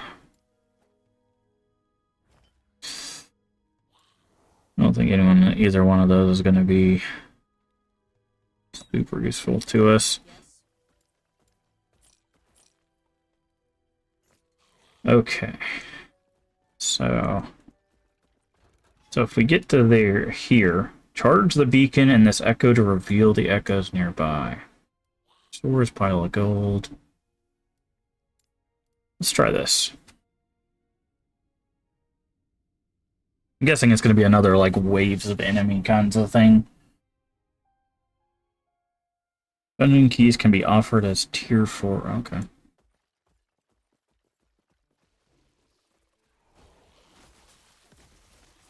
Slay enemies to locate the beacon. Okay.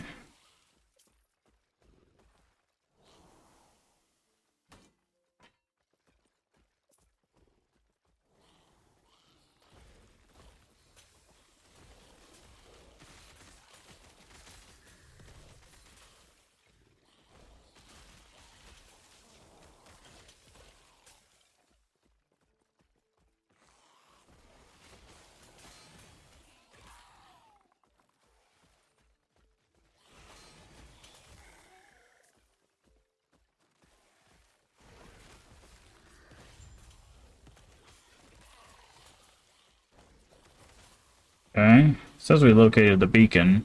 I don't see it. Oh, it's this way. Okay.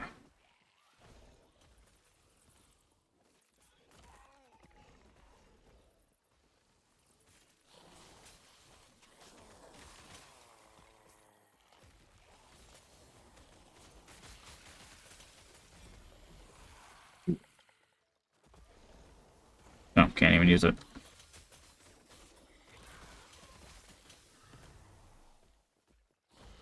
Okay. And I'm guessing it's one of those activate and then monsters. Ah. Big,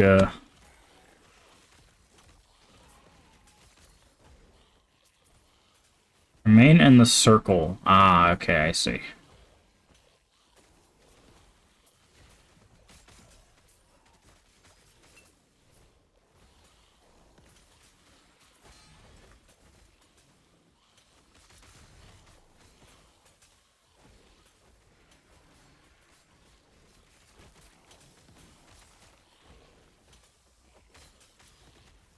Okay, so this summons void creatures.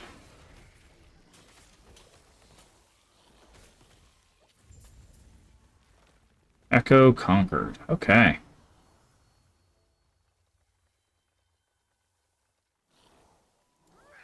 Oh yeah, we need to do our level ups of our things. I keep looking down there like, oh, we need to do that, and then... So, and then we get a chest.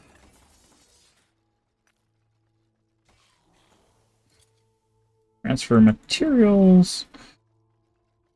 Increased poison damage, not for us. Okay, I need to change our loot filter a bit.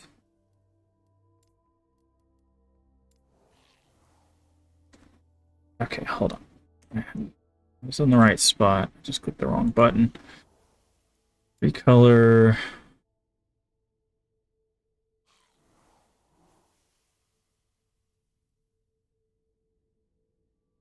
Okay, we don't want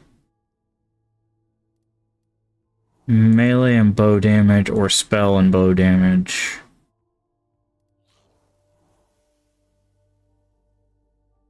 Let's do that. Confirm. Update. Some of these are like that one.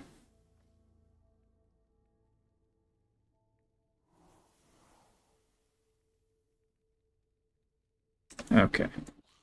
Yes. Can't even use that. Okay. So. Ah, I see. Okay. Ooh, a set item? Set item over here. These piles of gold, arena key, rare helmet. We might head towards that set item because we can get some shards into a key into a set item. So we'll do that, and then that might put us over Yeah, that'll definitely put us over the last one. And then we'll be able to do the 3 quest echoes. So...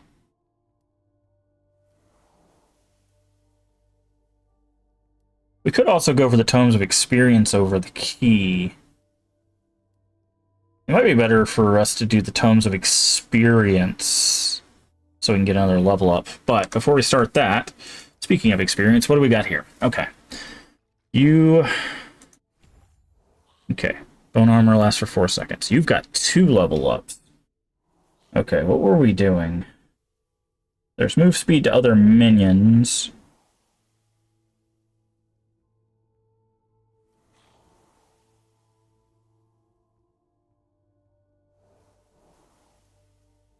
We've got 2 points here.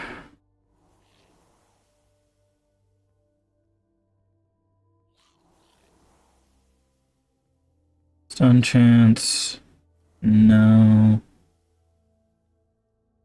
The golem has a chance to ignite enemies.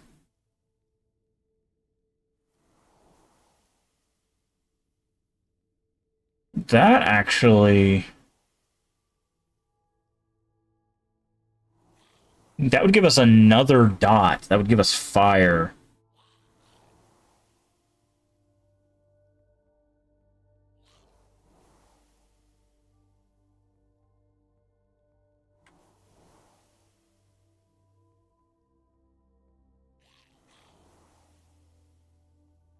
Infernal Aura. Deals bursts of fire damage, then fire damage over time around the caster. No, I don't want to casting anything, but we could do this 100% ignite chance.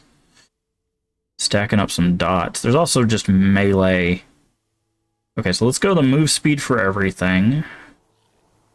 And...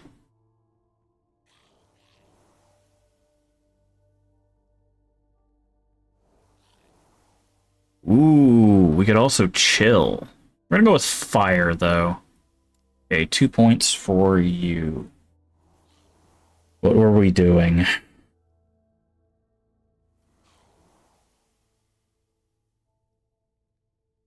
You can't even put 2 points here. Are you supposed to connect 2 points? I guess it's 2 points this way, not 2 points this way. Poison chance. That would give them poison, because we had done this stuff.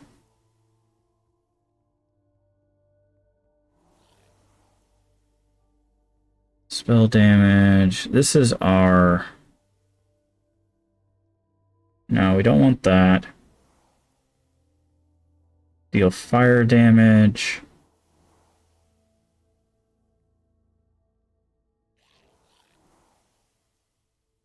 I think we just spend the 2 points on poison.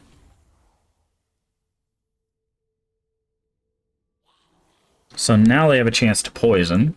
Okay, what do we got here?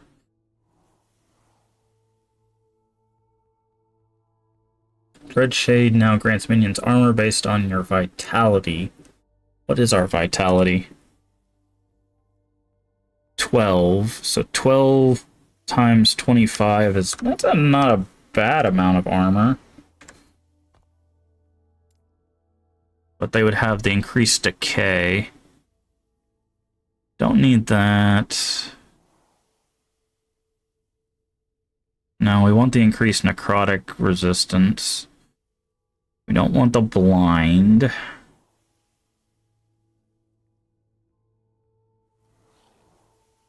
What is this?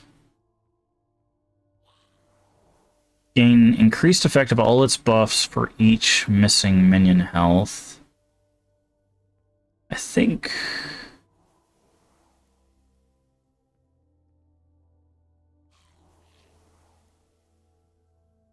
no.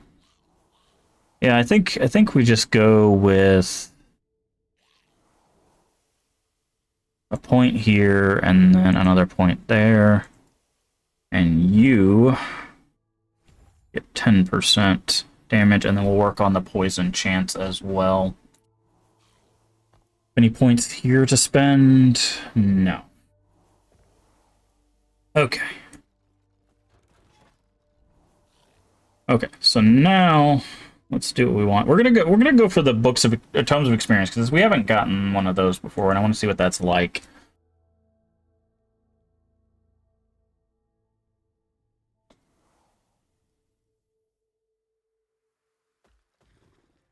Okay, another waves.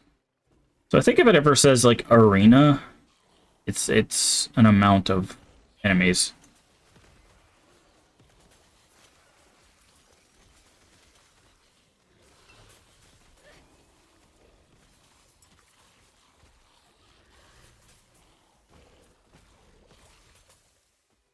There's a shrine down here.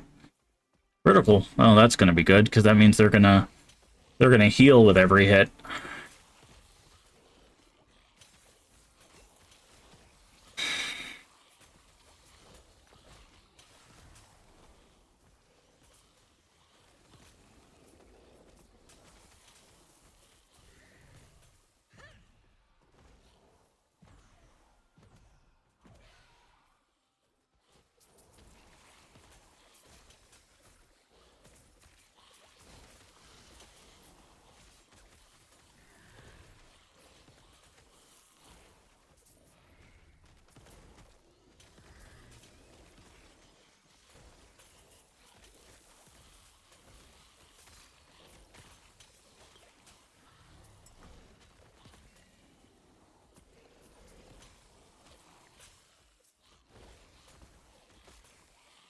Shrine's about to wear out.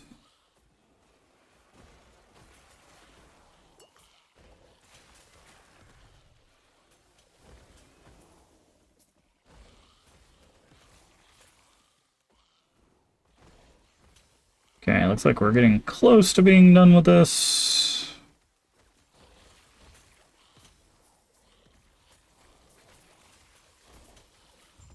Oh. Wow, that's a lot of idols.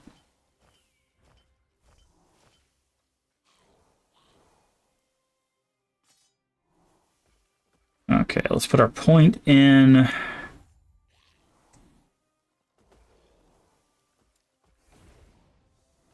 Alright, let's get to that set ring, or the set item, and then we'll take another look at the quests here.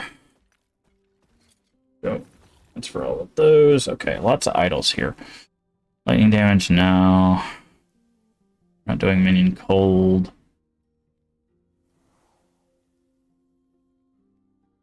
Okay. Yes. I think we're gonna start selling idols now. Ailment Overlord? Interesting.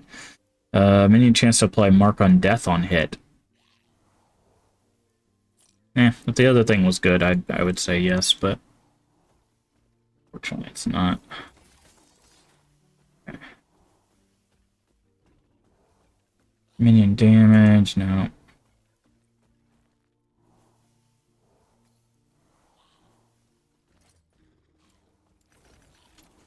Okay. So now, let's go for the book. Again, I want to see, because we can always come back for the key, right? Like, that's that. But I want to try Tomes of Experience to see how those work, and then we'll go for that set item, and then we're done with the stability, it looks like. I mean, we'll still have to do the quests, mind you, but we'll be done with this set of stability.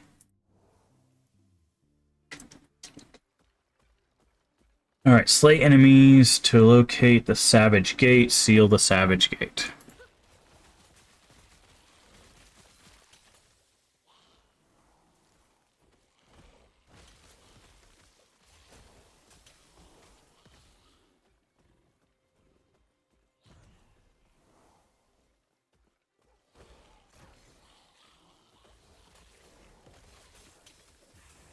Oh, another critical shrine.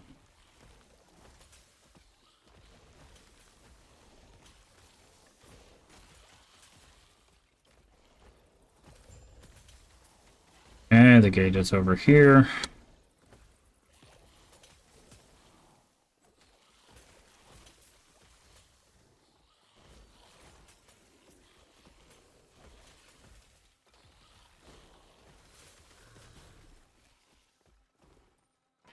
We'll need to take I'll need to take a look at the uniques and sets, because I know we can use we have the runes that have, what are they called?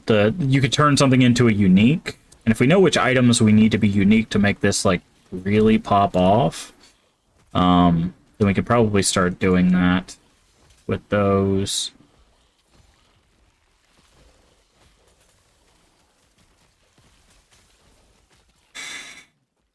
Okay, and this is the great.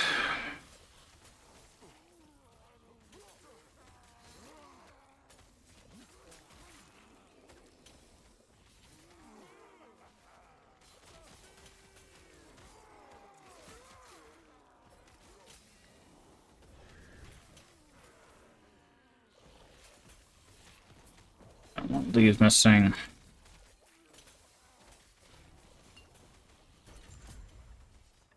Alright. Ooh. Some gloves. Riverbend Grasp. Throwing damage. Dodge rating cold. Okay.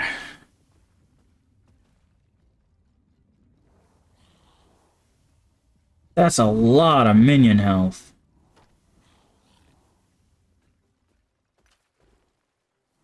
Okay. Open portal. So.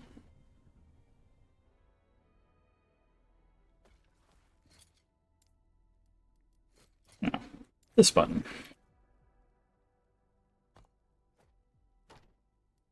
Yeah, that's a tier 5 minion health. This right here, the Rune of Ascendance, that's the thing that turns something into a unique or set of the same type. Yeah. Okay. So this should be plus experience. Okay.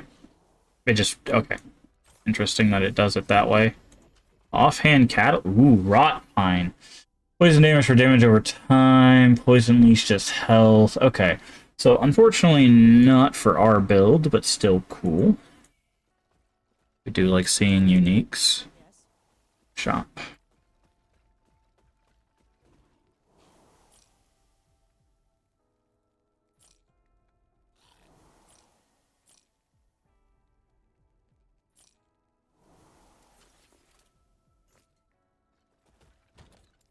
Uniques. Rot Mind and gloves. Okay. Let's see. Where are we at? Yeah, so we're past that. We could do all of those, but I want to do the set. Alright, let's see what set item we get.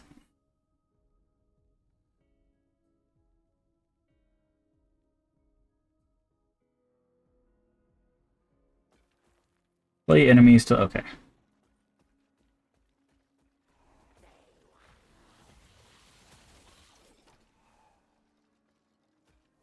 That's not who I want that one.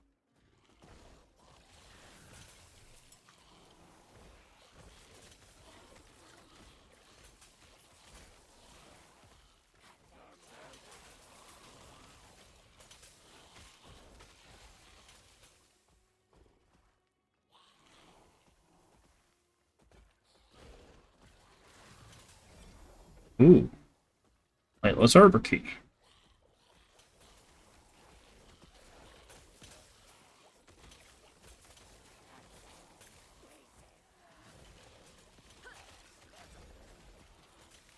Temporal Sanctum Key.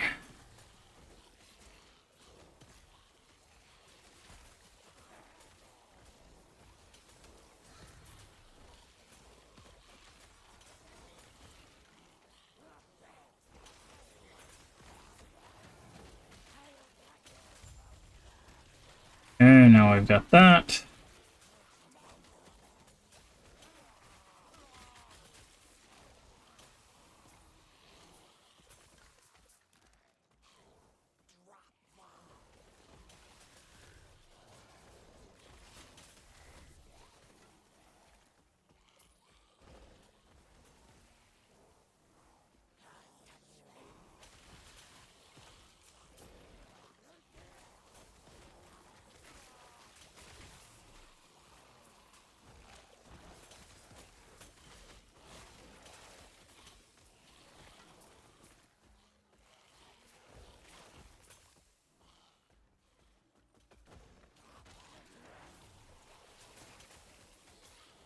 Alright, almost to the Ash Gate.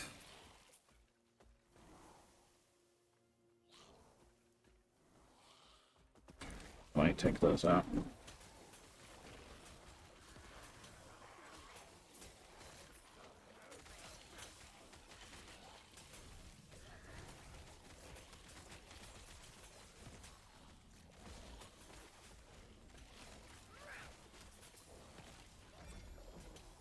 Take that.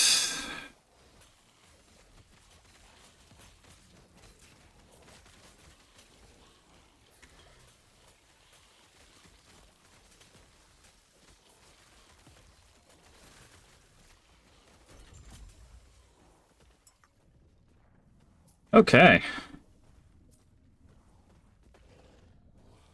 Short and sweet. What does this have on it? Increase necrotic damage while transformed. Well, again, not for us. We got a couple keys out of it, though. That's kind of cool. Alright, let's get our set item, and then let's do these quests to see what they have in store for us. Okay. Chaos. This should be the set item. Ruby, Fang, Aegis. Poison damage. Oh, interesting.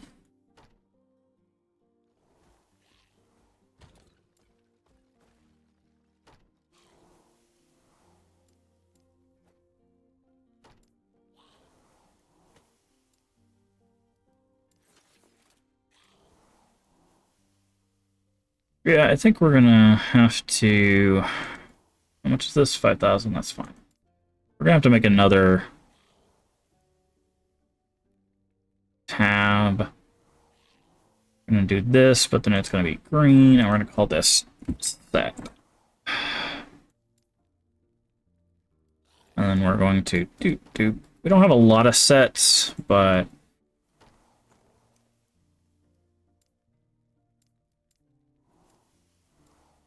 10,000, that's fine. And then we'll name this one Keys. And we'll do that. And then we'll put all of our keys in there.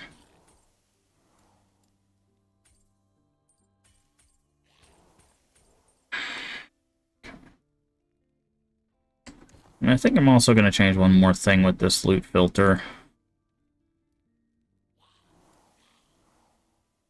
2.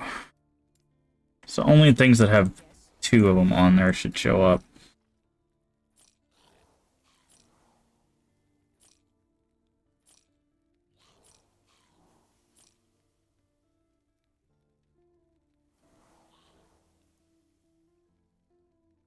Okay, so that's all good. Alright, so now we need to do this. The timeline... Return the remains of the outcast to find any survivors. Okay. Let's see what this is. So it looks like there's some story inside the in-game as well, which is pretty normal. Investigate destroyed outcast.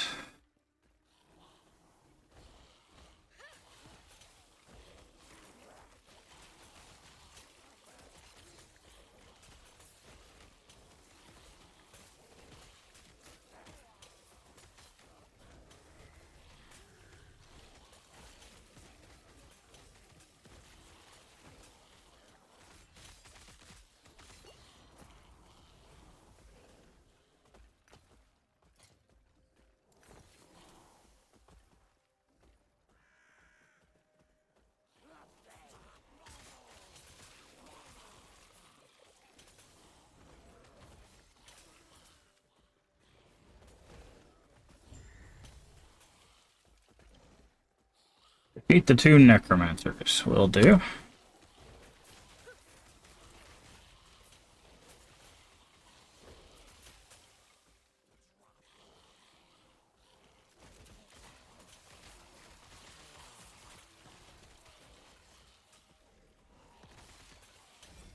That was much easier than that probably needed to be.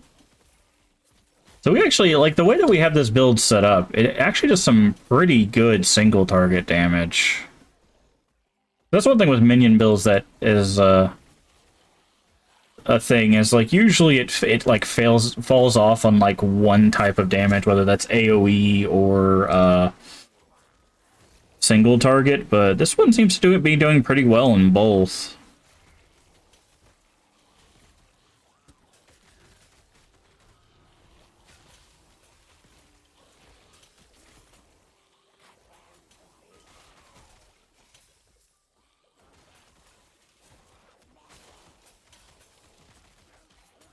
Let's see, like this, there's a boss right here, and if I pop him with that, they just clobber him and he's gone. Return to the barricade. Okay, there's no extras for this because it's not about stabilizing, it's about following the story.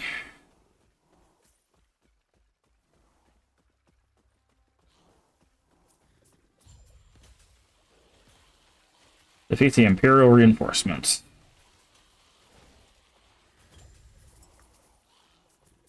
Grab all that money. Signs of the missing outcast.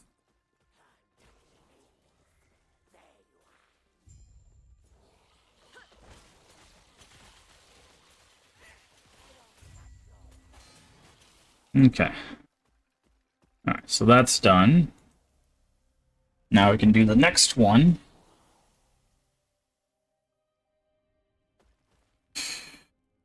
Oh, even these give you a little item chest. That's nice.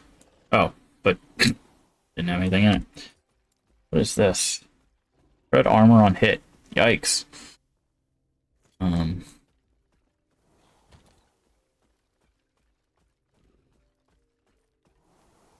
Exalted, that's what this. I think I was trying to remember what it was. Okay, so now we can go here, and we can go to the streets. Okay. So I'm wondering if, like, once we do a story in an area, it'll unlock another area, right? Like, so, because you saw the different islands all around. I didn't know if that represented just this map, or maybe they're just other things.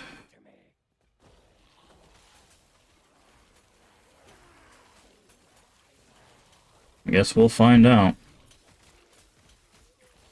Go where the outcasts are fighting.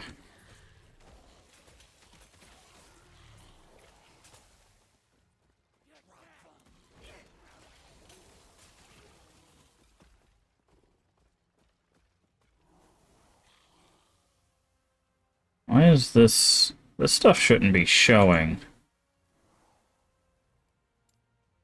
Ah, that's what it is.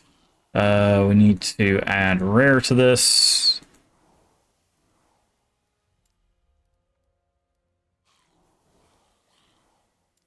Oh, we didn't save it. Update, there we go.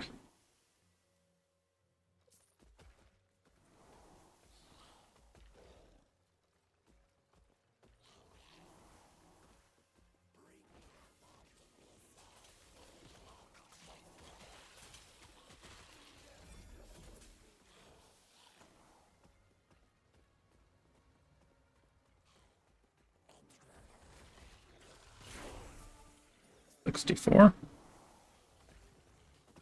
Okay. Oop. Last one of that. So now they have 100% leech, 100% crit chance, which is not actually 100% crit chance, but it makes them crit more, which makes them heal more.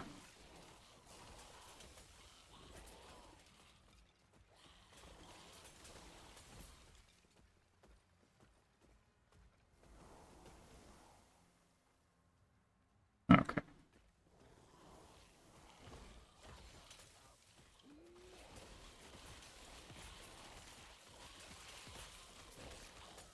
Take the lower square. Advance to the upper square.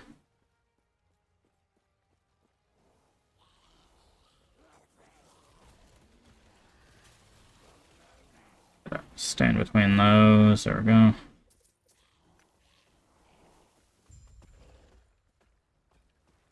Okay, I need to figure out how this loot filter... Okay, so if they have 2 of those affixes, then it shows them. Jesus Christ. I need you guys to take out that guy. He's gonna drop explosives everywhere.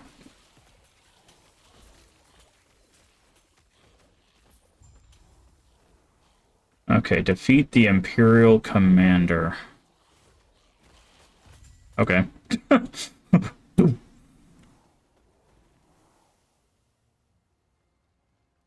Okay. Open portal. Echo of a world. Okay, so we got one more quest area to do in this timeline. And then we'll see what happens after that. Actually gonna get anything out of this one? Nope. So that chest is just there by default, I guess, and when you do quests, you don't actually get anything. Altar of Flesh. Alright. This sounds like fun.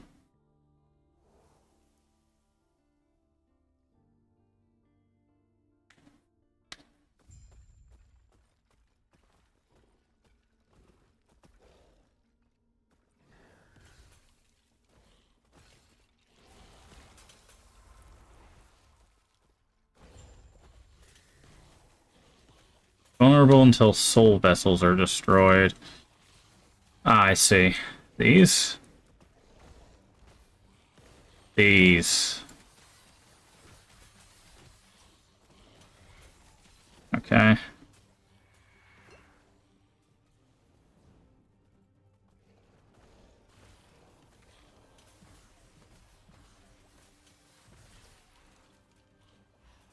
Okay. Ow! Ow!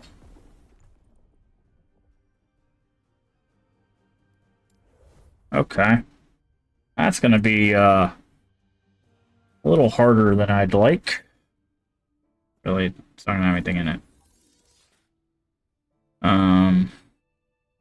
Okay.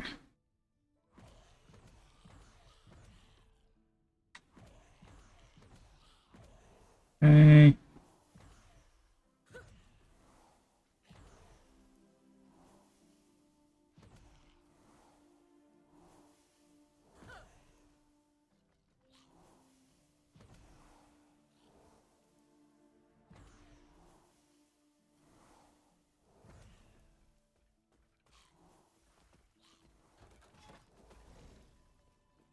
Try that again.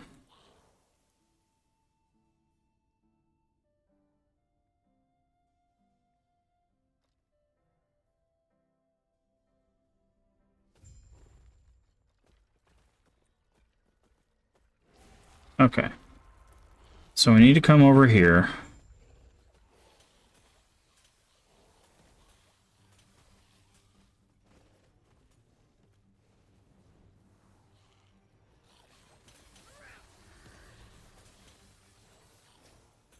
Okay, now that we know the mechanics of this...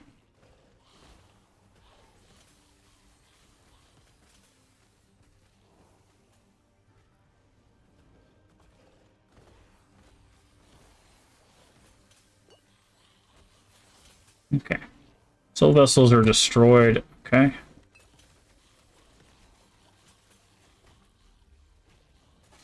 Ow. Not fun.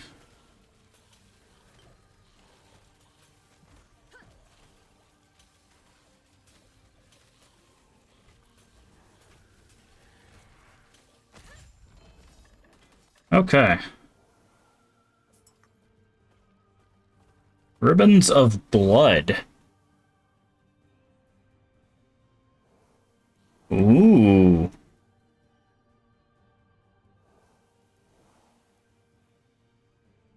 Least his health on hit?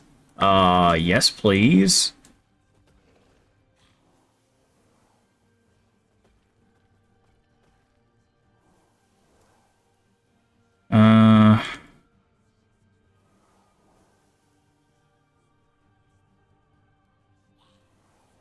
Reflect on the past. Okay, choose a blessing. increased gold drop rate, increased experience, increased unique drop rate. Let's go with unique drop rate.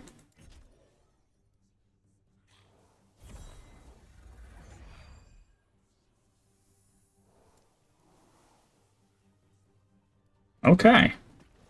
We might have just found a new ring.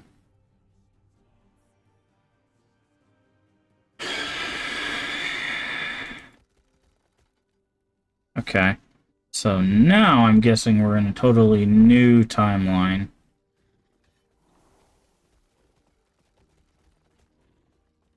Find the entrance to the Black Sun timeline. Okay. And then there's another one over this way. Stolen Lance timeline. Okay, we can't. Oh, yeah, we can. Okay. It's like, doesn't look like we can go this way, but we can. Okay. And then this is the Stolen Lance timeline. Okay. Well, let's see. We lose minion damage. 33% minion damage.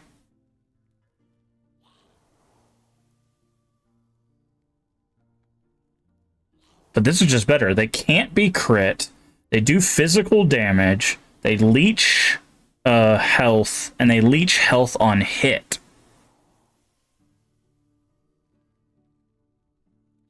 Yeah, I think that's just a flat upgrade. Legendary potential. That means it can be mixed with also that gives us fire resistance, which is helpful. That means it can be mixed with an exalted, I believe, and made into a legendary.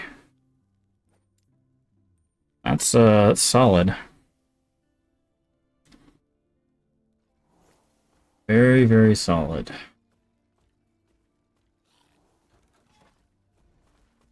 Okay. What is this? Okay, so we could keep going here if we wanted.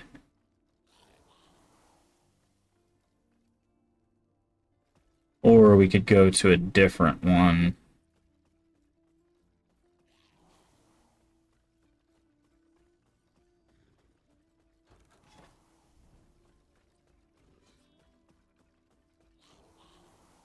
Receptors, experience book.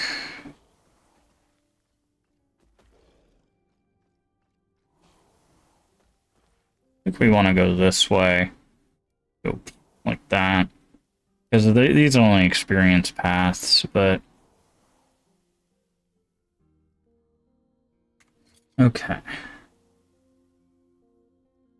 I understood how this legendary potential works. Hold on. Let's go back. There's a game guide. Yeah. Potential. Forging potential. Nope, that's not it. Legendary items. Okay, legendary item is a composite item made up of unique and exalted item. Uniques have at least one legendary potential, which we has one. It goes all the way up to 4. Wow. And the exalted item must have exactly 4 unsealed affixes. The exalted item can have a sealed affix, it just cannot be added to the legendary item.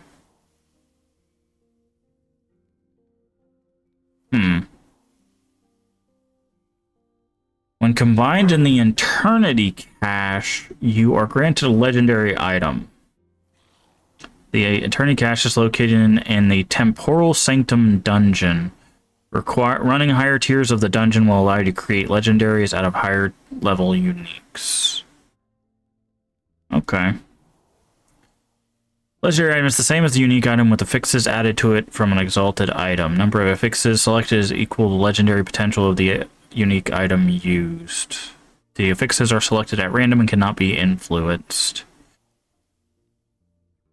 The quantity of legendary potential that a unique item drops is influenced mainly by the level of the zone in which it drops, but corruption, don't you know what that is, also increases it slightly. Increased rarity mods, character level, and any other modifiers have no effect. Amount of legendary will generally drop as relative to the item's base power, Quest and store unique items can't have legendary potential. 3 of these items in the game: Gambler's Fallacy, the Petals, or Avarisk. Okay, so we have all 3 of those, I think. Interesting. So it looks like we could put... Not that button. Okay, so that's almost... So that's the lowest roll on increased health, which, that's basically right in almost a little above the center of the second one. Almost capped out on leech rate, though. And almost, yeah. So it's pretty good. We're going to be losing damage, but I think their ability to heal is going to be significantly better. Also, we might be able to make up that damage here. 18. So yeah, that's made up some damage there.